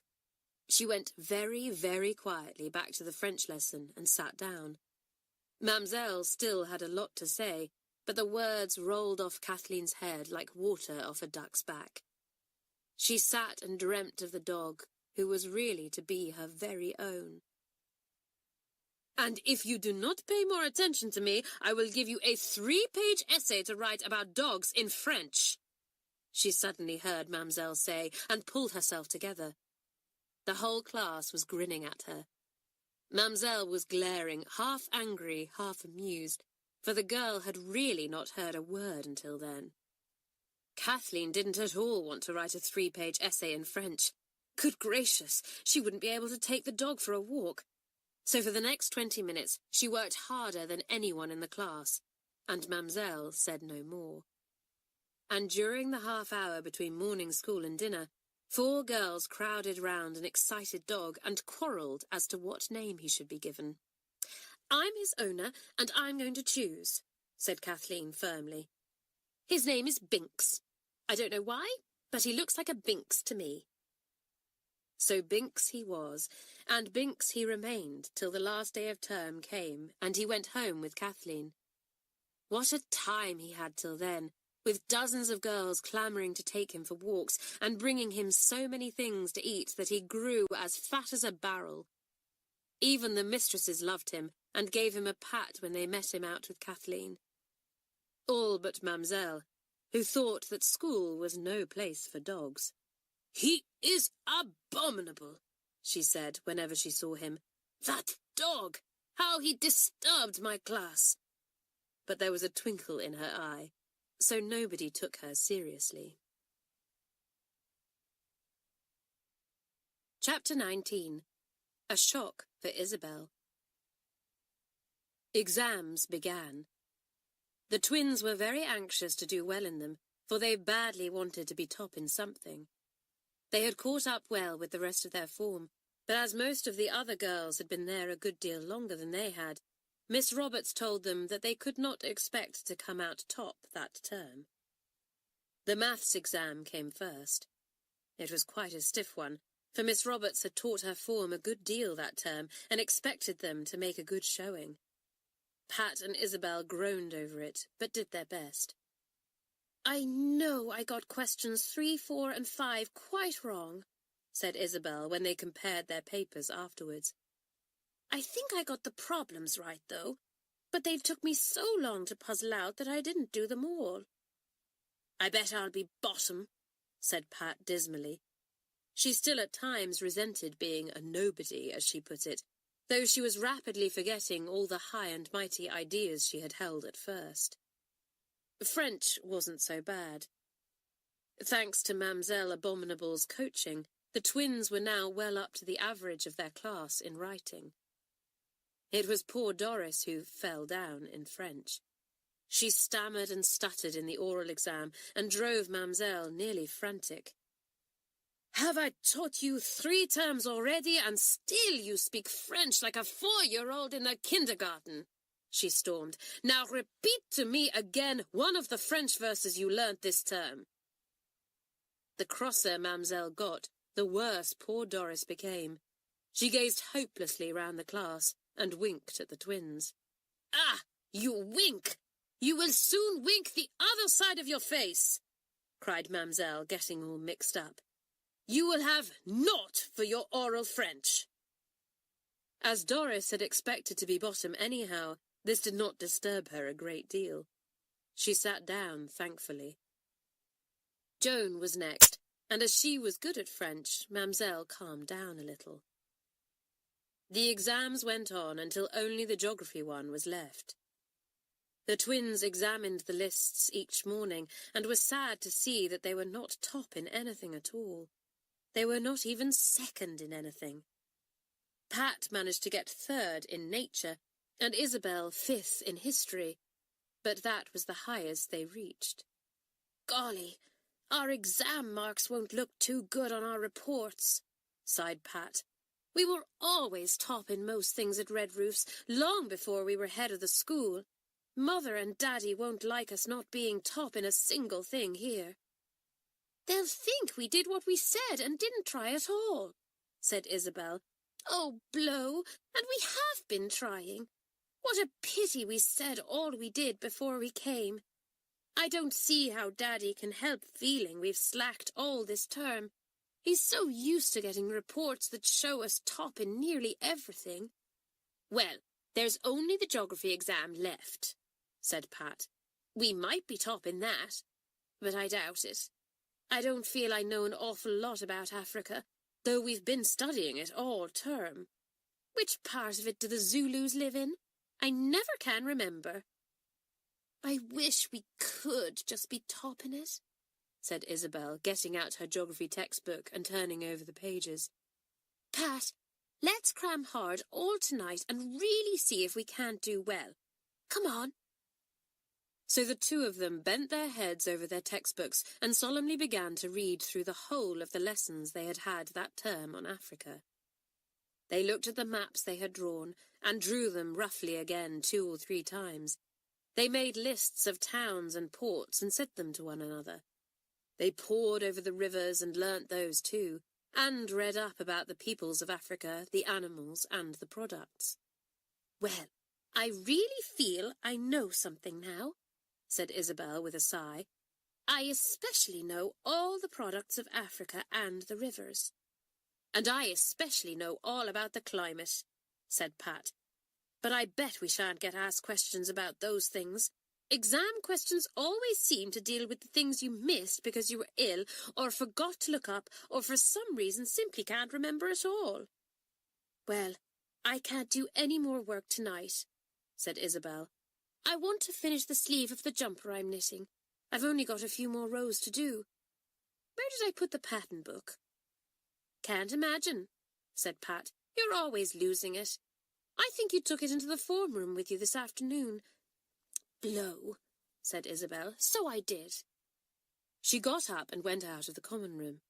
She quite forgot that she and the others had been told not to go to the first form room that evening because the exam papers were to be set out there. She sauntered along to the room, opened the door, and went in.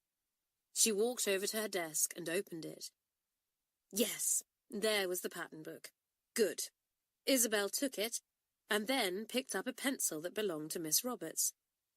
She went to the teacher's big desk and put it in the groove that held pencils and pens. And there, staring up at her from the desk, were the exam papers for tomorrow. A list of geography questions was written out very neatly on a sheet of paper. Isabel stared at them with a beating heart. If only she knew what the questions were, she could cram them up and answer them so perfectly that she would be top. Without thinking, she hurriedly read down the questions. State what you know about the climate of South Africa. What do you know about the race called pygmies? What do you... Isabel read the questions from top to bottom and then went out of the room. Her face was flushed and her heart was beating. All those questions are what we've both been looking up this evening, she said to herself. It doesn't matter me seeing the paper at all. I've already crammed up the answers. Pat looked up as Isabel came back into the common room. Got the pattern book? She asked. Isabel looked down at her empty hands. No, she had left the pattern book behind after all. Didn't you find it? Said Pat, surprised. Yes, I did, said Isabel, but I've gone and left it behind after all. Well, aren't you going to go and get it? Asked Pat, still more surprised. Isabel hesitated. She could not bear to go back into the form room again. What is the matter, Isabel? Asked Pat impatiently. Have you gone dumb? What's up? Pat, the geography paper questions were on Miss Roberts' desk, said Isabel. I read them. Isabel, that's cheating, said Pat.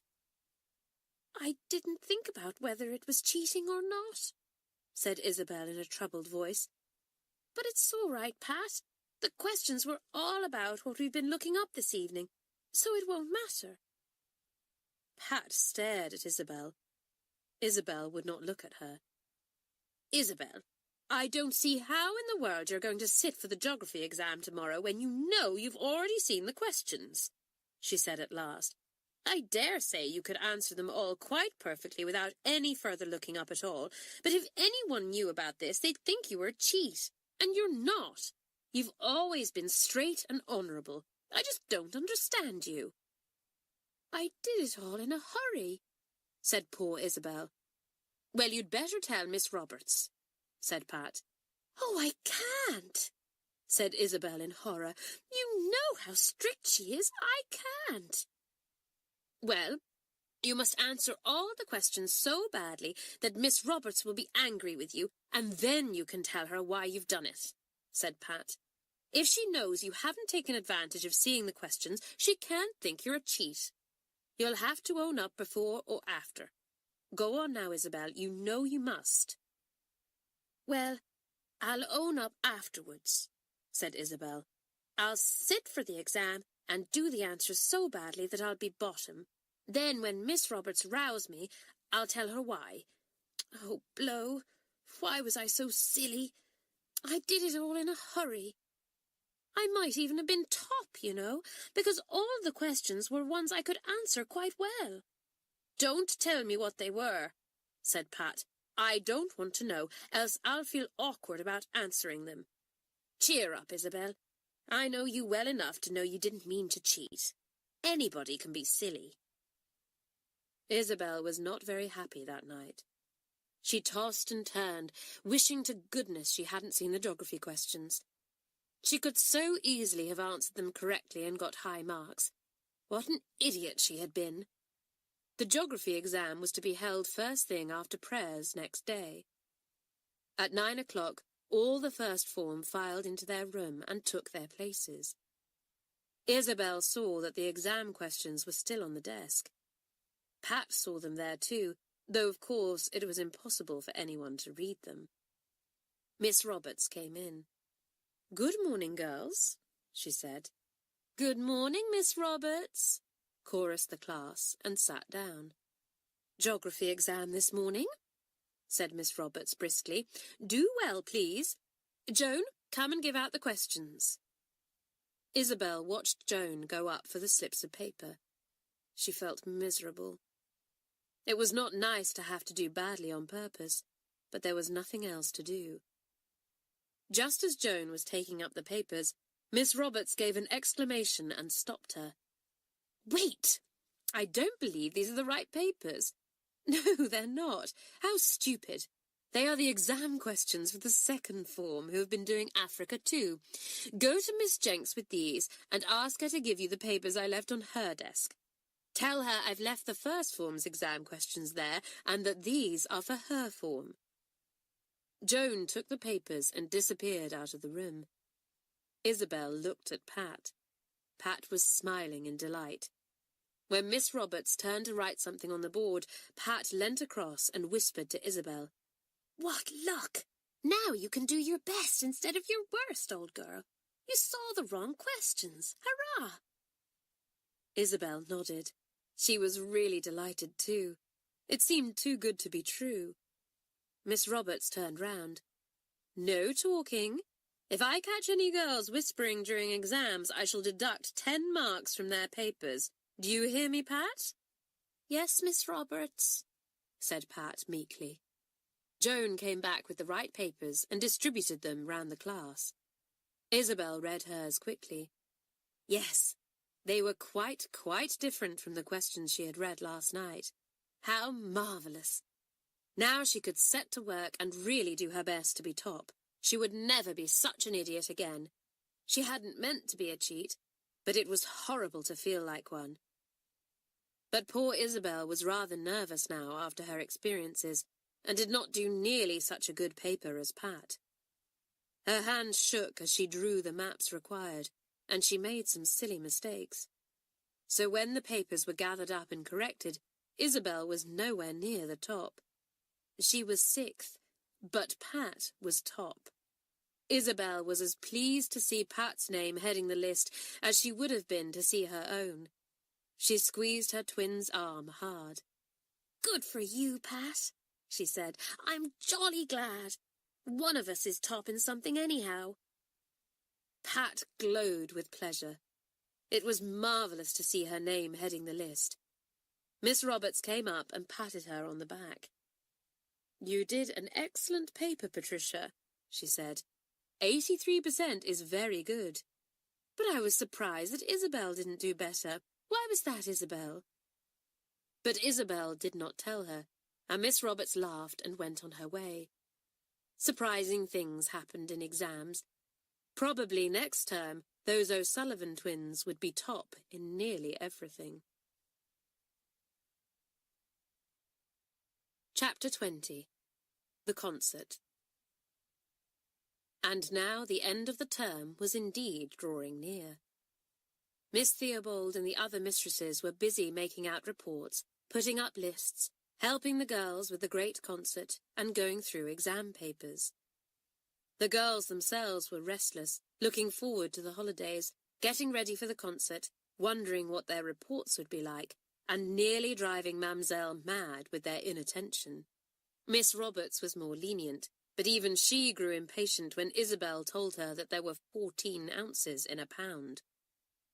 "I know you all go slightly mad at the end of term," she said, "but there really is a limit to my patience. Isabel, if there was a lower form than this, I'd send you to it for the rest of the morning." The last 2 weeks were really great fun. For one thing, all the cupboards had to be turned out, washed, dried, and tidied. The twins had never done this at Red Roost School, and at first were inclined to turn up their noses at such work. But when they saw the others putting on overalls, they couldn't help thinking it would be rather fun, even though the cleaning had to be done in their free time. "Come on, Pat. Come on, Isabel. Don't stand looking stuck up like you used to," cried Janet, who sensed at once the twins hadn't done work like this before. "You'll get dirty, but you can always bathe and wash your hair. Come on, High and Mighties." This was not a name that the twins liked at all, so they climbed down at once. They put on overalls and went to join the others.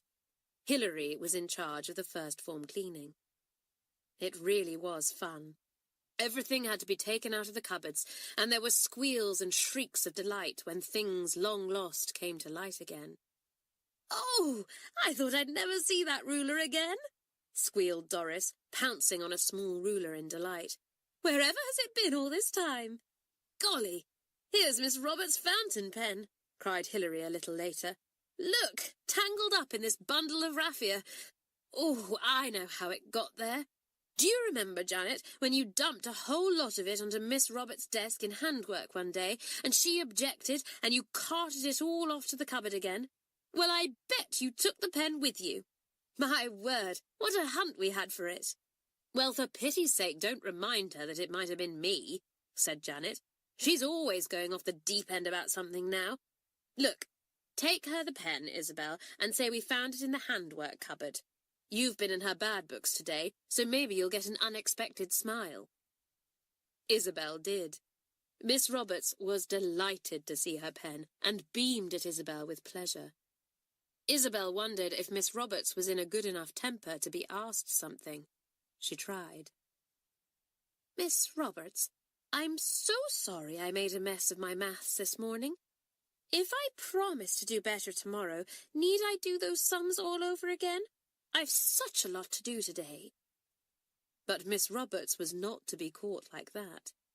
"My dear Isabel," she said, "I am delighted that you have been able to give me back my pen, but I think you'll agree with me that that isn't any real reason why I should forgive you for shockingly bad work. And even if you find me my best hat, which unaccountably flew from my head last Sunday and completely disappeared over the fields, I should still say you must do your sums again." The class chuckled. Miss Roberts could be very dry when she liked. Isabel laughed too and went back to the cleaning and tidying.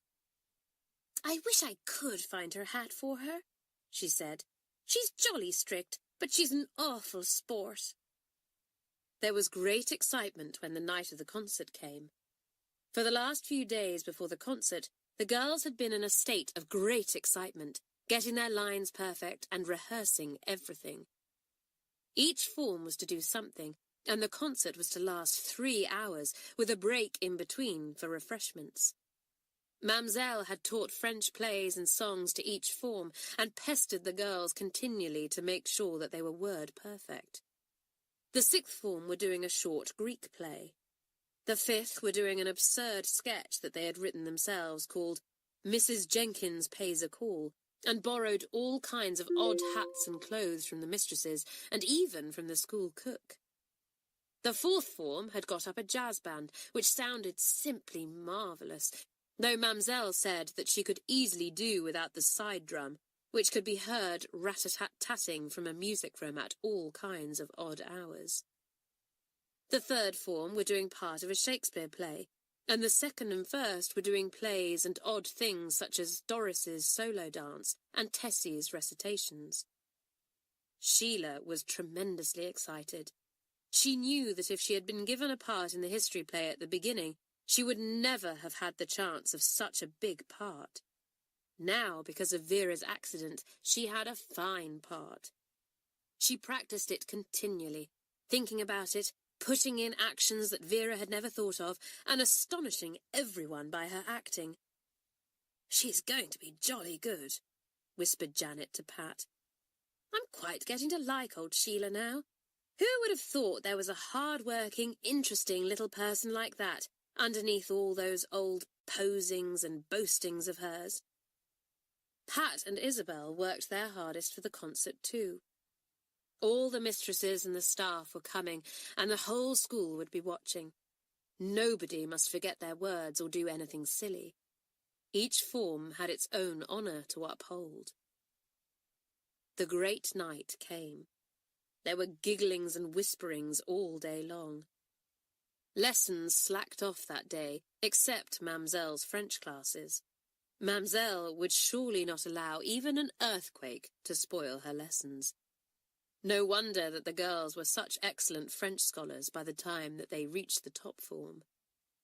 The sewing mistress worked at top speed to alter dresses at the last moment. Matron proved unexpectedly good at providing a real meal in one of the plays, instead of the pretend one that Hilary had arranged for. "Golly, isn't that decent of her?" said Hilary, looking at the jug of lemonade and the currant buns that Matron had presented her with. "I shall enjoy my part in the play now." "Well, don't stuff your mouth so full that you can't speak," grinned Janet. "I say, what about asking Mamselle to let us have a meal of some sort in the French play too?" But nobody dared to mention such a thing to Mamselle. At 6 o'clock, the concert began. Everyone had filed into the gym, where benches and chairs had been set ready. The stage had its curtains and footlights and looked fine. There were pots of plants borrowed from Miss Theobald's hothouse at the sides. The mistresses sat in the 3 front rows, leaving their forms to look after themselves for once. The kitchen staff sat behind the mistresses. The girls were on benches at the back, completely filling the gym. Everyone had a programme, designed and coloured by the girls themselves. Pat was terribly proud to see that Miss Theobald had the one that she herself had done. She saw the head looking carefully at the design of the cover, and she wondered if Miss Theobald would see her name in the corner. Pat O'Sullivan. Every form knew when its turn was coming, and knew when it must rise quietly and go to the back of the stage to dress and await its turn. The 5th form were acting their play first, and as soon as the curtains swung aside and showed the girls dressed up most ridiculously in odd hats and coats and shawls, the audience went off into fits of laughter. The school cook squealed out, "Oh, there's my old hat! I never thought I'd see it on a stage." The sketch was really funny, and the audience loved it. Then came the Greek play by the 6th, which was really a serious and difficult thing to understand. The first formers listened politely and clapped hard at the end, but they secretly thought that the 5th form were very much better. The 4th form came on with their jazz band, and this was an instant success. The drummer was simply marvellous, and Mamselle quite forgave the constant irritation that the practising of the drum had given her. Swinging dance tunes were played, and the audience roared the choruses. They kept clapping for encores, but as it was now half-time, the jazz band had to stop at last. How the girls enjoyed the trifles and jellies, cream buns, sandwiches and lemonade. When they went into the dining room to have their meal, they gasped at the sight of so much food. "Golly, we'll never eat all that," cried Pat. "Patricia O'Sullivan, you don't know what you're talking about," said Janet, lifting up a plate of asparagus sandwiches. "Speak for yourself. Have one, or 2 whilst they're here." And sure enough, Pat didn't know what she was talking about, for in 20 minutes not a thing was left on the dishes. The girls made a clean sweep of everything, and hidden under the long cloth of the table sat someone as hungry as the girls. Binks, the puppy dog. Kathleen had let him out secretly and had tied him to a leg of the big table. She gave him bits of sausage roll, which he ate eagerly. He was sensible enough not to poke his nose out in case he was discovered, and nobody guessed he was there except Isabel, who had been filled with astonishment at the amount of sausage rolls that Kathleen was apparently able to eat. Then she suddenly realized what was happening. "Oh, you monkey, Kath! You've got Binks there!" "Shh!" said Kathleen. "Don't say a word. I didn't see why he should miss the fun. Isn't he good?" Binks had a marvellous time after that, for there were 2 people feeding him instead of 1. The concert began again in half an hour. The first form gave their 2 short plays, and Sheila acted so magnificently that the audience actually roared her name and made her come and give a special bow. The girl was happier than ever she had been in her life, and looked quite pretty as she stood on the stage, flushed and excited. Winifred, the head girl, smiled across at Pat to let her know how pleased she was, for she guessed that Pat and the others had been giving Sheila the chance she had begged for her. The French play was a success too, and Mamselle beamed round with pleasure when she heard it clapped so heartily. "Those first-form kids aren't half bad," Isabel heard Belinda Towers say, and she stored it up in her mind to tell the others later on. Doris did her dance, which was really excellent. She, too, was encored and came on again in a clown's dress. She proceeded to do the clown dance which had ended so disastrously on the night of the great feast, and this time it ended in plenty of cheers and clapping. Just as she was finishing, a disturbance arrived in the shape of Binks. He had bitten through his lead and had come to join his mistress. Kathleen was in the wings at the side of the stage, watching Doris dancing. Binks leapt up onto the stage joyfully to join Kathleen, and tripped Doris up very neatly, for all the world as if he were joining in the dance. Doris promptly fell over just as the music ended. How the audience laughed and cheered. Binks turned round as he heard them, his pink tongue hanging out and his tail wagging joyfully. Then he went to Kathleen, who, fearful of being scolded, rushed off at once to put him back into the stables. But nobody scolded her, not even Mamselle, who had never ceased to say that she thought it was abominable and insupportable to allow that dog in the school. The concert ended with the whole school singing the school song, a very swinging, heartening tune that the twins heard for the first time. They were the only ones who did not know it. "We'll sing it next time," whispered Pat to Isabel. "Oh, Isabel, what a lovely evening. It beats Red Roof's hollow, don't you think?" Then, yawning hugely, for it was an hour past their usual bedtime, the first-formers went up to bed. They chattered and laughed as they undressed, and were just as long as they liked, for this was the last evening of term, and tomorrow they were breaking up and going home. Chapter 21. The Last Day. Next day, the trunks were dragged down from the box room. Each had its owner's name on it in white paint, and soon they were being packed. Matron bustled to and fro, giving out clothes and seeing that the girls packed at least moderately well. She made Doris take out every single thing and begin again. "But, Matron, I'll never have time," said Doris, laughing at Matron's annoyed face. "If you stay here till next week, you will pack properly," said Matron grimly.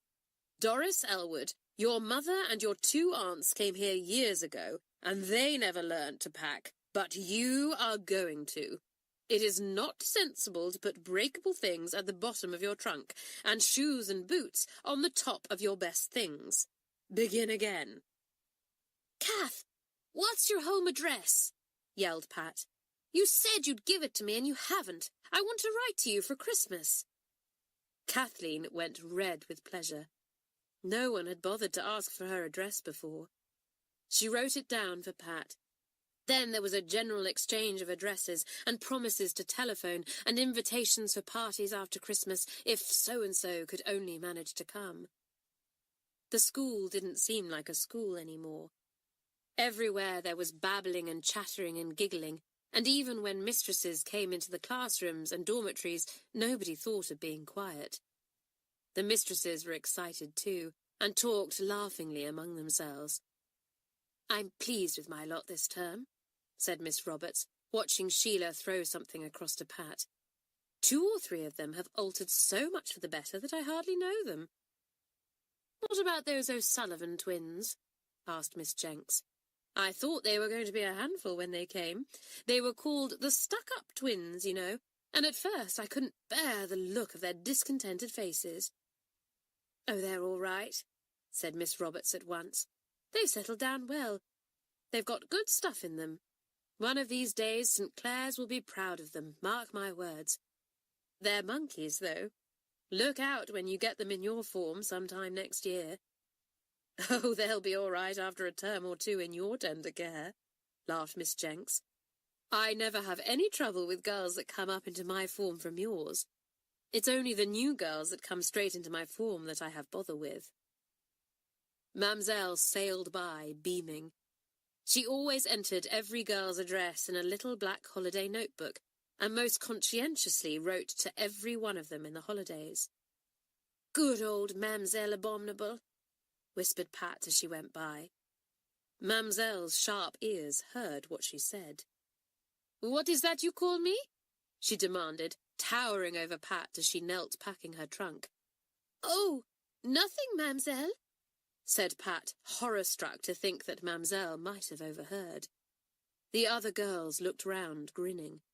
They all knew the twins' name for Mamselle. "You will tell me, please? I demand it," insisted Mamselle, her eyes beginning to flash.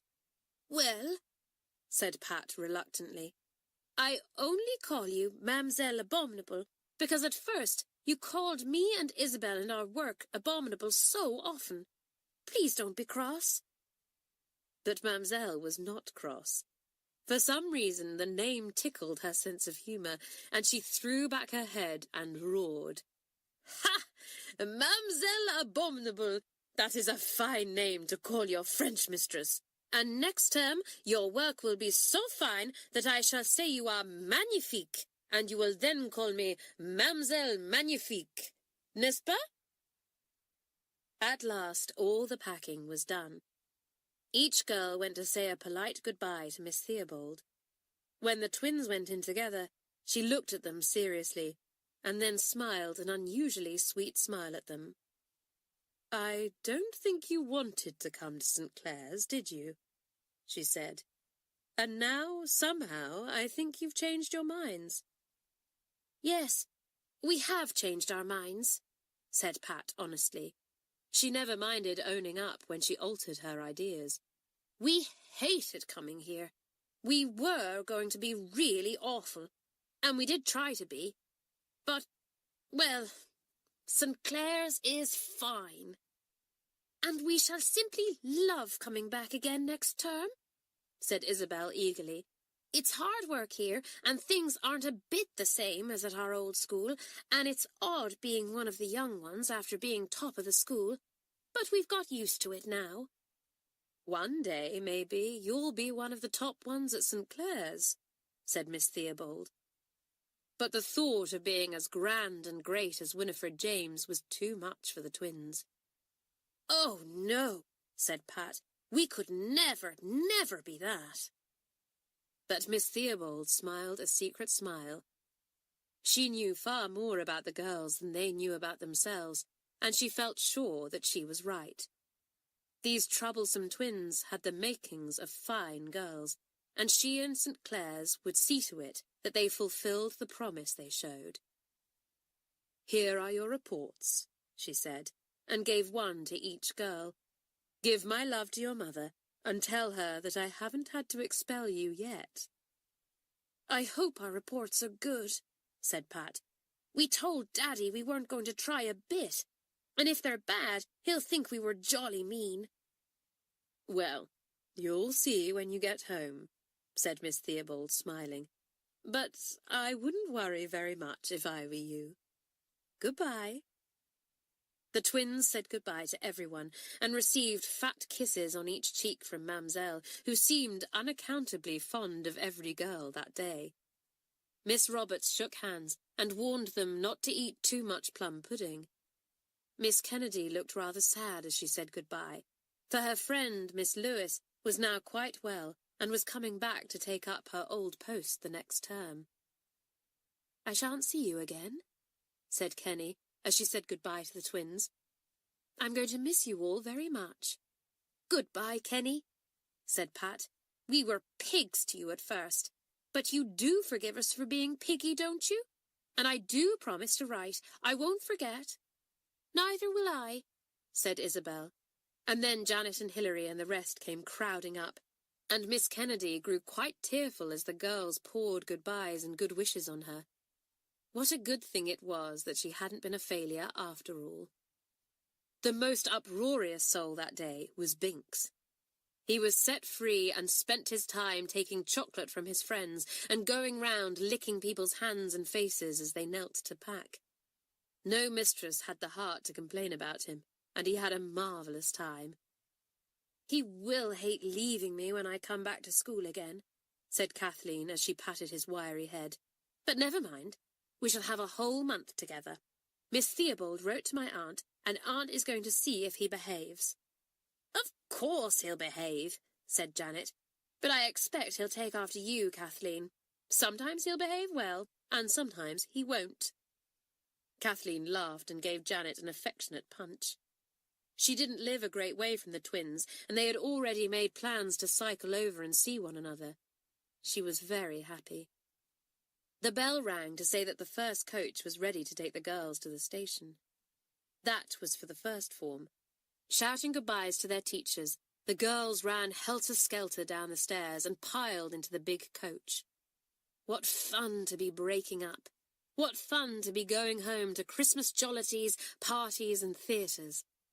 There were Christmas presents to buy, Christmas cards to send, all kinds of things to look forward to. Pat and Isabel got into the train together and sat down with the others to wait for the rest of the school to come down in the coaches. Before very long, the engine gave a violent whistle and the carriages jerked. They were off. The twins craned their heads out of the window to see the last of the big white building they had grown to love. "Goodbye," said Pat under her breath. "We hated you when we first saw you, St Clare's, but now we love you. And we'll be glad to see you again," whispered Isabel.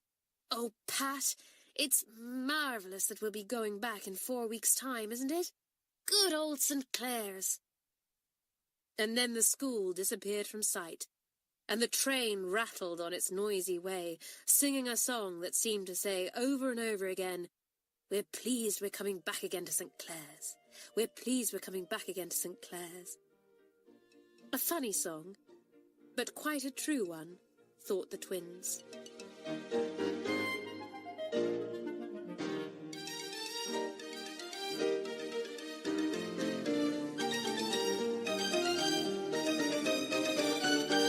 To be breaking up. What fun to be going home to Christmas jollities, parties and theatres. There were Christmas presents to buy, Christmas cards to send, all kinds of things to look forward to. Pat and Isabel got into the train together and sat down with the others to wait for the rest of the school to come down in the coaches. Before very long, the engine gave a violent whistle and the carriages jerked. They were off. The twins craned their heads out of the window to see the last of the big white building they had grown to love. "Goodbye," said Pat under her breath. "We hated you when we first saw you, St Clare's, but now we love you. And we'll be glad to see you again," whispered Isabel. "Oh, Pat, it's marvellous that we'll be going back in 4 weeks' time, isn't it? Good old St Clare's." And then the school disappeared from sight, and the train rattled on its noisy way, singing a song that seemed to say over and over again, "We're pleased we're coming back again to St Clare's. We're pleased we're coming back again to St Clare's." A funny song, but quite a true one, thought the twins.